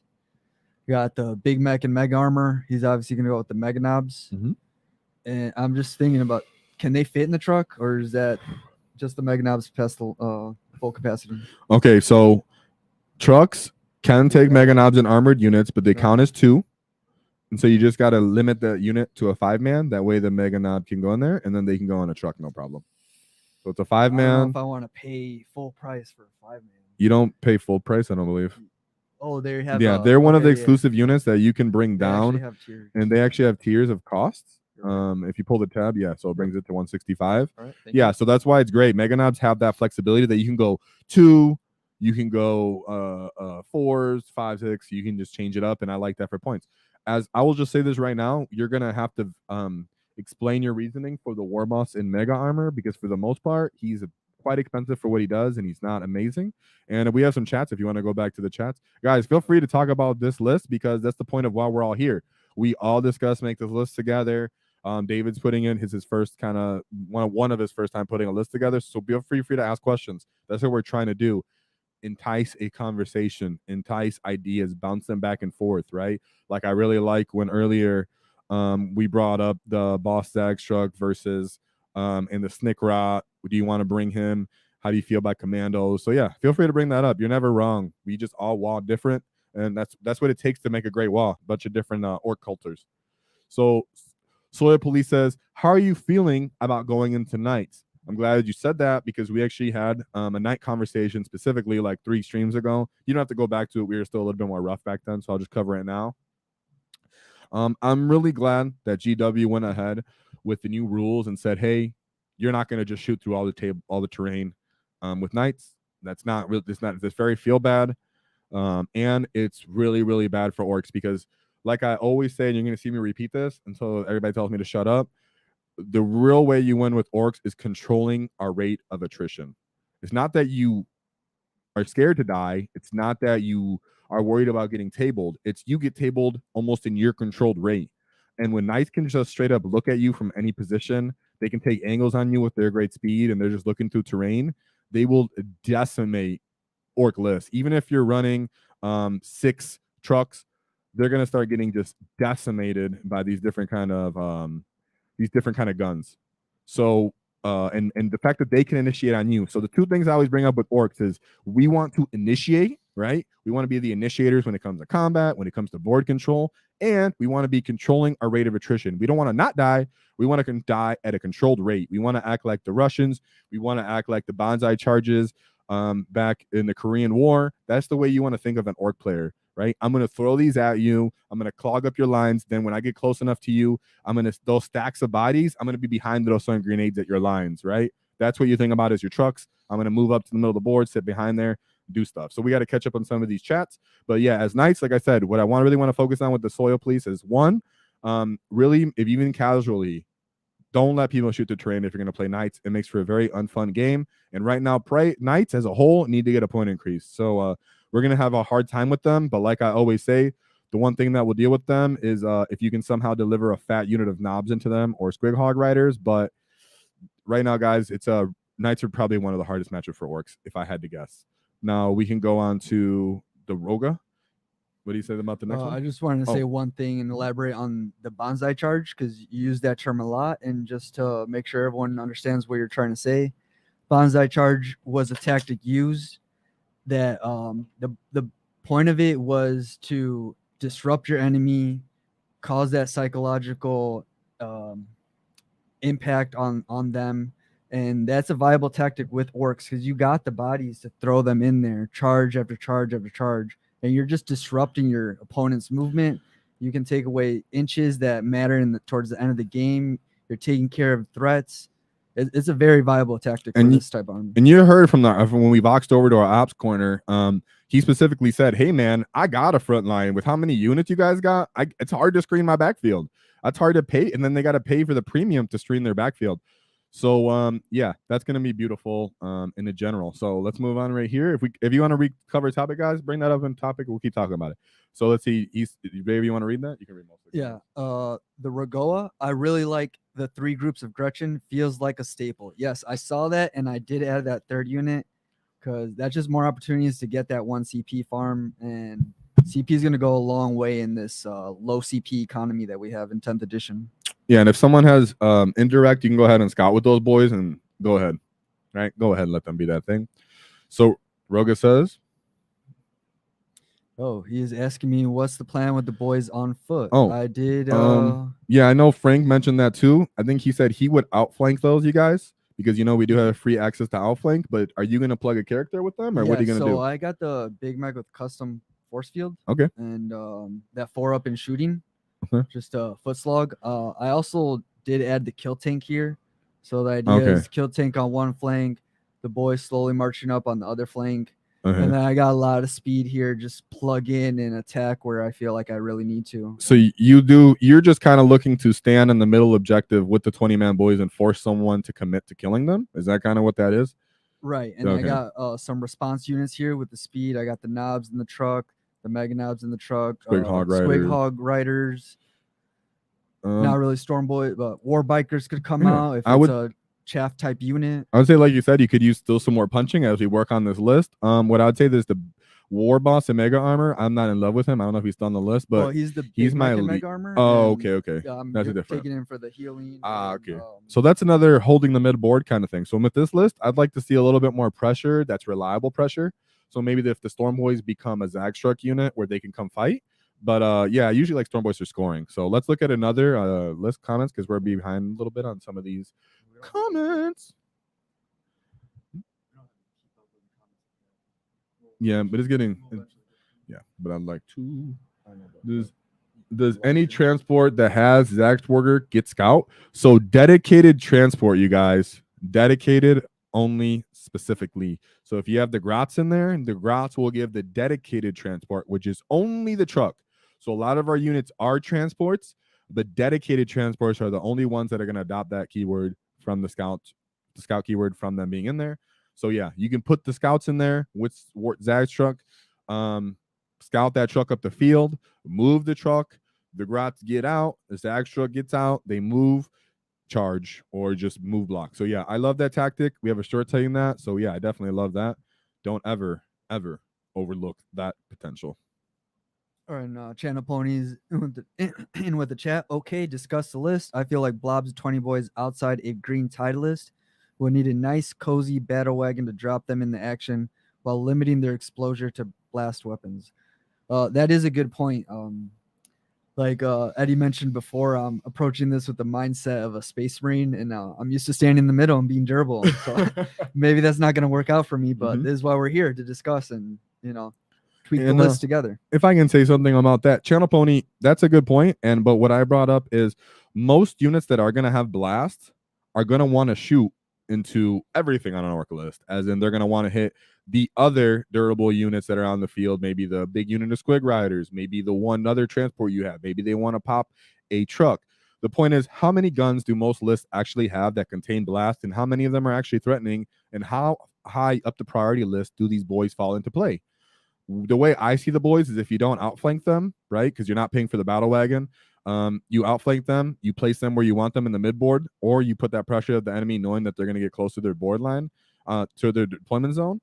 But that being said, I see boys as I'm going to hold here and bait you out unit. I don't see them as I need to deliver them as a punching unit to my enemy. I'd rather use my trucks and deliver knobs into you, or try to deliver a fighty character such as Mazrog, or try to deliver Squig Hog Riders. So as a whole, I really don't think, between me and you, between orcs, between green skins here, I really don't think the 20-man unit boys is what you're thinking of an offensive unit. They're a scoring unit. I can do objectives. I can steal your OC. I can move block. I can stretch my unit out, especially when you add that Mad Dog Grotznik. So yeah, I don't really think you need a battle wagon. I think that's what brings them almost down sometimes, is you adding that extra tax of an entire battle wagon just to get them to have playability. So don't think you have to have a battle wagon. We have outflank, and sometimes just putting that big mech in there, and hey, I dare you to use your devastators to shoot me instead of a truck. You know what I'm saying? So don't be against it. You never know what kind of success it could be in your meta. So I'm gonna definitely run some boys and not really be worried about that. About what people think is the most meta or not. I think you can really bother your opposition by giving them different kind of threat saturation, and everybody goes, I want to blast it. Well, you also want to hit tanks with that kind of gun too, right? So what are you going to do? Which truck are you going to go after? Yeah. So don't limit yourself, and like that's why you have Vox from the ops, because as you can see, when Frank mentioned a bunch of times, he was having trouble choosing what is going to be picking his poison. So there's just another poison, and it's kind of a cheap poison because 170 points for those boys. So, and that went down from last edition. So let's see. Ted Hodge, this stream is rad. Dang, that is such a compliment. We really appreciate it. We're very new. You can give David a lot of credit for that. He does a lot of work behind the scenes of setting up these little chat boxes. He does slideshow editing. So that's David right here. He's actually an Adeptus Mechanicus player as well. He took that to the Las Vegas Open. So he's actually a little tech priest in here too. Yeah. So yeah, Tech Marine and a Space Wolf. Yeah, what a combination. So he's hairy and not talkative. It doesn't make sense. All right. So yeah, exactly. Yeah, man, I was just born like that. He was just born this way. All right. He's just born this way. And remember, Chris Tech is a Gretchen. All right. So let's go here. David, read it before. All right. The Regoa. Agreed, Channel Pony. I'm running 2 10-man boys, and they're wrapped in trucks. Also putting 310 snags also wrapped in trucks. Yeah. Then a knob squad, all with power claws in a truck. And he follows up with building 6 trucks sucked, but for 50 points, ... Next week's point changes. Yeah, so that's what we're gonna say is when we're talking about this, guys, I know, and we all know. So go ahead and mention the trucks, how amazing they are. They got S tier rating in my tier list. I know this. Boom, we're gonna always say this. That's why sometimes I don't push on that point, because we know the trucks are good, but I also worry, hey man, if you guys keep talking about them trucks, GW's gonna scope in on those and be like, that's too cheap, and then all of a sudden they're gonna be like 85 points. So we know it's great. Running 6 of them is great, but for new players, they might not have 6, and I don't want to encourage new players that are just getting into the hobby to say, hey, I need to get 6 trucks to play. That's the point of this channel, guys. Most people, when they talk about orcs, because they're not beloved on the competitive scene in that way, most people just look at them through a competitive lens if they talk about them at all on other channels. Peripherally, we're not doing that. We're talking about orcs as a whole on every topic, on every way you want to play them, because we want them to get hit on all those levels, right? So that's why I don't want to tell people, hey, trucks. The only way you can deliver units is trucks. Some people might not have that, or they might only have 3 or 4. So I'm never going to say your trucks are wrong. That's a freaking awesome way to play them. And I love it, having these bunkers that can move around. The dudes get out, run, and charge. I mean, we used to play almost a premium for that to have truck boys before. So I love that rule. But I'm personally not going to hone in on it too much because we know how amazing it is. And I want to talk about everything that's amazing in our book, or at least good. So, but of course, transports, trucks, amazing. I hope GW doesn't murk them with points. And then we got playing Evil Sons. Is Channel Pony? He's asking the Regoa with all the trucks. Is that what he's going for? Channel Pony, that's funny. Yeah, I mean, it feels like an Evil Sun speed walk to that sometimes, right? When you see that many mobile vehicles, but it's fun. Let's see. Dogdacious at Soil Police. Sorry. I want to see how much work Mechanized can do to knights, especially on the wall with a charge. So speaking of that, be patient with us, and we will be releasing something, possibly answering that question. But you're going to see Mechanized versus a host of gets to stomp. But yeah, as for what he does to knights, he's amazing. He tears down knights. He gets an additional damage into Titanic units. He gets an anti-monster 4. Mechanized, he's my one guy that he can reliably just tear down these vehicles that are an issue and high toughness monsters that are an issue outside of Gazgul. And point per point, I'm pretty sure Mechanized is just better than Gaz in most cases, and most people are looking to take Gaz out with devastating wounds and how prolific they are throughout the edition. So Mechanized, I think, is going to make it on a lot of lists as long as you're playing with enough terrain to let him not be oathed before he can actually do something, right? All right, the Regoa coming back with trucks are amazing. I mean, Gaz can get a ride in them now for sure, right? Wink, wink, wink, wink. Here's a Mechanized data sheet. If anybody, I'm going to show them to these guys. So I made all these data cards, guys, as you can see. Thanks to Chris Tech Lord as well. He did his Necron thing. Christian and David, if you guys want to look at Mechanized data sheet for Frank, so you can get it. Frank wants to look over it to know what he's going to get punched by. Yeah, trucks are amazing, and yeah, Zag can ride in them.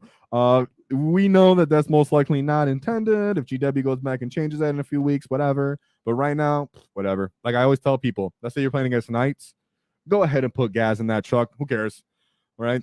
You know, based off who you're playing, the meta you're in, if you have to use these rules or not. If your opponent is using kind of like questionable rules too, go ahead and use your questionable rules. If it's someone you like, that's your friend, let's say I'm playing against Frank, and he's not bringing the most competitive list and I'm having fun, I'm not going to put Gaz in the truck because I don't want to bring that kind of method to the game. But it doesn't mean if you do that you're wrong. Like I said, we all play how we want to play, and none of it's wrong as long as you're both having fun and you care about your opponent. Because as Ork players, we have a reputation for being very fun and friendly players, and we want to keep that with our nature and our spirit of the game, just like when we WAAAGH and just like when we war in 40K. So does Zadrock with Gretchen give Strout to any transport in here? The trucks. So, like I said, dedicated transports such as trucks can adopt the scout keyword from the Gretchen.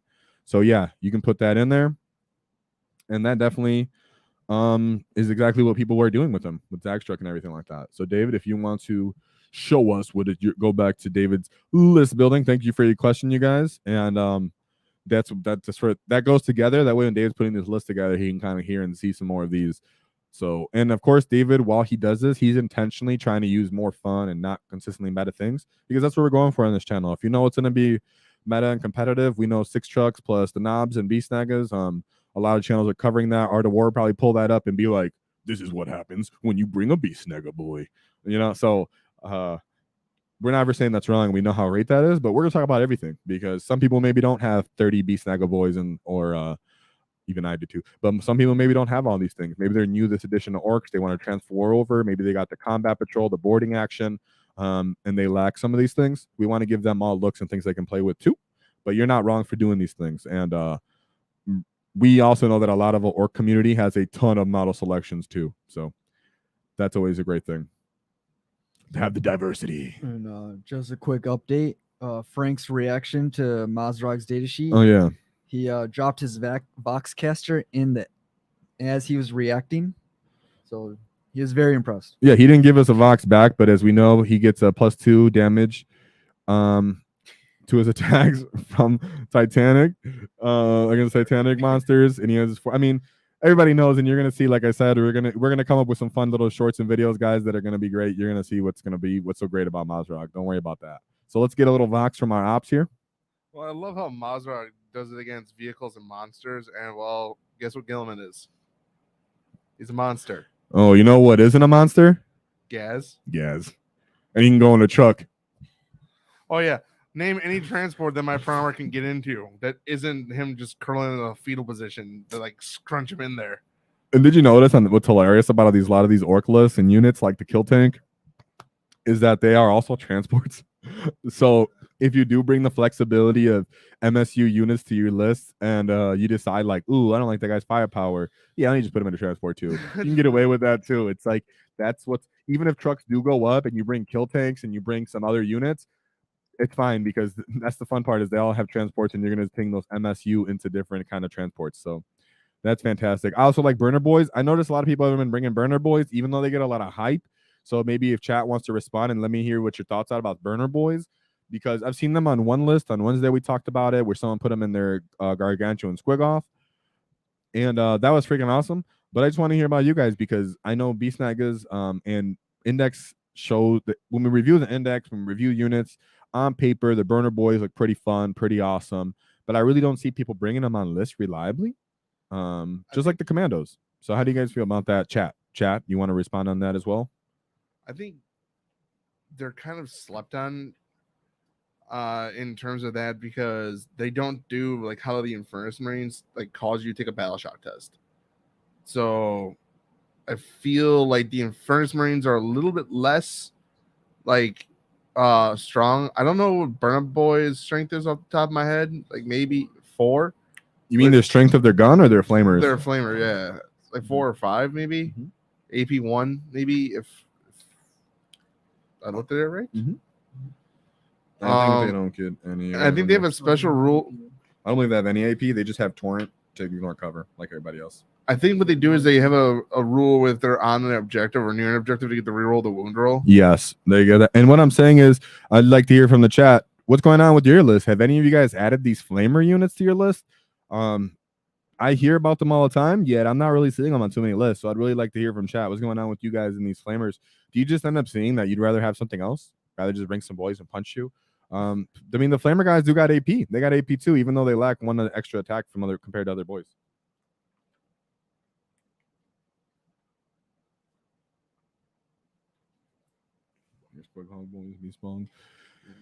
And he's the Rogus. The Rogue. I can't read. I wouldn't think a third unit of Storm Boys would be bad on this list, right? That's how I feel about a lot of lists. I end up looking at my list and going like, man, I really need 2 units of Storm Boys. I really like the score. I really like that speed. And I wanted to bring this up, guys, because I haven't heard anybody talk back about Mad Doc Rotznik. But I just wanted to bring out the fact that Mad Doc Rotznik does have his Power Claw at strength 9 -2, so it goes up to 10. He does have his syringe that is precision, but it's not good for anything because it's just anti, and it's only 1 attack and 1 damage, so it's not great for precision. But like I said, he gives your unit the 5-up feel no pain. That means he has his built-in 5-up feel no pain, and he's has a 5-up invuln built into him as well. And I don't believe the Pain Boy has a 5-up invuln built into him. That's what I was going to say as well. So Mad Dog Grosnick is cheaper. He gives the flexibility of mobility as well as the durability. And like I said, if you can ever get a multi-purposes out of your units, out of your models, that tends to be a very good model in the Ork Codex / Index. So don't ever be dismissive of that. And I'm looking right here at the Pain Boy. The Pain Boy does not have a invuln, you guys. So he does have that D6 mortal wound potential if he does a critical wound. And he does have the Grot Orderly that once per game he can bring back guys. So that's what you get for the extra 5 points you pay for him. You get mortal wound potential, and you get the ability once per game to be D3 guys back. But he also only has 3 wounds. And Mad Doc Rotznik has 1 more wound than him with an actual built-in invuln, which stacks very nice with that feel no pain. Did you read this already? And Chana Pony says, I think people ignore Burna Boys because they expect the meta to be Marines, Terminators, Knights, etc. Yep. All hard targets for them. However, Should we see Nids and Orcs tied list? That might change. Exactly, Channel Pony. Thank you. Right. Most of the time when we're talking about these lists, everybody's looking and going, man, I really know I'm going to fight Marines. But as these boxes, these Leviathan boxes become more and more prevalent, just like if you played 8th edition and you've seen the Death Guard were everywhere. When you see Necrons, were just appearing everywhere. At some point, the market's going to get saturated with all these Tyranid models, and you're going to see a lot of new Tyranid lists that are popping up, and the monsters are a little expensive to collect. So you might just see people popping out with these horde lists. And that's where burner boys are going to come more into play. But at the moment, I think that's what people like Channel 20 said. You're looking at the fact that they lack AP. You're looking at the fact that you're running into now all these heavy units have tulip saves. A lot of people are looking to bring Terminators. But keep in mind that at least when I build my Tyranid list, or because I have Tyranid monsters as well, and I was building them before I was making my Orc list, sometimes when they came out, the only ones that came out with rules, I ended up just making monster lists all the time with my Tyranid lists before Orcs got their indexes out. So I wouldn't be surprised right now if Tyranid units are running the monsters, and that's the reason why Orc players aren't looking to use them. But like you said, all of a sudden people start running. What did the Dawkins say? He said, "What if I run 120 beast Naaghs?" Exactly. It's hilarious. So never worry about that. And then Channel Pony said, "But Mad Dog is such an ugly miniature." Yeah. But you're an Orc, Channel Pony, and as I open that Discord, I'm sure someone is going to show a sick Mad Dog Grotsnick, either a printed version or a Kit Bash version, and in that case, we'll have a very cool one. And hopefully GW just makes a new one, because they made a new Snick Rot, and they stopped selling Mad Dog Grotsnick. We went over that on our WAAAGH video. He wasn't in the GW website. So chances are you might bring him back, and he might not be hideous. He's definitely repulsive, though. So I'm never going to doubt that, but I favor his rules slightly over the Pain Boy. Yeah, just a bit outdated in the model design. A bit. My boy looks like he's a pixelated 3D model that doesn't even make sense. I'm like, how does this guy look like I got him off a Nintendo 64 but printed? It looks hilarious. It doesn't make. He's horrific. He's one of the ugliest models ever. Yeah. Being in this hobby, I think we get a little spoiled with how great these models sculpts are. Because I first got into tabletop gaming with Wizards of the Coast Star Wars, and those are some hideous models. Like going back 5 years later and looking at them, like, wow, what did I see in these models? Because it's not even comparable. You see nostalgia because they're Star Wars. Yeah, I know, before we knew Warhammer existed, we played that game because we like strategy and such. So yeah, yeah. Either way, it's hilarious. Let's see, with a what is it? With a 18 character list. What? I don't know about that part. And 3 trucks with 5 flamers. No, that's oh, okay, I get where it is. What is happening? You know, you multiple extremely smaller units. I mean, you know, it's so funny you say that, because when we do this this little new series we're gonna come out for shorts and stuff, you're gonna see like that. It's gonna be, your comments gonna become more relevant, because it's gonna be hilarious when you see the characters and how they do. But yeah, that's MSU. Now, do I want to see that? Hopefully nobody ever brings something like that. But that's funny, because as you know, a list like that could only exist in this new edition. You can never run a silly amount of characters like that before. So it's hilarious, but yeah. The Ragoa agreed, but at least both Pain models look great. Yeah, the Pain Boy and the Pain Boss look good. The Pain Boss, though, I'm gonna say this because I'm a little mad, but why is he 6 movement now instead of 8? Come on, guys. Remember those legs looking like they were backwards Minotaur legs? And the fact that you were like, yeah, I can run fast with him. And you're like, that's sick, because they can keep up with my Squig Riders, give him a healing factor. So they gave him the healing factor, but then they're like, but you can't move. I get it for the unit, but hey, man, just let him run. You know, let me bang, bro. No, let me just run, you know? So, you know, just, yeah, right. I that's my one little discretionary plea, but I get it why they did it. I'm just a hater. The Pain Boy makes up for it. I mean, come on, dude. Like, that's stance. Let me get that on camera. All he has is he's just admiring his weapon or his tool of operation.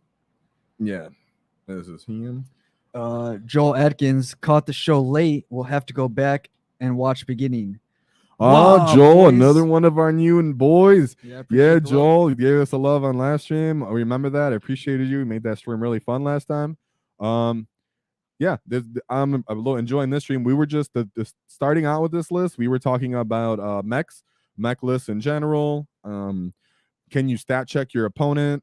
You could still bring in out a large amount of unit threat saturation while still stat checking them. You could still bring, what was it, about 18 units? And you can still bring about 18 units and still stat check your opponent with orcs. And that's what we really wanted to show that today. Just like when we went over the speed WAAAGH, hey, you can still bring a lot of wounds, you can still bring a lot of models with speed, and you can still have the theme of the speed WAAAGH while still sticking to the orc tenets of having a lot of models and a lot of units. And that's what we wanted to show with the mech WAAAGH. So if you go back to the beginning, you'll see that that's what we were initially discussing. And then as we moved through that topic, we started making some lists with David and Frank here and really getting ideas of what are our oppositions, people who never played orc kind of look at it. And what's the difference between a long-time orc player looking for MSU and the chat and people that are new to it. So this is the Pain Boy. Pain Boy does have a peg leg and the Pain Boss does not. The Pain Boss, I think, has 2 mech legs, David, if you pull that up. At some point, you don't have to, but I actually have him right here, and it shows he has full legs on the card. He shows he has legs, maybe if one's half cut. Pain Boss does not, but he does have the Gretchen that has the wheel, so that's freaking awesome. But the Pain Boy does have the peg leg, and I love that peg leg. So, David, Dogdacious, LOL. I was an hour behind and was wondering why the chats weren't popping up. oh yeah, and that's thanks to David. I really like that he pulls out these chats, makes it easy for us to all follow and keep along with the conversation. That way it's more easy for rewatchability. And if you're hobbying, I know a lot of people got their boxes, a lot of people are looking to bring in the meta. If you're looking to run a lot of MSU boys, I know you're taking a lot of time to paint all them beast Naagahs. I know I still have about 10 beast Naagahs to build and like 8 commandos, but for the most part I have a very small backlog on my orcs, to be honest. Very small overall. All right, so during that time, I actually finished my list up. Oh, so let's look at this list now, guys. I'm gonna grab a It's got water an real element quick. of fun here. So let David read this to you and give an explanation to the chat. I'm gonna get some water, and I'll be right back. All right, so just to start off with, I had some extra points to play with, so I brought 3 enhancements on this list. I got the Big Mech and Mega Armor. He's going to be with the Mega Knobs in a truck. You know, he's there to heal them. Just add that extra durability to them. Making them a little faster too with Follow Me LEDs. Then I got the War Boss with the head Wappa Kill Choppa. He's going to be with the knobs, and they'll go in the other truck. That's right? They can go in the truck. Knobs and War Boss. Oh. All right, and then I got 3 units of Gretchen. Gotta have my Gretchen. I want that CP. I want my backfield screened out. I want to be able to hold my own home field objective without investing too many points in there. And I got the Kill Tank. After talking about it today, I want one of those. I don't even have an Orc army, but I would definitely buy one just to have it on my shelf. That thing looks massive, and it lives to his name of Kill Tank. The fun part here is, since it does have firing deck, I had enough points for some Burna Boys. So you got the Kill Tank, it moves 12. You got the Burna Boys, it's got 30 shots of its own. So that's a lot of volume of just small arms fire. And that Kill Tank is strength 6 -1. So it's a little stronger. It can hit those Primaris units and still wound them on 3s. So that's going to be like on one flank. The other flank, I'd have the 20 boys just walking up the field with the Big Mech and custom force field. I gave him cunning but brutal. I'm thinking with the extra durability that he adds to the boys, the possibility to be -1 to wound, the strat to fight in death, all that durability, I feel like they are going to survive a round of combat. And with the Kill Tank on the other flank and plenty of trucks and other MSU units, I'm thinking I'm not going to be eating all the small arms fire to those boys units just because of their durability. So cunning but brutal I'm anticipating it will be a factor in the game. Another punch here with the Mega Knobs. Oh no, I already talked about them. I like the 3 war bikers, 75 points. What they add to the list, you know, they can harass a unit, they can help you with board control, screen out. That's just more of a value utility pick for me. And then, like I mentioned earlier, I love speed, so I'm gonna have my Squig Hog boys here, 2 units of Storm boys, and yeah, that rounds out the list at exactly 2,000. So, what do you think, War Boss? How'd I do?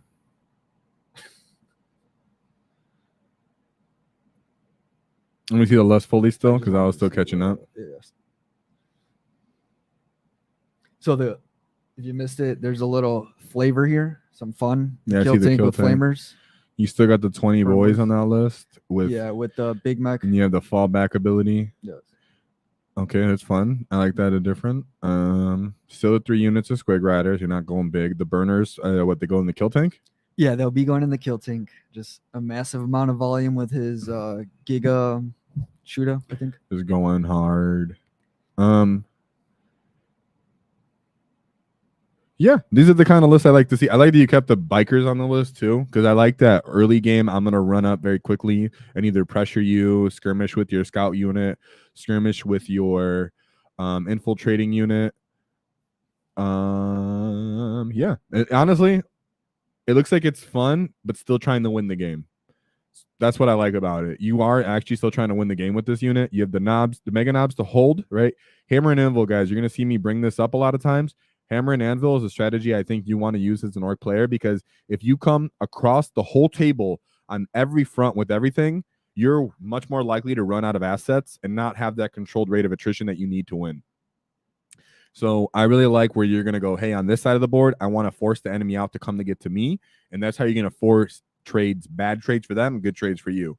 And that's where I see mega knobs being placed. A lot of people think I got to take mega knobs and deliver them into you. The problem with mega knobs is that you are not that reliable to hit, because you do get -1 to hit. So you do need someone to give you +1 to hit, on top of the fact that there's only 6 of you in the unit. So you are not getting the volume you can get compared to other orc units that either get a chopper for more attacks or they get more models in their units. So mega knob to me are more of a anvil unit, and the knob, the 10-man knob unit, is the hammer. So I know some people have been seeing those, or maybe if you're new, you might think mega knobs are like Space Marine Terminators, where you're going to go out and punch out your problems. I don't see that always being the case. I actually see them more as I'm going to hold and do things with that and bait my opponent to countercharge them with something else sometimes, depending on the matchup.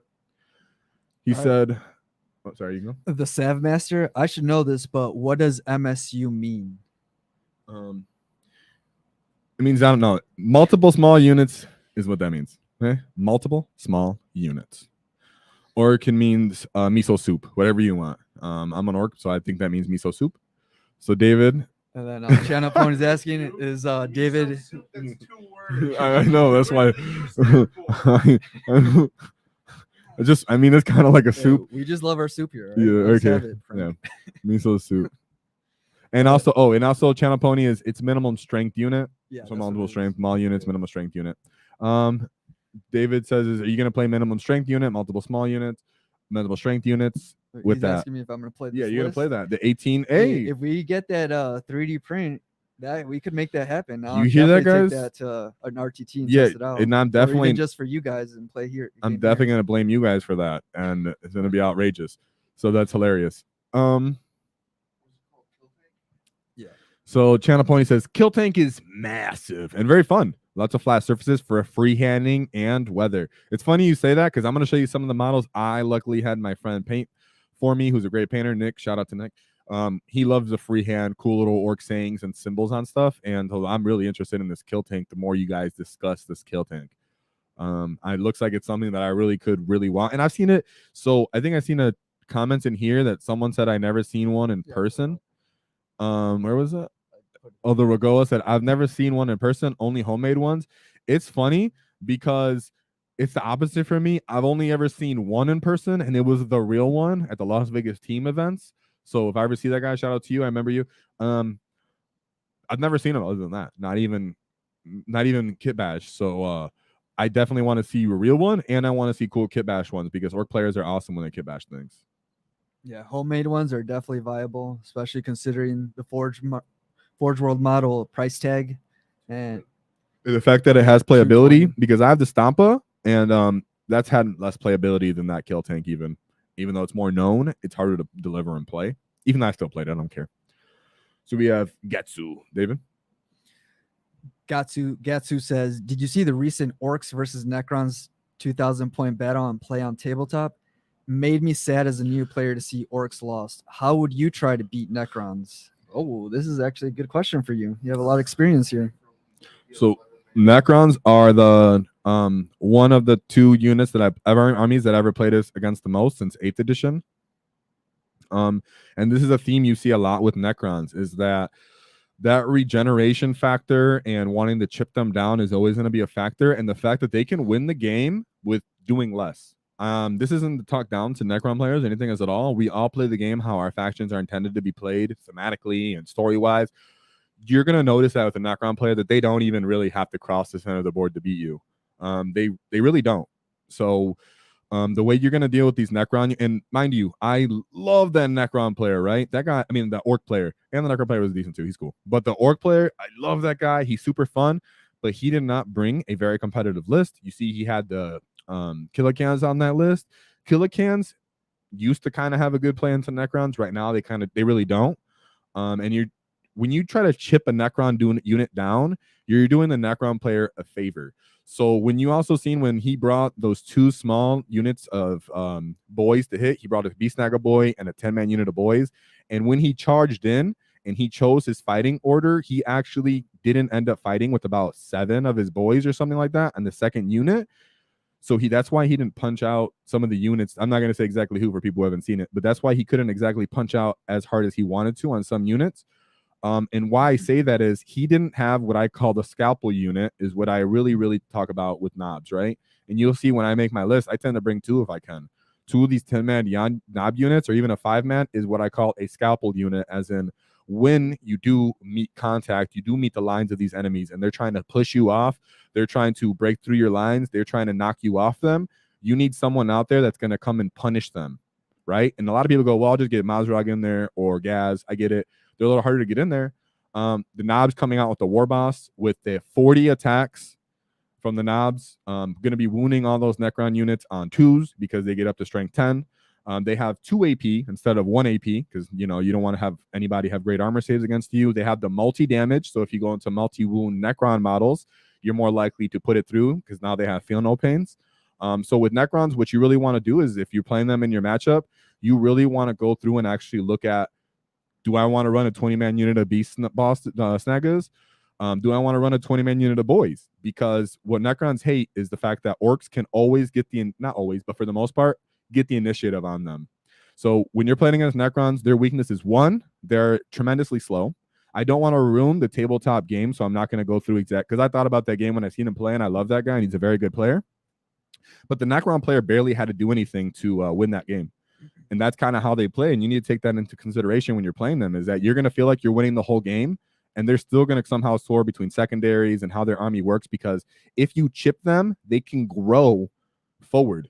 They're going to grow forward if you chip them down. If I punch them with maybe an unreliable Killican unit, if I punch them with a MSU unit of boys, they're going to regen. They're going to clap you back on their punches. They're going to pick you up, and they're going to get maybe some movement from it. They're going to now late game, right? When we talked about playing with Orcs, right? When you want to play 3.5 hard turns, and then the enemy's going to have a hard time getting back to the center of the board or your side of the board, that's where Necrons regrowing actually favors them, is as you're killing them in an inconsistent manner, they're making up that space and pushing deeper into your side of the board. So if you don't have that unit that can take out their undeniable brick or whatever it is, don't go and mess with that brick. You're going to end up giving them good trades, and you're going to end up giving them good movement. So in that case, you go look at the rest of the Necron unit and you kill everything else that can happen on that, right? So you might have to do that. Sorry, but David, want to say something? Yeah, I just wanted to mention too, with Necrons right now, they're playing with essentially 250 points or more, depending how many. 250,000. Yeah, I mean 200, 2,500. Yeah, I don't know numbers. More points than you, pretty much, is my point. And I would not be surprised if after GW addresses Aldari that Necrons fall under the scope. Also, our local Chris Tech, he just told us about a stream ago that he had his blob dwindled to single digits. I think it in was the 3. early rounds to 3, and by round 3 or 4, that unit was fully healed back at max strength. Like, there's not a lot of armies that can deal with that, and you got to be careful. You can't undercommit, otherwise you're playing into the Necron's players. And as game. you've seen with that that tabletop play on tabletop game, our Ork player, he used the Mega Knob as the hammer, but they didn't have +1 to hit. So even when he used Unbridled Carnage and he used the dual kill saws and the re-rolling wounds, I mean, you have less volume from the kill saws, you have less accuracy from the lack of a war boss or someone to give you +1 to hit. So keep those in mind when you're watching him fight. He's saying that he had the unreliable killicans. It's not that orcs don't have play into it. We actually very much do have play into it. But what we want to do is hit them very hard with something that doesn't let them try to regen. And if we lack that ability to get to that unit, start killing everything else around these death balled units while still holding their secondary down as much as possible. Don't give them free movement or free regeneration when you're playing against them, right? And watch out for that Overwatch. Yeah, let's run through some chats real quick, guys. Chanapony, this list seems very fun. I like the cunning but brutal. Yeah, thank you, Chanapony. I was trying to be a little unique and have a little bit of fun, and that was one of the things I haven't seen on many Ork lists, so I figured I'll throw it in there. I got the durability with the boys, and it's likely to happen. The Ragoa, he's saying take off cunning but brutal, take off the unit burners, and add 3 more war bikers to that list. Looks fun either way. Yeah, I wouldn't be against that. Like I said, I'm a fan of the 3 war biker unit. It's a good harassment unit, good border control unit. One unit, I could use one unit to come out early and contest something, harass something, and then save that second unit for late game. Try to get, because they're extra fast, you're going to be able to get that movement and get to where you might need to be to contest that late game objective. Then Gatsu, what do you think of a list with Stampa plus Mech and Zodgrad plus 22 Grots? Would it work out? That's a you question. Let's see. What do you think of the... Okay, here's the thing, guys, right? You don't get to scout with the Stampa. Okay, only dedicated units will adopt the scout keyword. Just wanted to throw that out there for you, my friend, because I wanted to do that, and then Chris Tech was like, "Hey, bro, no." So, as for let's just peel back. If you're gonna bring the Stampa, my friend, just know it always works because you already won just by bringing it. Because you're pretty much telling your opponent, "I don't care about what you bring. I'm gonna bring this overcosted behemoth and stat check you." So it's hilarious. As for what you're gonna put in it, that's a cheap thing to put into it that might give you an extra return, though. Considering that Stampa most likely will at least move once, then you get out and start doing your thing. I mean, it could, but I'm a little bit more in favor of the truck. So would it work out? Anytime you're using the Stampa, it worked out just because you brought it. But right now, the Stampa is very, very expensive. We went over the Gargantuan Squig. That's $440 for just arguably better. And like I like to say sometimes, you could bring a Morkanaugh and a Gorkanaugh and a Death Dread and still have points left over for a mech, just for the cost of one Stampa. The one thing I would say, if you're going to bring a Stampa, go ahead and bring that mech, because giving him +1 to hit will terrify your opponents if you get to go first. So, haha. Ryan WAAAGH joined us. What's going on? You know, WAAAGH, one of our knobs. You know, knobs. He was here on Wednesday, giving us love, giving us nice, interesting chats. Really appreciate you, WAAAGH. Always will. Glad you're here. Feel free to start throwing stuff out. He said, and I just won versus the God. 96 points. Look at that. Fantastic scoring. That's what we love to see. WAAAGH, if you want to either email us your list or just write it in the chat text because you don't want to do all that work, go right ahead. We can talk about your list anyways. You can bring up maybe what key units you really like and did you good, and we can extrapolate on that for fun. All right, Dogdacious.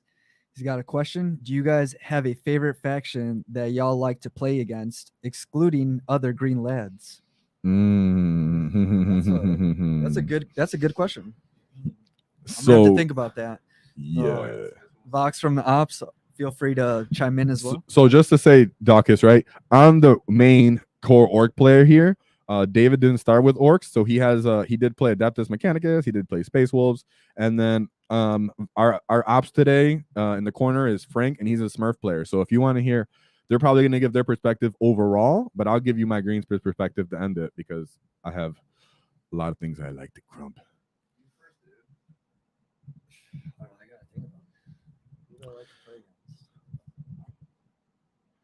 Frank, do you have a favorite? I mean, you've been playing a lot of games.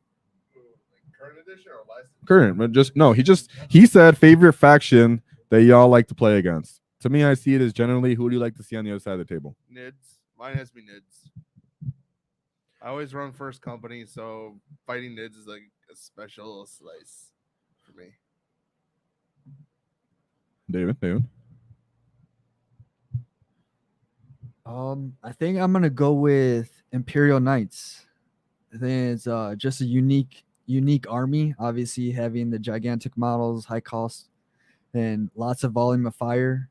It just provides an interesting experience. In 9th edition, I was running all robot in breacher list that was more just for fun, and I had a lot of fun games against knights. And yeah, I'll have to go with that. Not so much this edition because they're heavily undercosted. I will not play them. Oh, don't be such a baby. I'm not playing them. I'll play anyone against. I'll line up against anyone.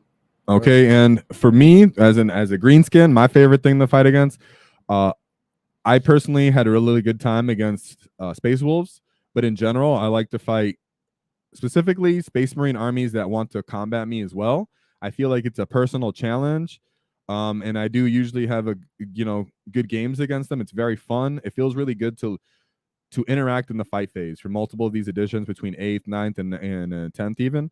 You really enjoy the fight phase. It gives you a different kind of sense of satisfaction. So when you just have going into a game knowing that these guys want to meet me, like when I've gone against Black Templars, Blood Angels, maybe an Ultramarine list that has guns and then a fight by association that's pretty heavy, those games end up being really fun because I like that it feels kind of like when you're watching the lore and the green tide is falling upon the enemies and then they're like, shoot, you're on me, now I gotta fight you. That's what I like. And then you're like, that's your mistake. Not that you're fighting me, you're already lost. So that's why any army that really wants to come in and fight me back is hilarious. I'm gonna get some games against World Eaters, so that should be interesting because they want to be orcs. They're a bunch of wannabes and with easier rules, so that's hilarious. And then I want to really get some good games in against Tyranids because I think their toughness is going to be a different kind of factor, especially if you're not spamming out some of these really reliable units that are good against monsters and bad matchups. So I'm gonna have to say Space Wolves 1 because it matches the lore.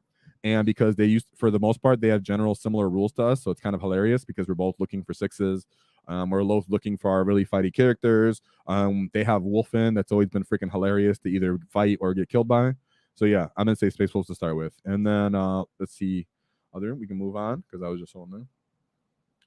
So Joel talking about his kill tank. He said, I built one out of an old Land Raider. Extended the width of the treads and big rolls scoop in front. Yeah, we would like to hear the dimensions in general. Someone has the dimensions, but I think we're going to open up the Discord here tonight or tomorrow morning, and we're going to get the print for it and try to get a lot of these things going. It'll be freaking hilarious. Oh, maybe if we can come to an agreement. We'll see. All right, and the Ragoa 10 knobs plus boss and PKs. Heart, pain. What is that PK? Power claws. Power claws. All right. What he said, knobs. Yeah, heart. Exactly, Ragoa. I've been going off on those. If you look at our tier list videos, I've been constantly talking about knobs. A lot of people brought other things to the forefront, really loving them. I think the standard war boss with knobs is going to be on every competitive list at some point, especially if Chuck stayed cheap, because sometimes you really just need something to get in there and reliably volume out your enemy. And you're not going to be able to deliver Gaz with his knobs as easily as you can deliver a war boss with knobs. It's just simply not going to happen like that. Our next chat from Christek. Mm-hmm. Some Necron players might accidentally cheat on 10th. You can't grow forward in 10th like you could in 9th. You have to regrow incoherency of a model that started the battle round on the table. Yeah, that was a very popular tactic in 9th edition, even with Space Marines and the Apothecary. Well, that is a good point. That might be very common, especially with the transition to a new edition. A lot of players get old rules confused with new rules, and if someone does that to you, don't take it to heart. Don't take it personal, because there's a lot of rules to manage, and most likely they just did it by accident. Just bring it up politely and tell them like, hey, you're not allowed to do that anymore, and have a good game. Because that was a super powerful ability. What was that, Frank? Make sure you get the mic to you and you put your hand before you talk, because there's 3 of us and we don't want them to have a bad experience. I think the way it works now for Necrons, and I think Christian can let me know if I'm correct. The way it works is at the end of the phase, you're supposed to like tilt them over and then do your animation, and then whatever comes back is where they stand back up at, is how I believe it's supposed to work now. Okay, so you're saying you think they come back exactly where they're supposed to come back when they come in coherency, the same exact spot. That's interesting. But that's what I would say. But at the very least, you must stay in coherency. And Christian said it's it. I don't know what that was. He was saying there, the second part of his comment. And then David, if you want to read it. Sorry, I'll let you read better. All right, Dog Dacious is asking, do regenerated boys from the Pain Boy also have to be in coherency? Don't see anything in the index cards. I would think that he's referring to a core rule. So he's wondering, pretty much his comment goes exactly with Christian's comment, because Christian's saying when you bring units back in regeneration, you do have to be in coherency. I'm not sure exactly where that is. Christian maybe knows where that rule is. Maybe it's under the special rules or whatever. It's in the designer's commentary for rules clarification. There you go. That's where it is. So it's in designer's commentary for rules. There you go. So now you guys can see for that rule that Dog Dacious just asked. This is in general for when you're dealing with Necrons. Great that you guys know this and that we're discussing this. Christian is actually Chris Tech on the channel. So if you guys hear him, he's their guy that was here Wednesday. He'll be on regularly. He's our competitive Necron World Eater player. So just know, like I said, we have access to a lot of competitive skilled players in our meta, in our area, because we're in the Midwest. So we'll get answers for your questions, and we'll know exactly what's going on, and we'll get into it, because we never want anybody to get cheated, and we always want to have good games.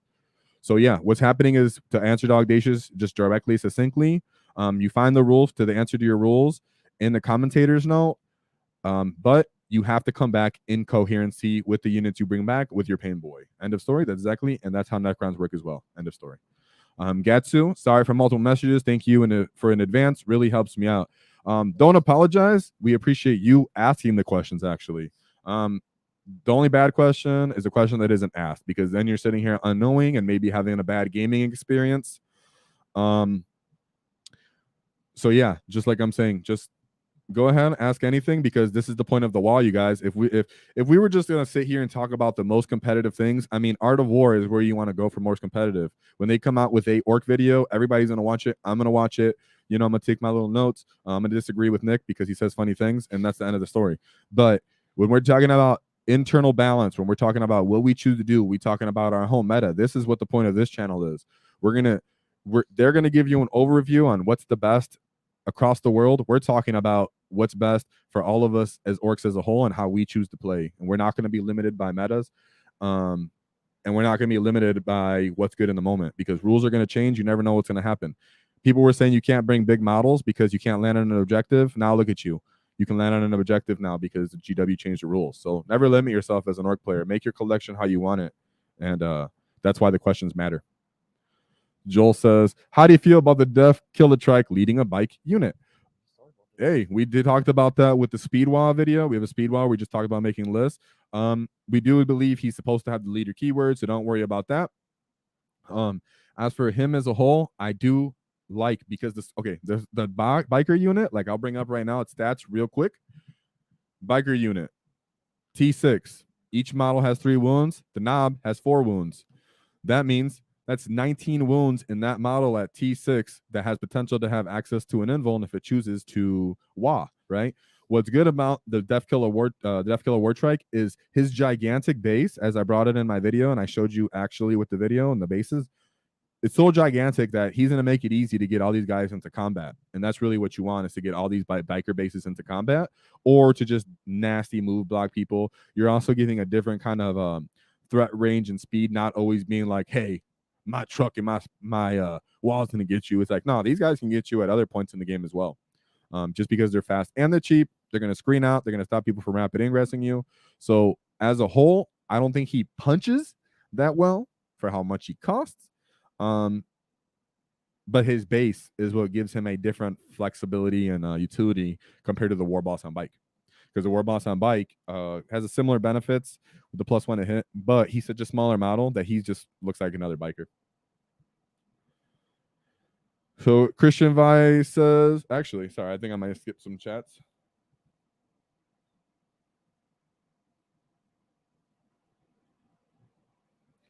So Joe Atkins says, Orcs are my first army. Got a bunch of Black Reach that my friend gave me to get started way back in 5th edition. Yeah, that's awesome. I didn't play in 5th edition, so you've been a war boss longer than me. Yeah, that's funny because when I made my collection and I started my Orc army, I had 90 boys, the old Gaz model, and that's it. That's where I started. I didn't care about versatility, utility. I would show up and they'd be like, what you got? I'm like, I got boys. And they'd be like, all right, I got this, this, and this. What else you got? I'm like, no. I literally just got boys, guys. I'm just going to charge you with all this and hope that I get to you. so yeah, that's how I started my Orc collection. So yeah, being given handed, and then people in my local games workshop actually were super nice to me. I was given some bikers and all types of stuff. So if you ever see a local GW store, don't be scared to visit it. I know they guys sometimes have bad reps, but I've had some good experiences at them. Great models in that Black Reach. Yes, and that's where, remember, as I'm sure you know, they didn't have Death Killer War Trikes anywhere other than that set. So when people come into it, people now have the benefit if you can get those Death Copters. You can buy them as kits, and they come in the patrol box. You used to not have access to them at all unless you got one of these Black Reach these assault Black Reach boxes. So the fact that you got them belt over and left over, your friend did you a favor in hindsight. Joel Atkins, Blood Angels are always good as crap. Yes, they are. That's what I'm saying. Any melee army that chooses like, we want to meet you on your terms, it's like, I'm not stuck in here with you. You're stuck in here with me. It's pretty much that idea the whole time. So, Christian, it's not end of phase anymore. It's any spot incoherency. That's cool. Thank you, Chris, for clearing that up. That's very important because because Necrons are one of those armies that you got to know the technicalities behind it so you don't get gypped and so you don't make wrong prioritization of unit selection, so you don't make wrong commitments, so you don't undercommit. You got to know all the little intricate details to a Necrons. That's really how you beat them, actually.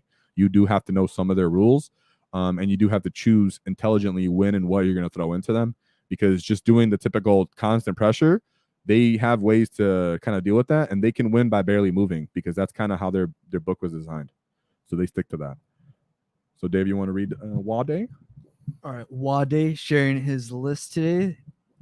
Squig Boss with Big Mech with KFF, 5 Meganobs and a hard case wagon. Naaagh on Squig, Follow Me Lads. There you go. With 6 Squig Boys, Zag with 5 Storm Boys, a kill rig with 10 Snaggers, a war boss with 10 knobs in the truck, commandos, and 20 grots. I love this list because this list literally was like, I don't care what people think about you can't bring big units. I don't care if you guys maybe have an oath. I'm just going to bring a bunch of stuff and you're not going to kill it all. And if you are going to kill one, and then everything else is going to get you. You can tell the threat saturation here, the fact that he has a kill rig and the Ard case, a battle wagon. That's T12 on that battle wagon, guys. And like we said, they can look at that battle wagon and go, ooh, it's harder to pop than the kill rig. But the kill rig, you know, is multi-purpose, what were you saying, David? Were you going to show me something? No, let's see that too. Okay, because he said what keywords? Meganobs and the Big Mech are getting dumped with wagon. I'd like to know, WAAAGH, did you use them as an offensive unit? Did you use them to hold the MIG board? Did you charge the enemy's home field? Did you line them up on a Death Star? I'd really like to hear what you like about that. When we did our tier list, I put the battle wagon as an S tier because when it comes to the internal codex, I really felt that he was really good. You get if you have yours kitted out with the death roller and all the guns, it's giant capacity, I gave it a really good score on the tier list. A lot of people kind of gave me some flack for that, and I get it because you can oath it, but not everybody has oath. So he said, Battle Wagon never died. Oh, wait. Battle Wagon never died, held mid entire game. Yeah, So that's what I'm saying. you can hold the midfield. You can hold Let the me add that to midfield. my list. That's what I'm saying. You can hold the midfield with these orcs as you move forward with other units. Just leave stuff there behind, and you're constantly holding control of the board. What else are they going to kill with what? And like you said, he fought against guard. It's like, bro, what are they going to do? They can they even get enough tanks to get line of sight onto this to murder him? Right? So yeah, I'd like to know, like I said, did you I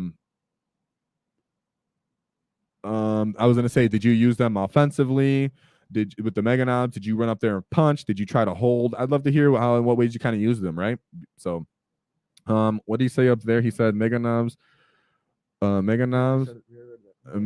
getting dumped with wagons, so that frees up 450 points.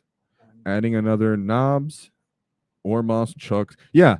That's how I feel too. You want more. See, I was like, man, I want 2 at least of these knob units with the war boss. I find them to be the offensive, better, reliable unit. And I'd rather just bring a bunch of those. Even if I am still bringing a battle wagon, you see that I kind of ended up putting like boys in them or something like that. But yeah, they never died. That's great. Joel Atkins said, yeah, my worry was the no leader rule and his lack of punchy. Yeah, his lack of punch with the bikers is going to be the issue. But when you're coming in, Joel, just remember that biker unit is kind of like a wave 1 kind of bonsai distraction, kind of a I'm here to bother you and kind of bait out your kill units. Because like I said, that biker unit, if it's a max biker unit, T6, 18 wounds, that biker unit isn't going nowhere unless someone commits to it, and it's still not that expensive. So you can use that biker unit almost to bait something for your knobs or your mega knobs to run in and kill. So yeah, definitely do that. And Joel said just run 2 wagons. Okay. What was this comment?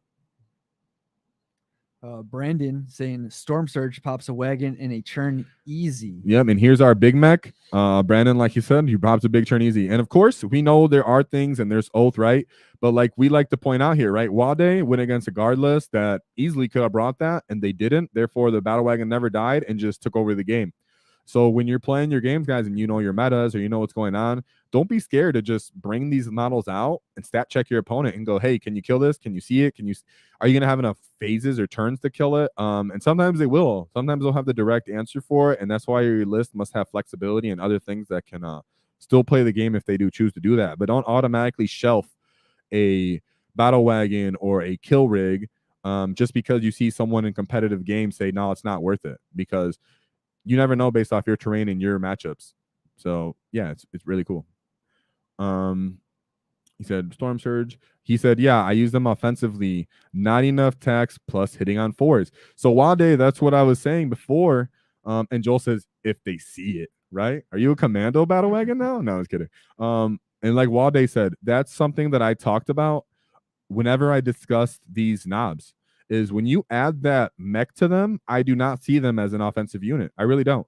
I see them as a baiting unit. I see them as a durable holding the midboard unit. I see them as a distraction unit. I see them as forcing your enemy to make a move against unit.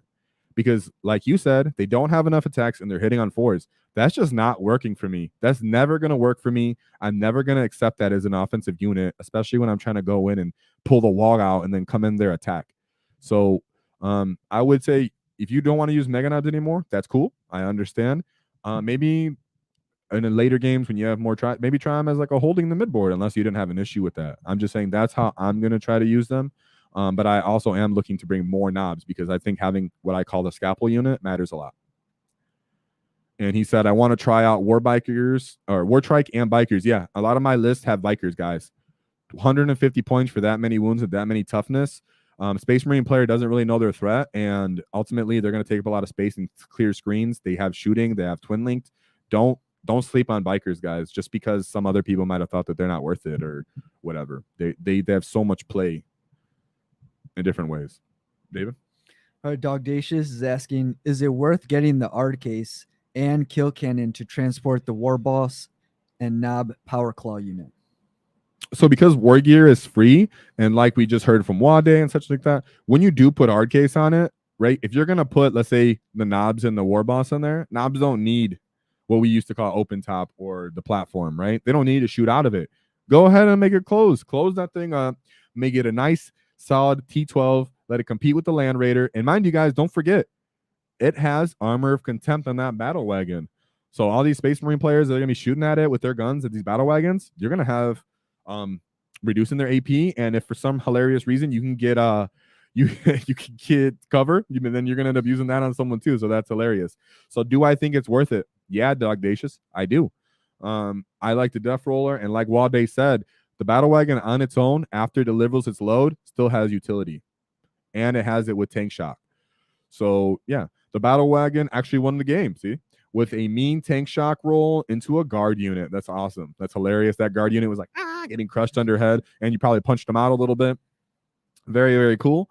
And I love all the, if you see, I have a short out there. Shout out to my own short that David put together. That's my battle wagon on there. Beautiful. I like him. It was a little dark in the thing, but don't worry, I love it, and you'll see it on bat reports and reviews. So I'm a fan of it. Look at my tier list. You know that I'm for the most part sticking to a lot of that, especially after GW. Maybe I could drop a little of those things one tier down just because they're a little expensive on the kill rig. But overall, the battle wagon is still very, very high tier for me. And I'll never be dismissive of just them, because 185 points for what's almost the equivalent of a Land Raider is going to bother your competition sometimes, just drastically bother it. But of course, we know our metas. If you move up into more competitive play guys, you're going to go against more Space Marines. You're going to against guys that are going to throw out 3 Desolator squads if they can. So keep all that in mind. I'm not telling you, hey, go to a tournament and don't be worried about bringing your battle wagon. No, there's a good chance you're going to get 1 or 2 matchups that people are going to be able to handle that. But as just pickup games, playing as a whole, never adjust exactly how you play for what the competitive scene is, because your local meta is really what you should play more into and have more fun in, because our day-to-day games and how much time it takes for the hobby is what matters as a whole. But when it's time for RTTs, and if you want to put your questions and your ideas and your list behind through the lens of an RTT or a competitive play, just let us know, and we'll definitely put that as well. So, but I'm overall, just know I'm staying as a kind of neutral, friendly. I like to keep it as a have fun, still have a flavor, still try to win your games, but don't spam 3-3-3-3, 3-2-3-3 of the best thing. If you're going to do that, you're playing Math Hammer, and a lot of people can figure out how to Math Hammer. So I don't feel the need to kind of extrapolate on that too much, right? I like to come out with creative ways that we can keep playing our games. So Dave, he said, trying to figure out how I can fit Badrock plus 10 flash gets. Yeah. So a couple minor little suggestions I've heard that I guess are okay are, outflank them so you don't pay for the transport. Of course, we all know a truck for its bunker potential, right, to move around. I'm personally, if I'm gonna use the flash skits, I'm okay with putting them in a battle wagon, right? Like you said, it's stayed alive. Even though it's not gonna have hard case, it has more reliability to stay alive. And I'm gonna stick a mech in there. That way, because what I'm going to do is use it to get them to the position I want them to do, have the mech jump out, give +1 to that battle wagon to hit, and then the flash gets are now hitting on 4s with their internal profiles. Of course, you don't get the built-in abilities, right? We know this. But what I'm hoping, because the battle wagon's also a larger model, if you place that battle wagon along the side of a building, when it does get blown up, disembark those models behind the building. Okay. Or if you don't think you're going to get follow-up attacks, let them be out the open, and then the following turn you get to shoot. So I am leaning towards you do need that mobile bunker for those guys. But if you really need something OP, I'll give you a hint. Bring the boss head bunker. No, I'm just kidding. I'm just kidding. I just wanted to say that. So yeah, boss head bunker all the way. Boss head bunker. No, I'm just kidding. Don't do that. And if you do, you're the winner. So WAAAGH, yeah, we'll see what's going on. I considered maybe put a 5-man flash unit of flash gets into a truck. But you get so much more potential if you just make it a 10-man unit. It's just, what are you really going to get to put that into? That's going to give you the points return and what you want, or are those guys just going to get picked up and shot, right? So I'm on the fence. And then Joel says, do y'all see any place for looters? Joel, it's funny you say that. I used to play so much looters. I love my shorty boys, but I feel like they're just not effective. Yeah, dude, they're really not. So GW went ahead and gave them, if we want to pull up their stats, or Liz, she said GW gave them a ballistic skill of 6+ actually. So those dudes are just straight up they're straight up bad. So GW tried to get them playability because here's my flash kids data card. I wanted to give that a second look. It tried to give them playability because they are quite cheap. So there was a couple times I did go through and I was like, man, I wonder if I can get these guys to play. But the fact that they're already hitting on a ballistic skill 6, so even if you do modify them to give them +1 to hit, they're just getting on 5. It's like, hey, that's a little harsh. So I really, just to be honest, no, I don't see ways you want to play Ludas. Ludas do get to reroll hits if you're on objective, I believe. That's the good thing I think about them, right? If you want to read those real quick, David, some of the data sheets, maybe I can come up with an idea real quick on the spot. So yeah, each time a model in this unit makes a range attack, you reroll hit roll 1. If that target is within range objective marker, you can reroll the hit roll instead. So I can see why these would be tempting if you go on the rocket launcher. But like you said, hitting on 5s, someone could easily make you -1 hit. If you wanted to bring the def gun that hits on 6 right off the bat, just not reliable enough. And most people, they're pretty cheap right now. Most people that have Ludas do have them with the def guns, so they are heavy, so they can move up to getting +1 to hit on their own if they don't, if they don't move. They're rapid fire, kind of unusual. But only 2 shots. The -1 AP. And like we said, I mean, their ability is if you're on objective, how am I going to see you on that objective? I mean, even if I use a mobile transport, I can't use my abilities while I'm in a transport. So Ludas just lose all of their everything that's good about them. I mean, like I said, you put that mech in there and you give them +1 hit, it's like, okay, now I'm hitting on 5s. I'm still almost getting nothing. But I always say, dude, you want to play them, play them. They are cheap. Put them in a truck. Let that truck literally be a bunker and just go, I'm going to sit this right here and I'm going to mess you up. Fine. So don't go against it. I'm just saying, yeah, they are pretty bad and you are going to have a hard time. Flash gets seem to kind of be the stars right now. And that's the first time in several editions. So can't say I feel bad for people that have flash kits because, yeah, they've been waiting years for this. So shout out to them and not a shout out to the Ludas because I actually do own Ludas and I used to use them all the time. Yeah, they had their time in 8th edition. Yeah, so Brandon says, what's your opinion on big tracks? Free super cannon for the 75 points. And they have mortal wound potential with their with the front of their vehicle because I believe it has a spike on it. If I go back and reread their data sheets, they have, let me build up the big track again because I'm like pretty sure when I was looking at that's one other thing they have on their list. Big track? Mm-hmm. Is that just other? Yeah, it's under other. Spiked ram. Each time this model ends a move, select one enemy unit within engagement range. Roll 1d6. On a 2 through 5, it suffers D3 mortal wounds. On a 6, it suffers flat 3. So this actually has one of my favorite abilities that's on the Mega Track Scrapjet because I love that it gives mortal wounds for just charging in. So I don't even have to run the battle tank shock strat. And if I do, just stack them. Of course, you get capped out and such like that, but it's very fun. And yeah, would I bring it for 75 points? Yeah. If you're running trucks, and unless you have an odd number, like 25 left over, trucks are only 50 right now. I think they're a bit undercosted. You can get away with paying for this little tax. Give it a nice little weapon. I mean, the fact that you get these kind of shots is kind of hilarious. Would you say the Super? Would you say which one? You said the super cannon for only 75. Yeah, super cannon is 1 shot, hitting on 5s, 9, my strength 9, -2, D3 + 3 damage. So the fact that you get to kind of just throw it out there and shoot is freaking hilarious. Like I said, 25 more points compared to the truck. Yeah, dude, I'd bring that. It's 25 more points. If you own one, you make your own. Very cool. Trucks are so undercosted that if you just pay for a little bit for more mortal wound potential, for another pip of toughness, because they're also T9 instead of T8, and they're 12 wounds. Okay. You want to say bye? So right now, our ops right now, Frank's gonna head out. So if everybody peace out. Frank, thanks for being here, Take giving care, us guys. your perspective from Space Marines. We like to hear you were your target selection.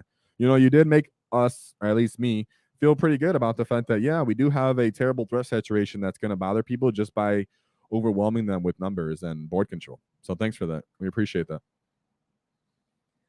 Dog Dacious with a comment.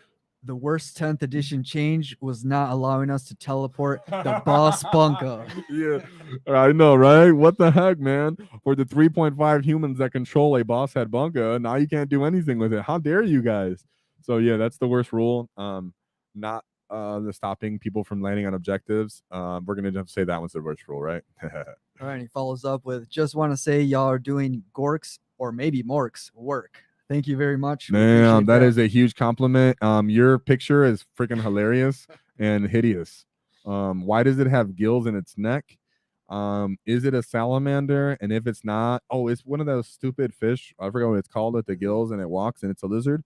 An Oculus? No, I'm just kidding. That's actually a VR headset. I don't know what it's called. We'll talk about this some other time on Discord. I figured it was related to his name. Yeah, Like dog a dog. Dation. Yeah. Guys, I'm glad that we were able to put this. All of you guys look at this picture and say, ew. WAAAGH, let's see what WAAAGH says. Oh, I also forgot. Kill rig lasted 3 turns. I was averaging 15 wounds every turn from the war tower, but it was only going against normal infantry. LOL. Dude, I get it. I get it. Did you get any of its did you like its buff? It selects 1 unit to buff every turn for lethal hits. Did you get utility out of that? Something that I talked about in my tier list video on why I'm such a fan of the kill rig, even with the new points increase, is because what WAAAGH just said. You get to shoot with it, you get to charge with it, you get to use psychic power, shoot with it, you get to transport with it. So yeah, the kill rig, because of the fact that it is a multi-phase, multi-potential unit, is why, in my opinion, still has very good relevant play and still deserves a good score in the internal balance of the index as a whole. So yeah, dude, that's sick. And like you said, it lasted 3 turns, and what happened is someone said, dang man, I gotta kill that instead of the kill rig because that thing keeps shooting me. And so the kill rig ended up winning you late game. That's why having 2 thick units, threat saturation as a whole is very good for orcs.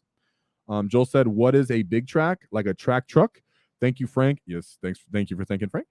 Yeah, it's actually a Forge World model, and it's like a long bed truck with tracks on it. I don't know if David will pull it up or gets a chance to or not, but yeah.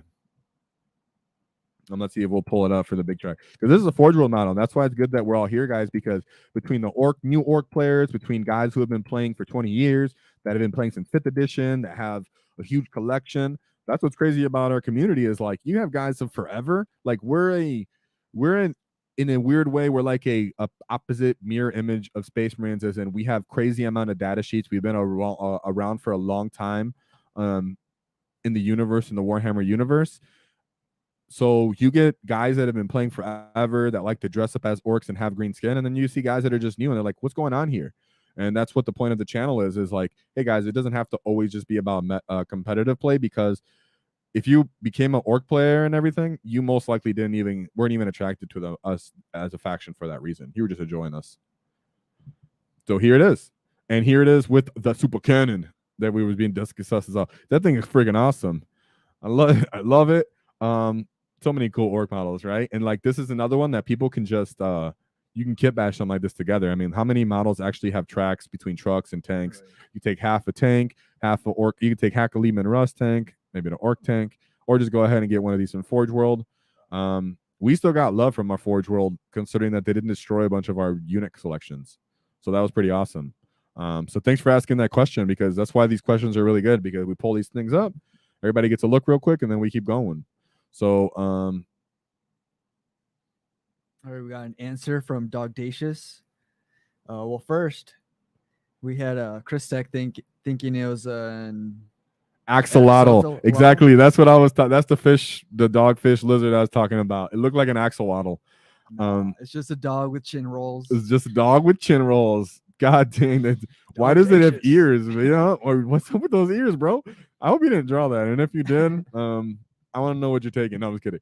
So let's see. That's hilarious. What did WAAAGH say? I forgot to use it. Oh, so he didn't use the ability of giving someone +1 lethal hits. So the kill rig also, you guys, because like I said, it's okay, Walter, that you forgot, but that's the point of how awesome the kill rig is it has so many rules and like it works in so many phases. It's like giving out buffs, it's shooting, it's charging in and fighting, it's transporting. I call that thing like the four phase model almost. Well, not anymore because now it's 3 phase, but you get what I'm saying. It does a lot.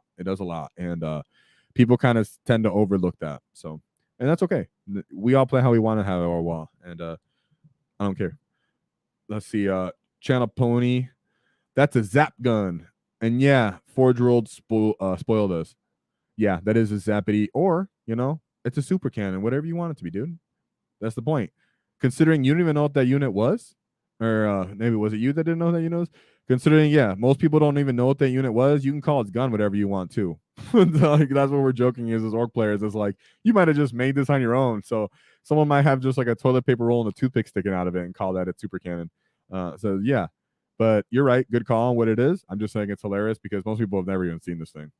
So he said, chop up a Chimera and put battle wagon turret and boom, a big track. There you go. Good call out right there. That's an easy way to do it. I do have Chimeras. I do have I could 3D print. Yeah. 3D print the bottom of a Chimera that I have, and then stick an Ork truck on top of it. Oh, get my own big track. And Channel Pony chiming in. Big tracks are twice the width of a Chimera. Chop up 2 Chimeras or steal the tracks from a Rogal Dorn. Okay. Well, luckily I'm a 3D print them, so I'm just gonna print 2. But that's a good call out too. They are twice as thick, and yeah, you can tell they look quite big. I do own a Rogal Dorn for my guard army, so I would not chop that up, and it was a pricey kit. In that case, I might just buy a whole an actual one of those tracks. You know what I'm saying? Let's see, what other one? Oh, we're probably and we're also, guys, not to hurt y'all's hearts or try to kill the stream, but we are approaching 4 hours. So if you guys want to get more questions in, things here, we can kind of keep it going for a bit, but it is getting a little late, so we might wrap it up if chat kind of dies down. But yeah, it is 4 hours in, and I know you guys got here kind of late, so just know every Wednesday and Friday at 7:30 Central US time, headband Central time. We're gonna do streams. So Wednesdays will most likely be our hobby stream, and then Fridays will come with the topic. And just because we're talking about a topic doesn't mean that we won't talk about more things. For the first hour, we talked about the mech wall. We talked about stat checking your opponents and the opposition with Vox from the ops. That's what Frank was here for. And then after that, it just became an open discussion. So be here for that. And like I said, you guys can send us lists at any point. Our email's open. We put it up. It's in our description. You can pull up our email. Send us emails of your list. David will make an actual slide sometimes for it if there's not too many of them, if he has time. And then we can look at your list exquisitely. And if you're a big mech like we've seen Brandon, if you're a high roller like WAAAGH, if you're a finesser like Joel, if you're confused like me, everybody can see that. So that's gonna be the best part. All right. So he goes, Dog Dacia says, have you ever magnetized any models? I've done some dreads. David, you can go first. Well, as a Space Marine player, I magnetized almost all of my models, and it feels really bad now that the veterans are just heirloom weapons. So all those claws, power fists, thunder hammers, it just feels bad. Like you don't even get to use them. Everything's just heirloom. Yeah, I magnetized some models. I actually went through because I really liked the army. I went through and I magnetized like 50 Tempestus Scions before I really understand what I was doing to myself. And when I had a Death Guard army, I'd magnetize them. As a whole, I say the fact that you did it to your dreads is the right option, right? Doing it to models that you can get a nice big flat surface area on there, and you can have it a nice strong connection. That way, when you go to pick up the model, bits don't fall off and smack the dudes they're in combat with or whatever. That matters. When I did it to my 50 Tempestus Scions that I can now put any weapon loadout on, when I would go to pick these little dudes up in these 10-man units and try to move around the board, all of a sudden a dude's arm falls off. It was completely very, very annoying. When I would be playing with my Plague Marines and I'd go to move them, and all of a sudden I'd push a little too fat with my fat finger and I'd push his arm off. I didn't love it. So if you're talking about magnetized, I would just say I definitely like it. Some of my Tyranid models are magnetized. And do it for your walkers or your def dreads. Do it maybe for units that you can get nice big flat magnet surfaces on there. But as a whole, I don't recommend it for like infantry and stuff like that. Maybe mega knobs, because since they're so squared off kind of models, you can get kind of big magnets in there. And as you see, they do have 2 loadouts and they do very different things. So I would say keep it to walkers, and maybe big elite infantry, and that goes for like across all of 40K. And the Sav Master brings in a good point. He says, I magnetize my def dreads and killicans, not so much for the weapons, but because it makes them easier to transport. That is a very good point. Sometimes that is worth it in itself, because we pay a lot for these models. We spend a lot of time hobbying on them. Last thing we want to see is them break. The point of the transporting. Yeah, that's actually a really good point. Actually, I'm glad you said that, because when I got into this hobby, guys, I came off this of no creative energy. I came off into this hobby with no tabletop gaming experience. I had never owned like prized possessions. I'm like 4 steps away from being a Neanderthal, and that's actually pretty close considering how much we've evolved as human beings. So that being said, I just glued all my stuff together, and I used to just throw my models in a box. Okay, just straight up just saying that. And then as like a year passed, I was like, yo, I'm missing like this little piece of my dude. What the heck? And it hurt my heart as the more I got into the hobby. So yeah, that when you're talking about, or like when I have these Tyranids, bro, trying to friggin' move these Tyranids around with their like little claws and everything, like, no, get out of here. And that's what's gonna be like with your def dreads. If you magnetize them, you'll get benefit because of that. So sometimes it's not even just competitively why you want to magnetize them. Sometimes it's just because you're moving around a lot and it'll preserve them. So that's a really, really good point to the Save Master. So Save Master, bring some more good ideas like that. All right. Yeah, we appreciate because that. right now you just saved someone's model with that point. And then Joel said, my firstborn army is dead. You mean dead? Dead, yeah. He says RIP vets will be legends in 3 years. Oh, I get what looking you're like saying. that, yeah. Okay, I get what you're It's saying. looking like that. Yeah, I get what you're saying. But forget GWRO, just run that anyways. Just call them Primaris. I don't care, because I have an Imperial Fist army, and a lot of it is Primaris. But I do have some old Marines, and I'm not gonna let anybody tell me I can't play with my fully painted, awesome looking guys. And you shouldn't let anybody do that either with your vets or anything like that. Yep. So you paid too much time in the hobby. I think the transition to Primaris is really just for people that maybe wanna take another step in hobbying.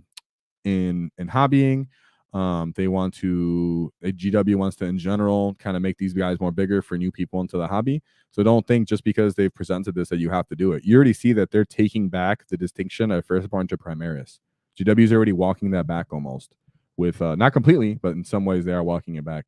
So don't let that limit you. Yeah, they're kind of dead, but I own 20 of these firstborn Terminators as well from my Imperial Fist army, and they're all painted and base. So ain't no one gonna tell me I'm not gonna use them. And like you said, Joel Atkins, good old chopper, you do you fine. Exactly, good old chopper. Like I said, my first list and my first collection of orcs was just like, yeah, I'm gonna run all the boys and gas, and that's all I used to do to people, just run the boys and gas. So yeah. So here, because chats are getting a little slower, I think we answer a lot of you guys' questions. I know there's actually more people in chat than I'm actually pretty happy with that. So if you're new and you're not talking, go ahead and jump in and say something, ask questions. Maybe if you want to re-hit topics we discussed, I'll reiterate them, I'll retalk them. You want to make some lists, let's go. You can go ahead and bring that up, and then we'll keep the chat going. But if not, we'll end it over here in in some time, because it's 4 hours in. Brandon's wondering if we're gonna do Nova. When is it? I don't know off the top of my head. Nova, I always wondered why I didn't. I always wondered how to do it, because they were one of the first terrain formats that I actually really liked. I don't know if you've done Nova. Maybe you have. It's been while you bring it up. David's going to bring up Nova info in general. That way, the whole chat can understand what we're talking about here. So Nova is one of the big, one of the very traditional big tournaments. I remember in 8th edition, they had one of the most balanced setups in general as well. So I really appreciated them as a whole. As for when it is in August, what's up in there? Are you doing something? Oh, it's August 30th, September 3rd. So I will definitely not be doing it. I'll be in a different country. Yeah, David. For our work, David will be, I believe, in Italy, installing some high-tech machines. But Yeah, what's so if you got any fans out there? Yeah, Italy. I know. Let's hang out. Help him out. So let's see. Let me know what's good around there. Yeah. So here, this is Nova. Like I said, Nova had some great. What I was gonna say is like we brought up, Brandon, is we're actually in the Midwest, and it's very healthy gaming out here in places. So we actually do have access to a lot of stuff out here and games to play already as well. And when we did travel for the Las Vegas teams, it was a lot of work. So I will say going to something like a Nova really takes a lot of commitment. So I don't know if I'll hit this one. In general, we have a lot of access to a lot of good tournaments and GTs around here. So the work and stuff behind what it takes to go there, maybe this year isn't worth it, but as the channel grows, you never know. It really could be. But then yeah, like I said, there's a lot of good tournaments out here. So maybe I won't hit Nova, but I will keep in contact because I've always appreciated their rules and everything like that. They're pretty cool. Yeah, and who knows in the future, maybe there will be time for us to go out there and meet people. But right now, there's a lot going on with the channel. We're trying to build it up, get it to a level where you guys can really enjoy the content we're putting out. And like I said, right now that's our focus. Yeah, and just to extrapolate on that point, when we did play competitively, guys, it is fun and to practice with it, the sharpen iron with iron, very fun, and we understand that. But we also found that the whole point of why we got into the hobby was actually the community and the people, and the day-to-day interactions you have talking about games or whatever, and really appreciating that. So I love competitive play because it brings the best out of people and it makes everybody try hard.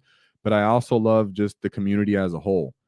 And with that being said, the Ork community is spread out very wide when it comes to, we have extremely good hobbyists, we have extremely thematic kind of like guys that will actually go and show up to Adepticon dressed up like an orc and orc gear and stuff like that I've seen online. We have guys that have been playing orc since 2nd edition or own the army and stopped playing because the game got competitive. The point of this channel is to bring all of these different aspects of the community into one and making it just one great community, not necessarily just being like, hey, this is just competitive. I'm not downing you for competitive play. I'm just letting you know why we don't exactly focus on it, because there's a lot of really good channels that already focus really hard on only competitive. But for the amount of volume we're trying to put out and consistency with streams and everything, we're going to cover everything between lore, between our models, how they look. That's why you put up the shorts to show off the models.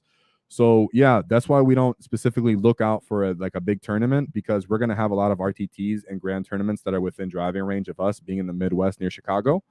And when we do those, it's more of like a window of opportunity based off our work schedule and the kind of content we're putting out at the time of that tournament. So right now where we're at with these lives and these shorts, and then we're going to move over to some more bat report reviews, and then from there it'll and get more intense, or what would they call increase in what we're doing. So I'm not saying we won't get back more into competitive play now, but we realized we loved you guys, or as in the whole Warhammer community as a whole. So if we can interact with you and get you guys to have fun games, and we have fun games based off your ideas, like the fact that the kill tank was talked about all day and now that's all I want. That's what I love about the Warhammer community, and that's what I love about the Ork community, is that we're strong in every aspect of the hobby, not just our competitive play and not just our model lines. All right, some more love in the chat. Oh, we're getting love? I don't even know what to do with this. I'm about to have to start punching something. What's going on here? Channel Pony saying, have a good night, Tactics crew. Wow. Whoa. Yeah, well, love to you, Channel Pony, as our first knob, so we'll never forget that. And then we got Brandon as our first Big Mac. Yes, sir. And it's in my backyard. Oh, that's sick. Nice. And I know Adepticon isn't necessarily competitive by any feat, but the fact that Adepticon is like 10 minutes from us, when this channel gets going, it'll be easy because a lot of people meet at Adepticon to meet people at Adepticon and just have a good time, because Adepticon's like down the street from where we are, and that's where I've met some people, and so yeah, it's pretty sick. Yeah. Overall, it's a convention, so people are there to meet and hang out and just vibe off each other. Yeah, I know the rules. The rules can be kind of funny. I kind of understand that for people that are like, hey, I don't go there because it's not competitive. I get it. I'm just saying that's what's in our backyard, right? So yeah, and the tournament aspect of it is just a small portion of what Adepticon has to offer. Yeah, there's tons of people that go there for painting, for the kit bashing, and to dress up like me. No, I'm just kidding. So Joel says, oh, I appreciate you, Joel, and respect to David because he does a lot of the technical shit. And I, I'm an orc, dude. You're So the I'm not war doing boss. I'm not doing that. So and then Joel again with the wall. The Save Master says, how long have you guys been doing this stream? This is the first one I've seen, but I've enjoyed it so far. Thanks, we appreciate that. Thank you. What is this, like our 6th or 5th stream ever? We're on our 3rd week of the overall channel, and I think The first week we only did 1, and then we did 2. On 7. I think this is our 7th. Do you think it's 7th? Okay, see, I can't Possibly. count. I just tried to say 5. Yeah, Maybe at, 6. at the most it's 7. So yeah, we've just been doing this, and we don't have background in creating content or anything like to that extent. We're both electricians professionally. We're both military veterans. So really we come more from a semi-brute perspective. Well, Dave was in Air Force, so he is intelligent. But we do come from the background of we've just lived our lives and had a lot of different variations of hobbies. And then one day I was like, I really love Warhammer, but I really love the community, not just the competition of playing the game, because the part of struggling and playing hard competitively is very fun. But then I realized I just enjoy talking to people and going to the store, and I just enjoy, having the matchup of someone against me and being like, dude, your army looks way better than mine. What's going on here? Like, I actually like that. So that's why this channel kind of came to fruition, where I was like, there's so many orc players that are like better than me as humans, that are better than me as hobbyists, that are better than my collections. Like, we need a place we can all congregate, because I'm sick of only just talking about competitive play with orcs. I like talking competitively. What I'm saying is exclusively only competitive play. It's not all that orcs are as a community. We cover so many topics. Like, how many times did we talk about kit bashing here? How many models that people never see before? Stuff like that. I mean, lore wise, there's so many things that we have in this community as orcs that needs to be kind of brought to the forefront.